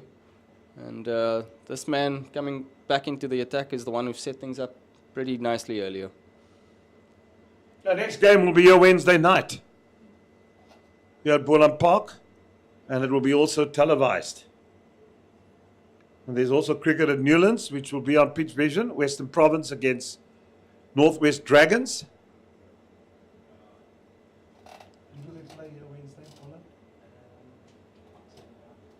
Dolphins, I think.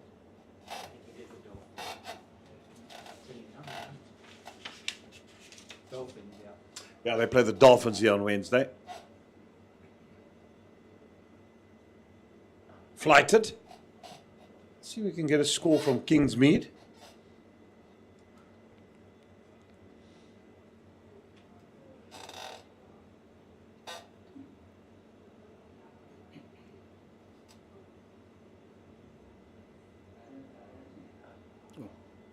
Cut away, get a single. Rudolf van der Merwe just with hands on head there at the moment. He feels like he was very close to making the breakthrough there. Aviwe Mgajima's looked very shaky, playing off the back foot and outside that off stump. Certainly been a run fest as far as the Warriors are concerned. They got 343 for 2. Jeez. With Jordan Herman 148 not out. Wow. That boy's a player. Yeah, he's a good player. And Matthew can't be Brzezinski because isn't he? He's in, I don't know, here's some Matthew that got 62. And Bayes, Swanepoel, 73 not out.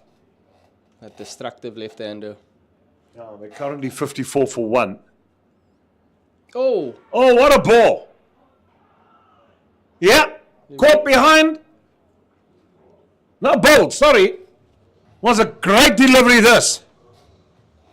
Yeah, beaten all ends up. Aviwe Mgajima.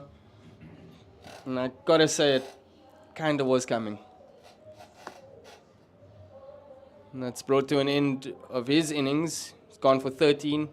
Faced 36 balls. Did the hard yards. But unfortunately for Boland, it's a wicket.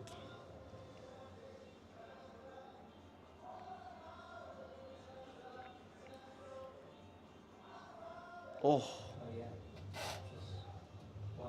It's pitch leg, hit the top of off. I thought you only see those things on Hawkeye. No. That was a good delivery.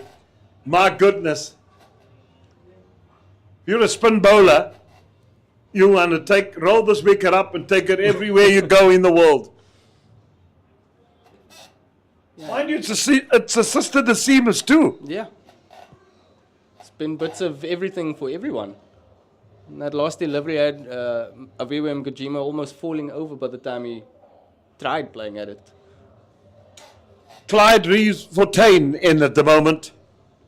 Captain, he's played well of late as well.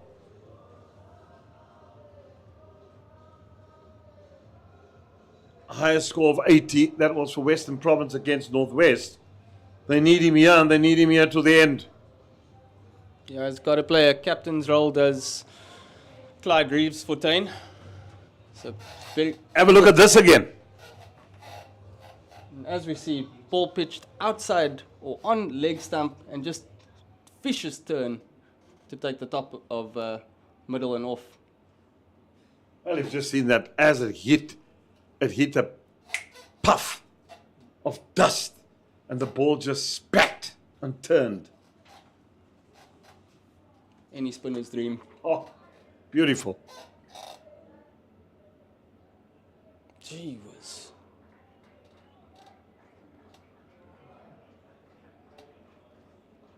Just the right amount of aggression from Matthew Boast, I'd say.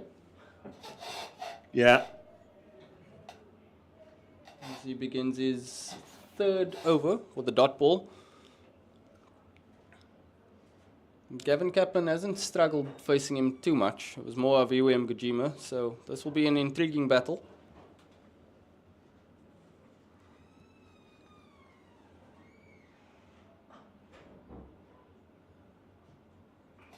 It's a little bit straighter, it'll be runs.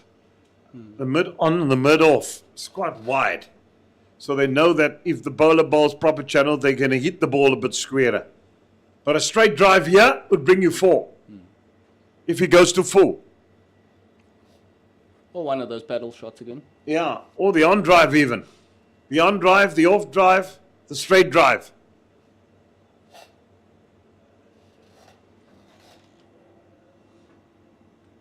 Oh, and there's that short one again. Umpires will probably have a word. That's your one for the over. And I was just about to say, before that delivery was bowled, we still have the fielders out on the boundary at square leg and fine leg, and just behind square on the offside as well. So it does always present the opportunity for a short ball, but now we've had the one for the over. I think it's back to attacking the stumps.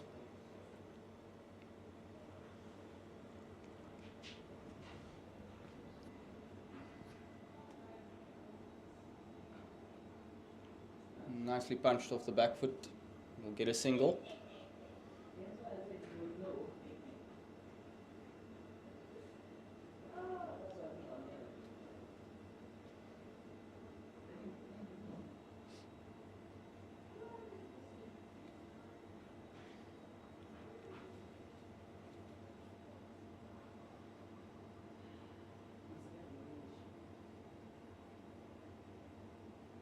You can also only build so amount of overs in this heat.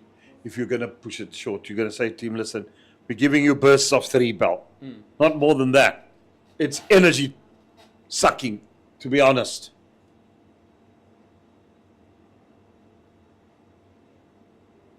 And he's a strong, big lad. Yeah, he needs to conserve his energy, especially if you're going to be bowling flat out, maximum effort, 3 over spells.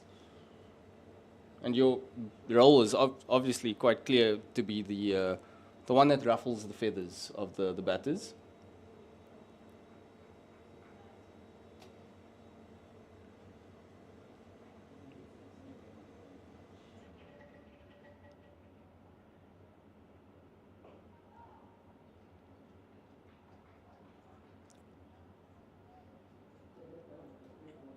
62 for 3.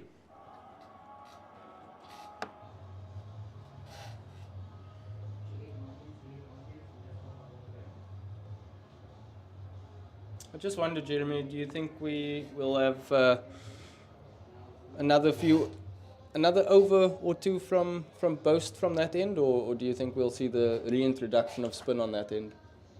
Well, I think for the most 4 or 5 overs. What has he got in the tank? Because it is hot. Oh, it's just a lovely, lovely shot of that beautiful mountain. Vineyards. This is such a beautiful part of the world. Van der Merwe.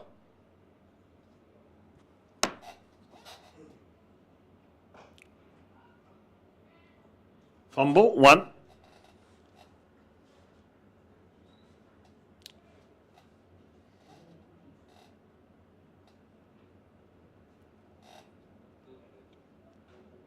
Van der Merwe and all his experience today. Been good value for money. Into his 7th over now, he's got 1 maiden, 2 wickets, and only 11 runs from those couple of deliveries. It's really tightened the screw on Goldrush Boland.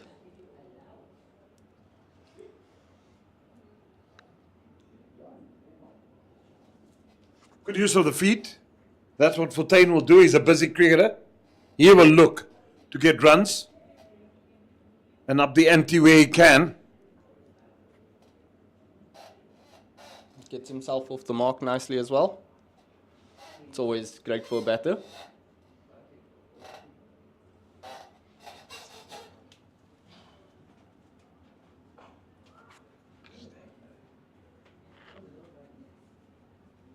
Another single.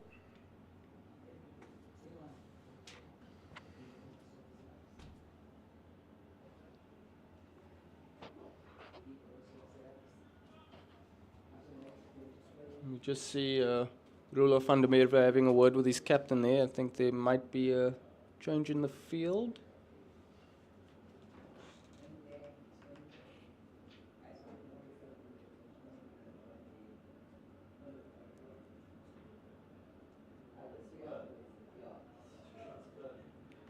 Nicely played forward. You know that he's the danger man, so you're going to give him all the respect you can.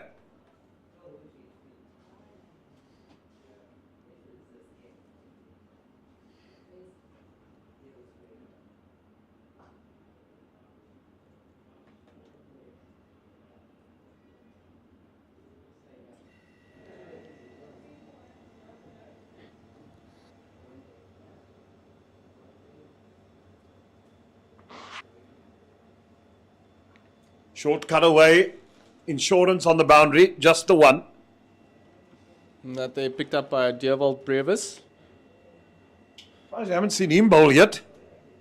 His leg spinners. I did see him during the change of innings having a few balls, so I expected to see him bowling at some point, but I don't think the situation of the game necessitates that. Yeah, it's 2 little runs probably to play with to actually get him to bowl.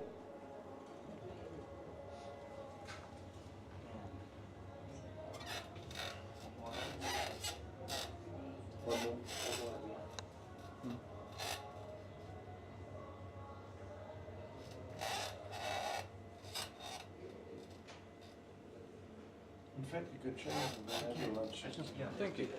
Well, Kieran will be having a welcome break and having his lunch. Well deserved. Welcome back, James. Thank you very much, Jeremy. Interesting half an hour that with the wicket of Abiwe Mgajima, with one that, I don't know, they do these degrees of turn, don't they, when we've got more, we've got the accuracy to get that one really did. Just opens the face, runs it down.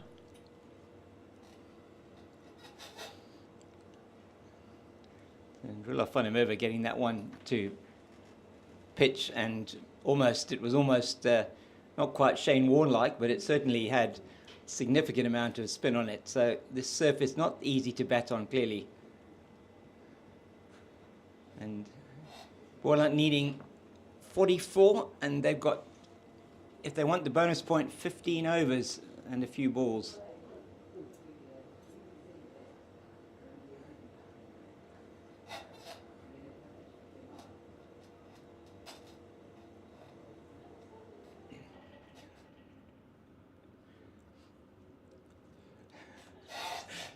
It is mightily hot out there today.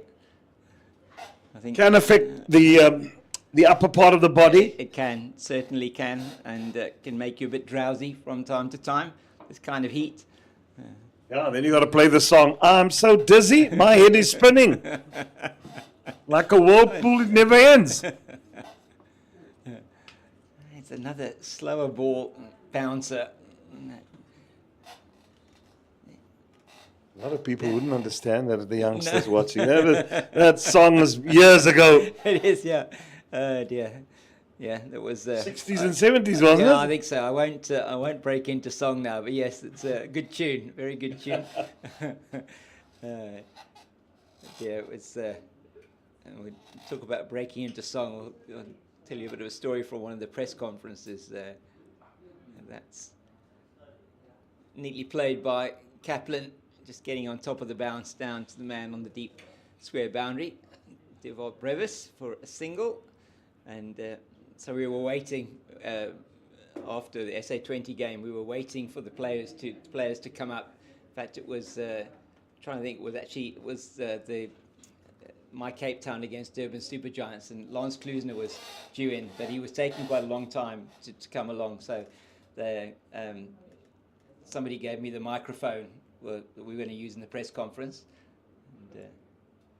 and then some of the journalists said, well, give us a song. So we sort of had a bit of a karaoke there for a while before Lance arrived, and then he arrived while we were still singing, while I was still singing with accompaniment from Melinda Farrell, the Australian journalist. She was accompanying me with singing Billy Joel's Piano Man. And, when Lawrence Klusner walked in, and it was quite funny actually.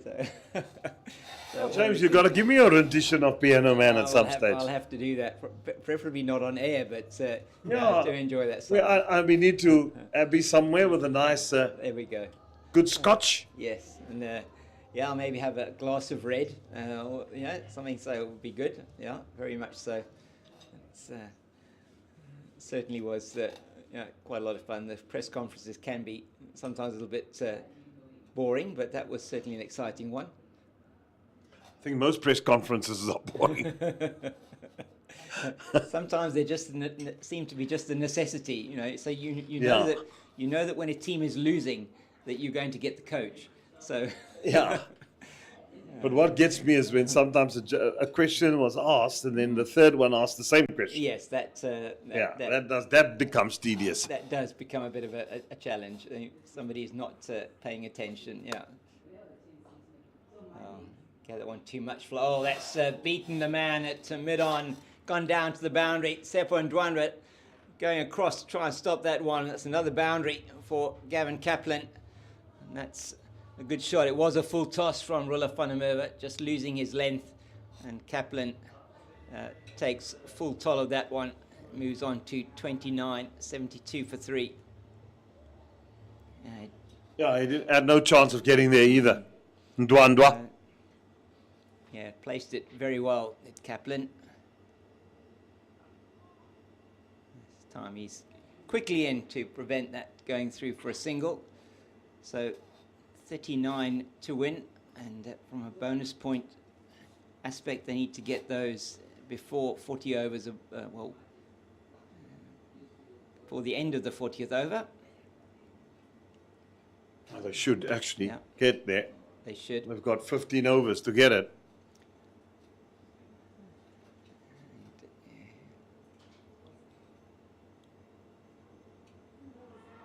Unless more wickets tumble, there's a mighty appeal.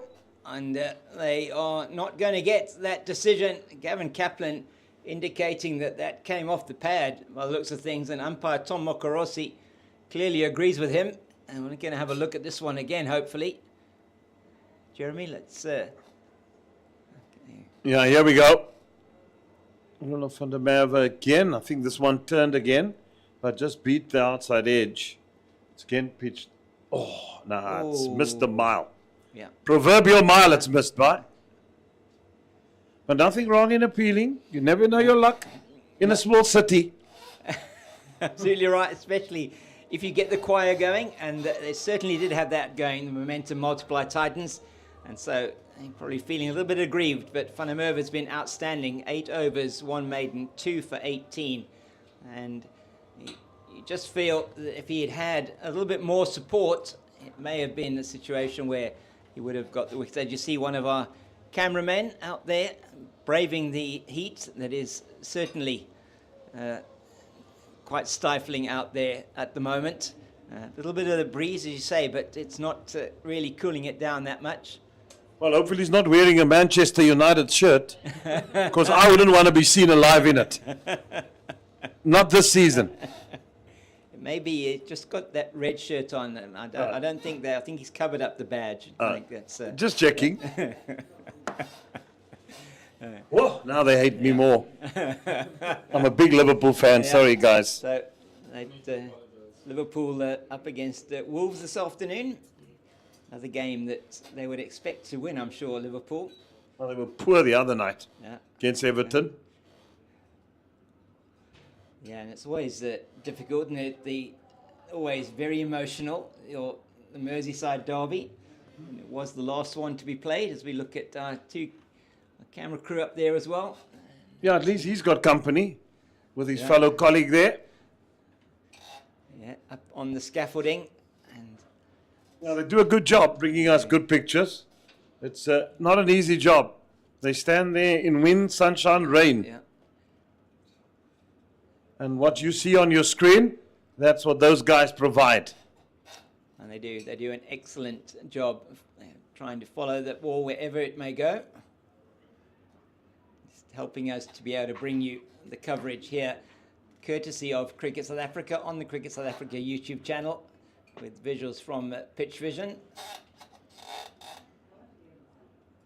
And Clyde Fontaine just getting into his work here. 14 deliveries for his 3. Not easy out there, as Brunt has replaced Boast. Short pitch to Barrage from Boast, not yielding a wicket. And Brunt very economical as well, just 2 and over off his bowling. So, will they think they'll bowl Van der Merwe out now, Jeremy? Well, they have to go. I think, if you're asking me, because the players' wives and girlfriends and family. Yeah, see there the cap on Leon Botha, a member of the squad now for Goldrush Boland, and sporting a very fashionable mullet hairstyle there. So, it's neatly played once again. That should be 2 for Kaplan. Boast does the fielding, and they are through for 2. So Kaplan here, the key for Goldrush Boland. 37 to win. He's got 31. Highest score of the innings for Goldrush Boland so far. And only in the match, only Dayan Khalim, who got 45, has scored more.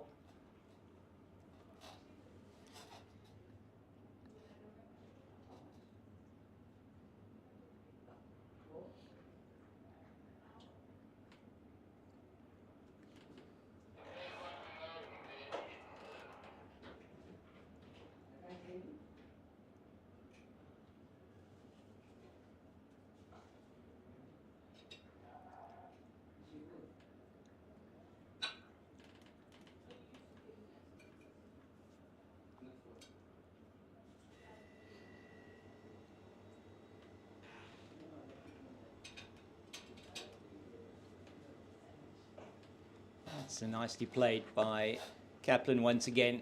Moves him on to 32, straight down the ground. Jeremy, one of the things that I think has been so impressive with Gavin Kaplan is that he has played the ball straight. He hasn't looked to play across the line. He's looked to play the ball from whence it came, and that certainly was the downfall of a couple of his colleagues. No, you're right. Certainly right there.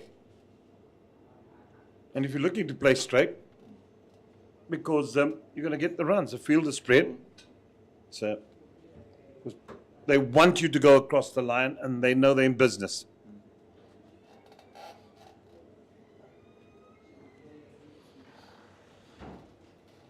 Van der Merwe has one more over left after this. He might as well have to go out with him, and probably bring Dwandwa back here from the from this end. Yeah, I would think so. I mean, they have to bowl him out. They need to get another wicket. And he has been the bowler that's been most likely to get those wickets for you. Huge appeal! No, says the umpire. Yeah, another LBW, big LBW shout, and Tom Mokorossi has said no. We'll have a look at that one again now and see what happened there. Forward in defence was Gavin Kaplan. Let's see what happens here.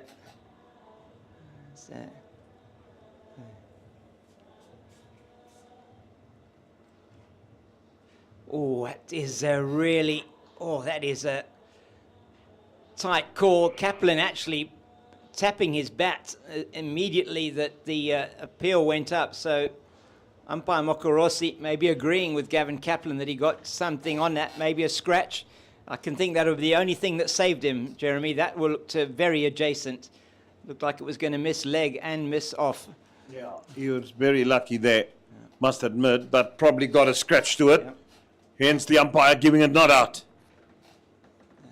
Brunt to continue.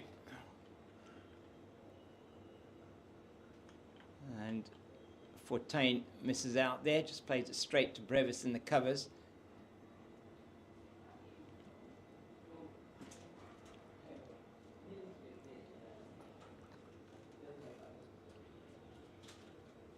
Oh, another one that pitches, turns, bounces. He's trying to flatten that patch down on the wicket. It's certainly taken a lot of bounce from that end. Another one just off the outside half of the bat. So the player you got to feel sorry for here, Jeremy, with this turning wicket is Lesego Kokohlabane. He makes his debut. He's a right-arm medium pacer, and he hasn't got a look in yet. He probably won't get a look in. Yeah, they know the seriousness of this and trying to win it. And even making sure that they restrict the run rate here helped them from a net run rate point of view. And umpire Andre Olafia is not going to have anything to do with that appeal. Didn't quite get the choir going there. Momentum multiply Titans. But it's not easy out there for the batters.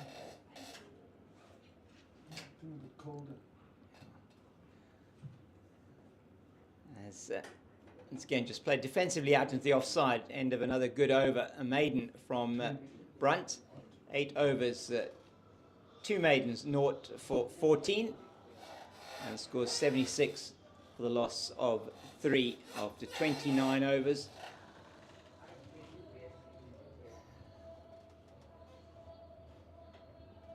As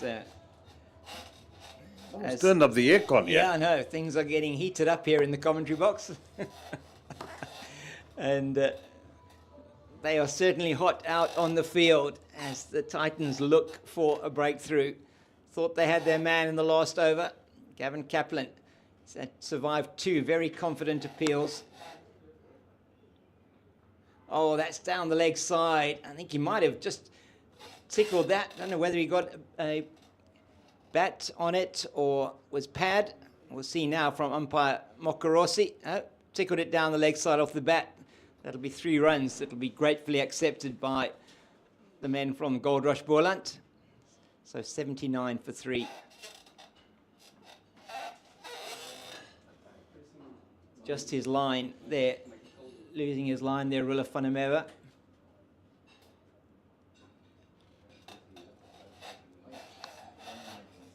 James, I might fall asleep on you, yeah. Yeah, no, it's we had that lunch that you managed to provide was very nice. Jeremy, thank you very much.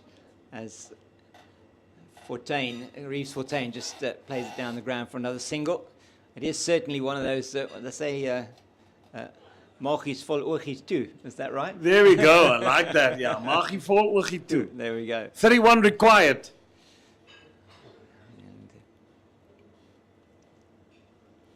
And it is Sunday afternoon after all, James. It is, that's right. Eyelids tend to get heavier on a Sunday after lunch. They do indeed. Have a nice Sunday lunch.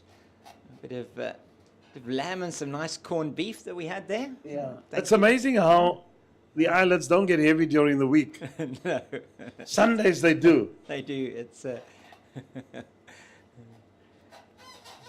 but plenty of interesting cricket action here, and hopefully will keep us awake.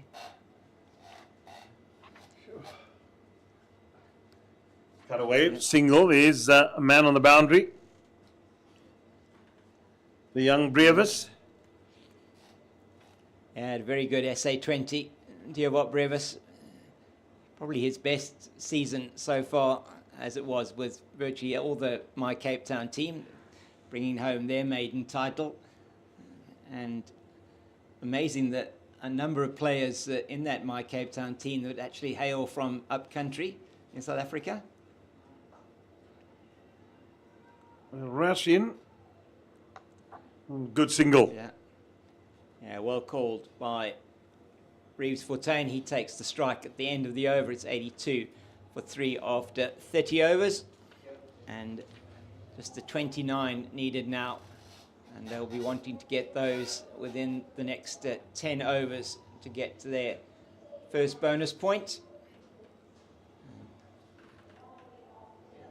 Elsewhere, when I came on to air, it was the Dolphins were 80 for 1, chasing down that 344 to win against the Warriors up in Durban. John Smuts at that stage was on 40 odd off 34 deliveries, 45 of 34. So putting in a bit of an effort there. A big score to chase, 344. Yeah, it's a massive score, especially at Kingsmead. Yeah.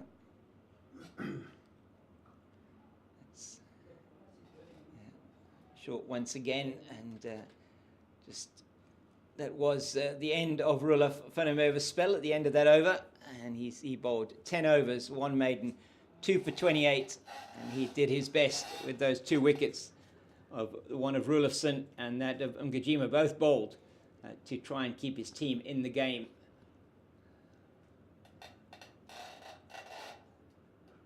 Oh, Kaplan there just rushed in that one.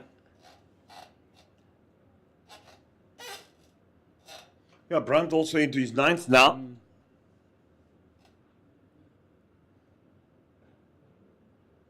He's been very economical. Hasn't necessarily looked as threatening as Ndwandwe or Funamerva, but kept it very quiet. So do Kaplan the world of good. Yeah. Playing an innings of this substance. He's got his 36 of 60 moving forward. We don't know what the wicket will hold. They'll probably have a new strip for Wednesday night. And that just straight down the leg side will be signalled wide. And yes, hopefully the wicket for Wednesday night will be one that's got a little bit more, maybe a little bit more favourable from a batting point of view. This one certainly has looked very difficult. Almost from ball 1 this morning, Jeremy, that just didn't seem easy to bat on.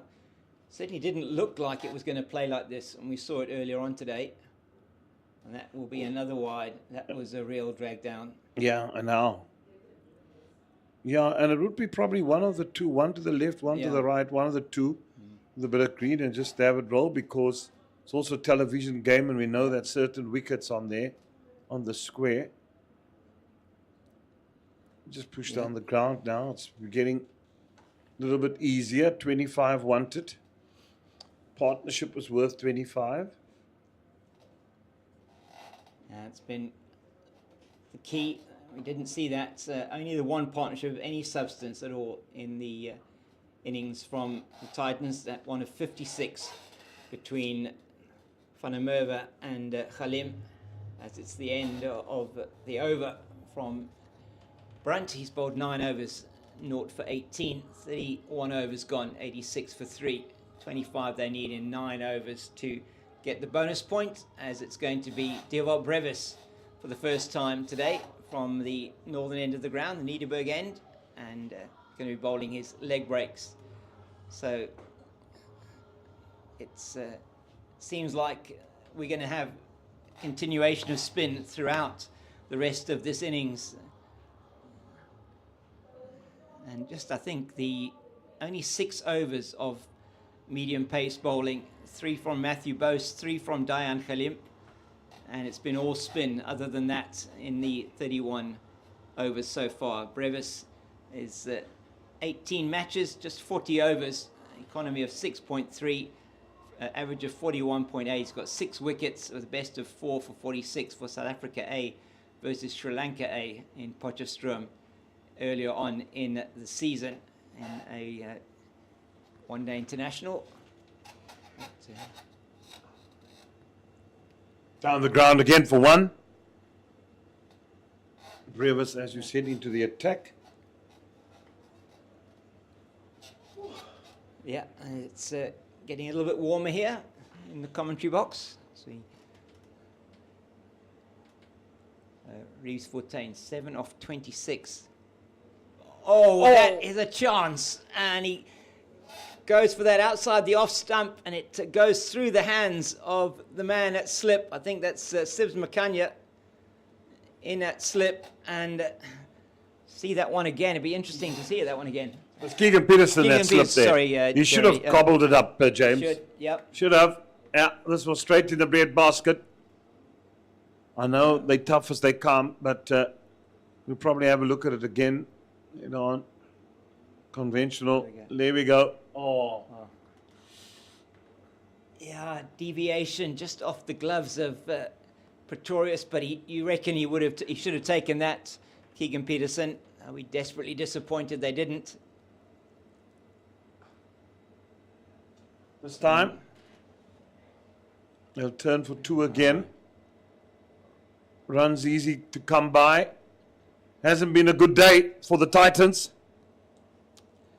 No, certainly not. Now, just the 20 to win for Goldrush Boland on what has been a tricky wicket. Whoa, that one has significant amount of turn. So much turn, in fact, that it's been signalled wide. That one looked like it bounced just outside the off stump. And a significant turn.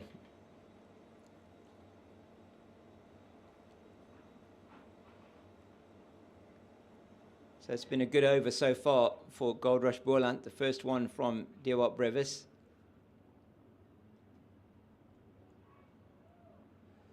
Once again, a lot of turn. And bounce this time. Yeah. Breeze coming across the ground. Now is certainly strengthening. It's bowling into the breeze is Brevis. Oh. Beautifully bowled. Yeah, just another string in the young man's bow as he finishes his first over. No reward for him though, just the 6 off that. And ever closer, 92 for 3 is the score, 19 needed. And they'll want to get those within the next 8 overs. And you feel that there's a possibility as we see Ndwandwe, as you said, Jeremy, expect him to come in. He's going to be bowling from the southern end, the stables end of the ground to Gavin Kaplan. Kaplan on 38 off 69.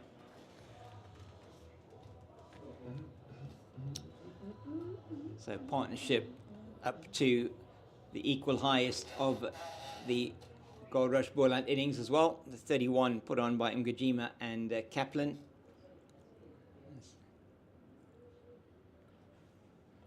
And this will be, Jeremy, a very good innings. It's a good innings for Gavin Kaplan. Yeah, good for his career as well. Yeah, hopefully for him, he can take the team home. And Sepo Ndwandwa's got something to say about that, though. Just didn't quite carry through to Makanya.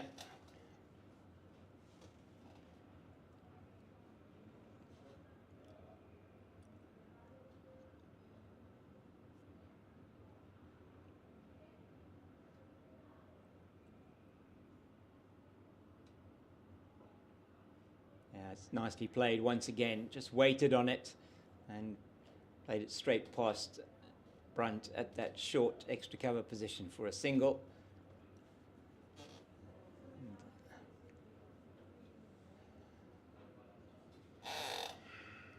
And eyeing his highest score in List A cricket would be Gavin Kaplan, 44.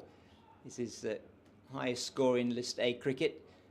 Didn't have as many opportunities down there in the Western Province. Made the move up the road and certainly is making that number 3 slot his own. Oh, he's tried the sweep. There's only one solitary man on the fence.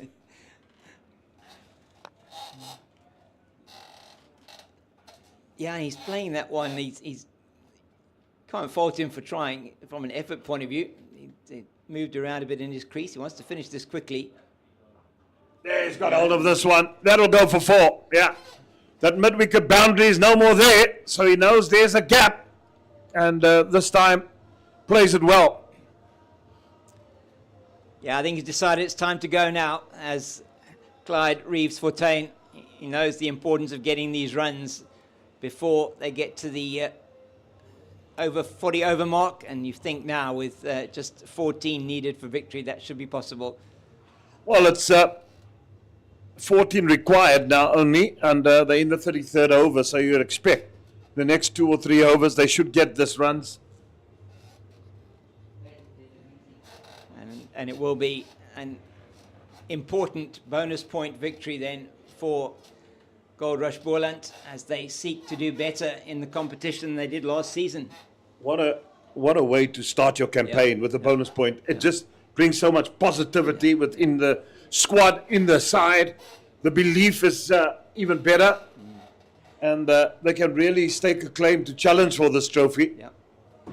And they certainly do feel, the word around Boland is that they have got the team this season that they believe is going to be able to challenge in not just this competition, but also in the 4-day.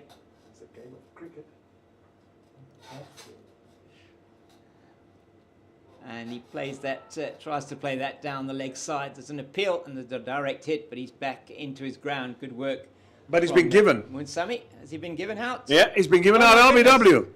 Oh, my word, I missed that. And so a decision there that Andre Olivier certainly considered for quite a long time before giving the decision, but it is a wicket for Sepo Ndwandwa, and Clyde Fontaine, who's trying to be adventurous, is given out LBW. And he's got 15 of 34 balls with just the one boundary, the one that he hit in this over. And he has to make his way back to the pavilion. Let's have a look at this again then, Jeremy.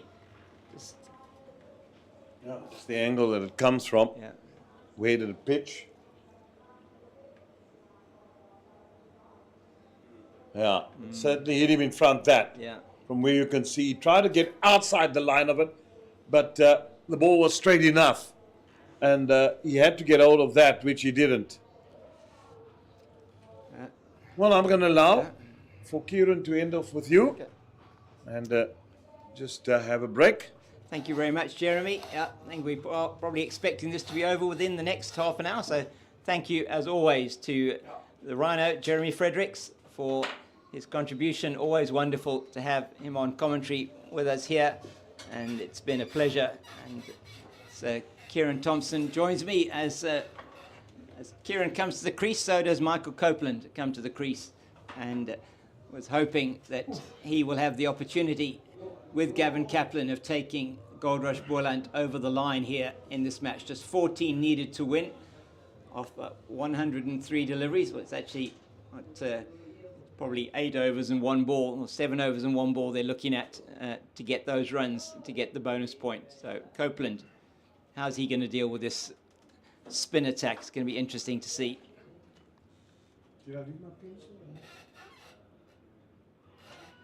It's down the leg side, and they're going to come back for 2 as Moonsami does the fielding in front of us, and it's given as leg buys.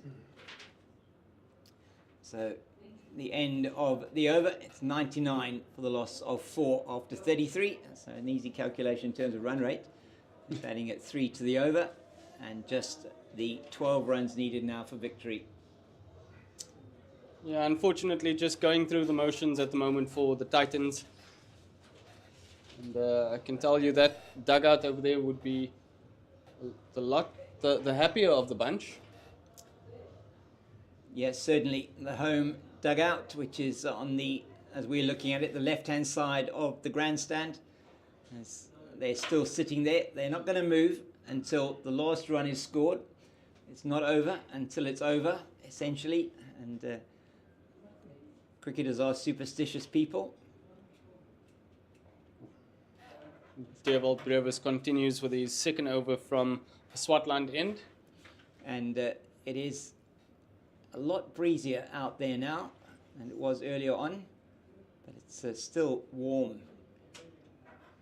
I'm sure some of the players will welcome the breeze. Yes, they definitely will. That is down the leg side. Kaplan just managed to tickle around the corner. It doesn't get a run.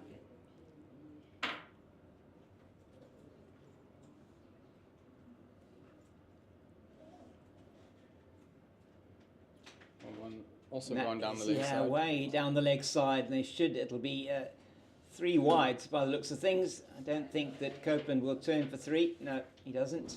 So Kaplan, it's signalled by Tom Mokorossi. That's 3 wides. Going to take the total to 102. So that is 102 for the loss of 4. The 100 coming off of 206 deliveries in the 33rd over after 33 overs and 2 balls.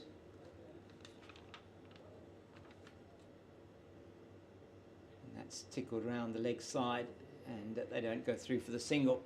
So just 9 runs needed now for Goldrush Boland to record a victory in their first game and potentially a bonus point to boot. Oh, goes for the big shot. Again, down the leg side, and it's, I think he missed it. I think it's going to be 3 this time. Copeland taking the first run a lot quicker, and it is, looks like leg buys. And it is signal leg buys by umpire Tom Mokorossi, but they all count, and that will take them to 105. So just the 6 runs needed as Copeland takes strike to Brevis for the first time. So it all seems to be happening rather quickly now. Yeah, I think the worries about missing out on a bonus point win have all but faded. Michael Copeland's a pretty handy middle order batsman. Yeah. Can hit it a long way. So I'm sure Dewald Brevis won't want to overpitch, because that could be the end of the game. He's certainly made some contributions for Goldrush Boland in the time that he has been there. Made his debut in the 2021-22 season.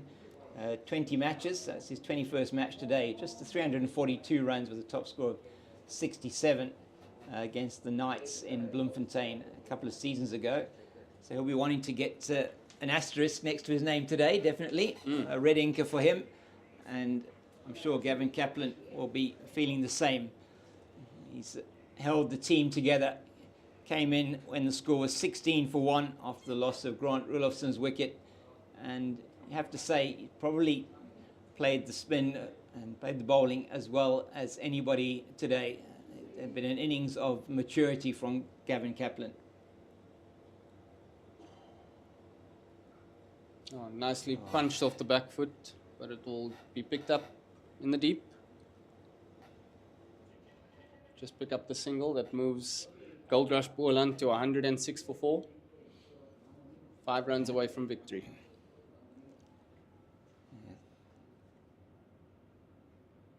Oh, Dwandwa to Copeland. Oh, he's gone. He's bowled him. I think he's bowled him. My goodness, just played down the wrong line.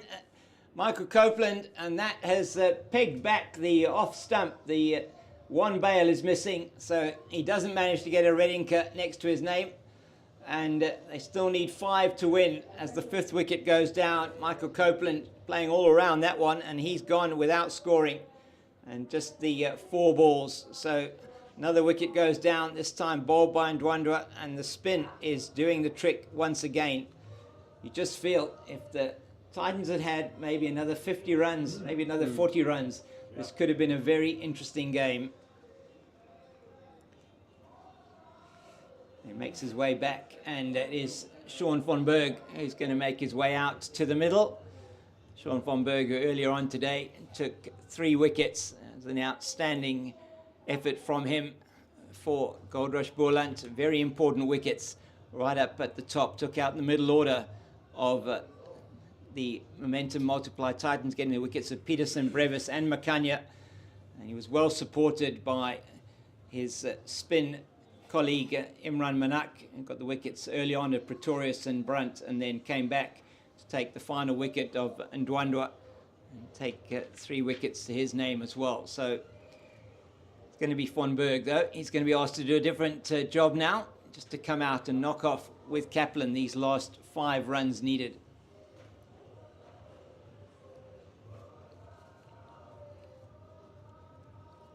Yeah, he certainly can hit the ball a long way, Sean von Berg, but that won't be necessary today. It's all about overseeing the formalities. Yeah, and just make sure that they get over the line. Yeah, it's should just be a formality, but we know in cricket sometimes formalities are not that necessarily that easy. Oh, goes for the sweep shot. And stumping attempted by Leandro Pretorius, but he's right back in his crease. It was more like almost like a paddle that he was trying to play there. So Ndwandwe has done well now in his second spell, coming back from the southern end, the stables end of the ground. That's just tickled into the offside.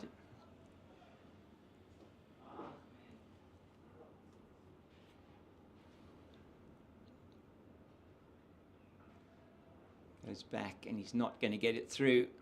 Brevis does the fielding. So Kieran, what looks like is going to be a very important and good win here for Goldrush Boland. Let's get to the end of the Ndwandwe over. 7 overs, 3 for 21 for him. It's been very good performance from the left armour, and they should be taking a huge amount of heart from this victory after last season's campaign, where they finished 7th with just the 2 wins. They'll be looking, and they have started the campaign off very well. Another home game coming up on Wednesday evening. They'll be looking to make it then 2 out of 2, understanding that, thinking that today it looks like they are going to get over the line. Yeah, they should be getting over the line from this stage. 5 runs to win, 5 wickets in the bag. I doubt the Titans have 5 good balls up their sleeve. But certainly a great start for Boland. And Kaplan doing what Kaplan has done for most of this innings, just playing with a straight bat down the ground. And so it's now going to be leg spinner to leg spinner.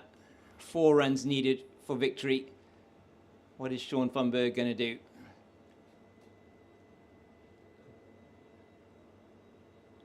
Short, and he pulls that one around, and they're just going to amble through for the single as Bose does the fielding in the leg side, and it's 3 to win now. Kaplan on strike. He doesn't want to give it away now. Just as easy as you like. Just it's playing it into the leg side. Bose will field once again. Happy to just take the single. Yeah, no risk cricket. Very important for them to get over the line without any further disruption and any further wickets falling. 109 for 5. Ooh, Short, that and one's good that's low. hit him, I think, outside the line of leg stump. Umpire Tom Mokorosi not interested. It was a half-hearted appeal anyway from the Momentum Multiply Titans. So they'll take this into the game on Wednesday against the Dolphins, and feeling very confident they've got the team to be able to push home, particularly home advantage here, with 4 games at home this year compared to the 3 last year. You and Jeremy spoke earlier about the importance of winning your home games. Oh, flat batted there. Yeah, a full toss from Brevis. He's just planked it down to deep mid-wicket for a single, and the scores are tied. And just the one to win. It'll be Von Berg on strike, and he'll no doubt be looking to get that run off this over. And not sure who's if Ndwandwe is going to be bowling. Just waiting to see who's going to be bowling. And they might actually be giving the ball to the young man, and they are indeed. So he's going to get his first delivery in representative cricket is young Lesego Kokohlabana, and he'll be bowling from the southern end of the ground, the stables end, coming in to Sean von Berg as the breeze stiffens across the ground. Yeah, not the most ideal situation for young Lesego Kokohlabana, but I'm sure it's a day you won't forget. No, I'm sure he won't. Making his debut, I know it's a result that he probably would want to forget, but your first time ever playing in representative cricket will be something to remember. No doubt it will not be the last time that he'll be playing for the Titans, as he's towards us now. And that is a wide, and it's down the leg side. It's going to go for 5 wides, and that is the game. It has gone down for 5 wides. The crowd that is in here all cheering as Goldrush Boland get over the line. They have won this game by 5 wickets, and they've done it in 36 overs. That means that they've got 4 points for the win, plus the bonus point win, and it is an excellent start for the men in gold, and they'll be really happy to walk away from this, what was a tricky encounter with the win, having elected to bowl first in the encounter, bowling the Titans out for 110 and then getting that to that total with just the 5 wickets down, thanks mainly to really good innings from Gavin Kaplan of 42 off 78. He kept the team together. Kieran, just last thoughts from you on what has been a really comprehensive win for Goldrush Boland. Yeah, seriously impressive stuff from the home side here in Paarl. And like you mentioned, Gavin Kaplan holding the run chase together.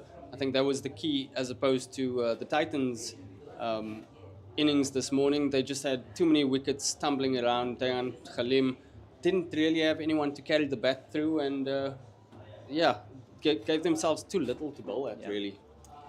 Yeah, most certainly a total that was very difficult to defend in a 50-over game. And even though the wicket was still taking a lot of turn, and the spinners from the Titans did manage to take the 5 wickets, it was the men from Goldrush Boland that got over the line. Gavin Kaplan with that 42 not out of 78 deliveries. And it was certainly, ever since the Momentum Multiply Titans collapsed to 35 for 7 after just 18 overs, despite that 56-run partnership between Van der Merwe and Khalim, it was just never going to be enough runs from the men in blue. And it ends with the Goldrush Boland taking this victory by 5 wickets from myself, James King, from Kieran Thompson, and from Jeremy Fredericks.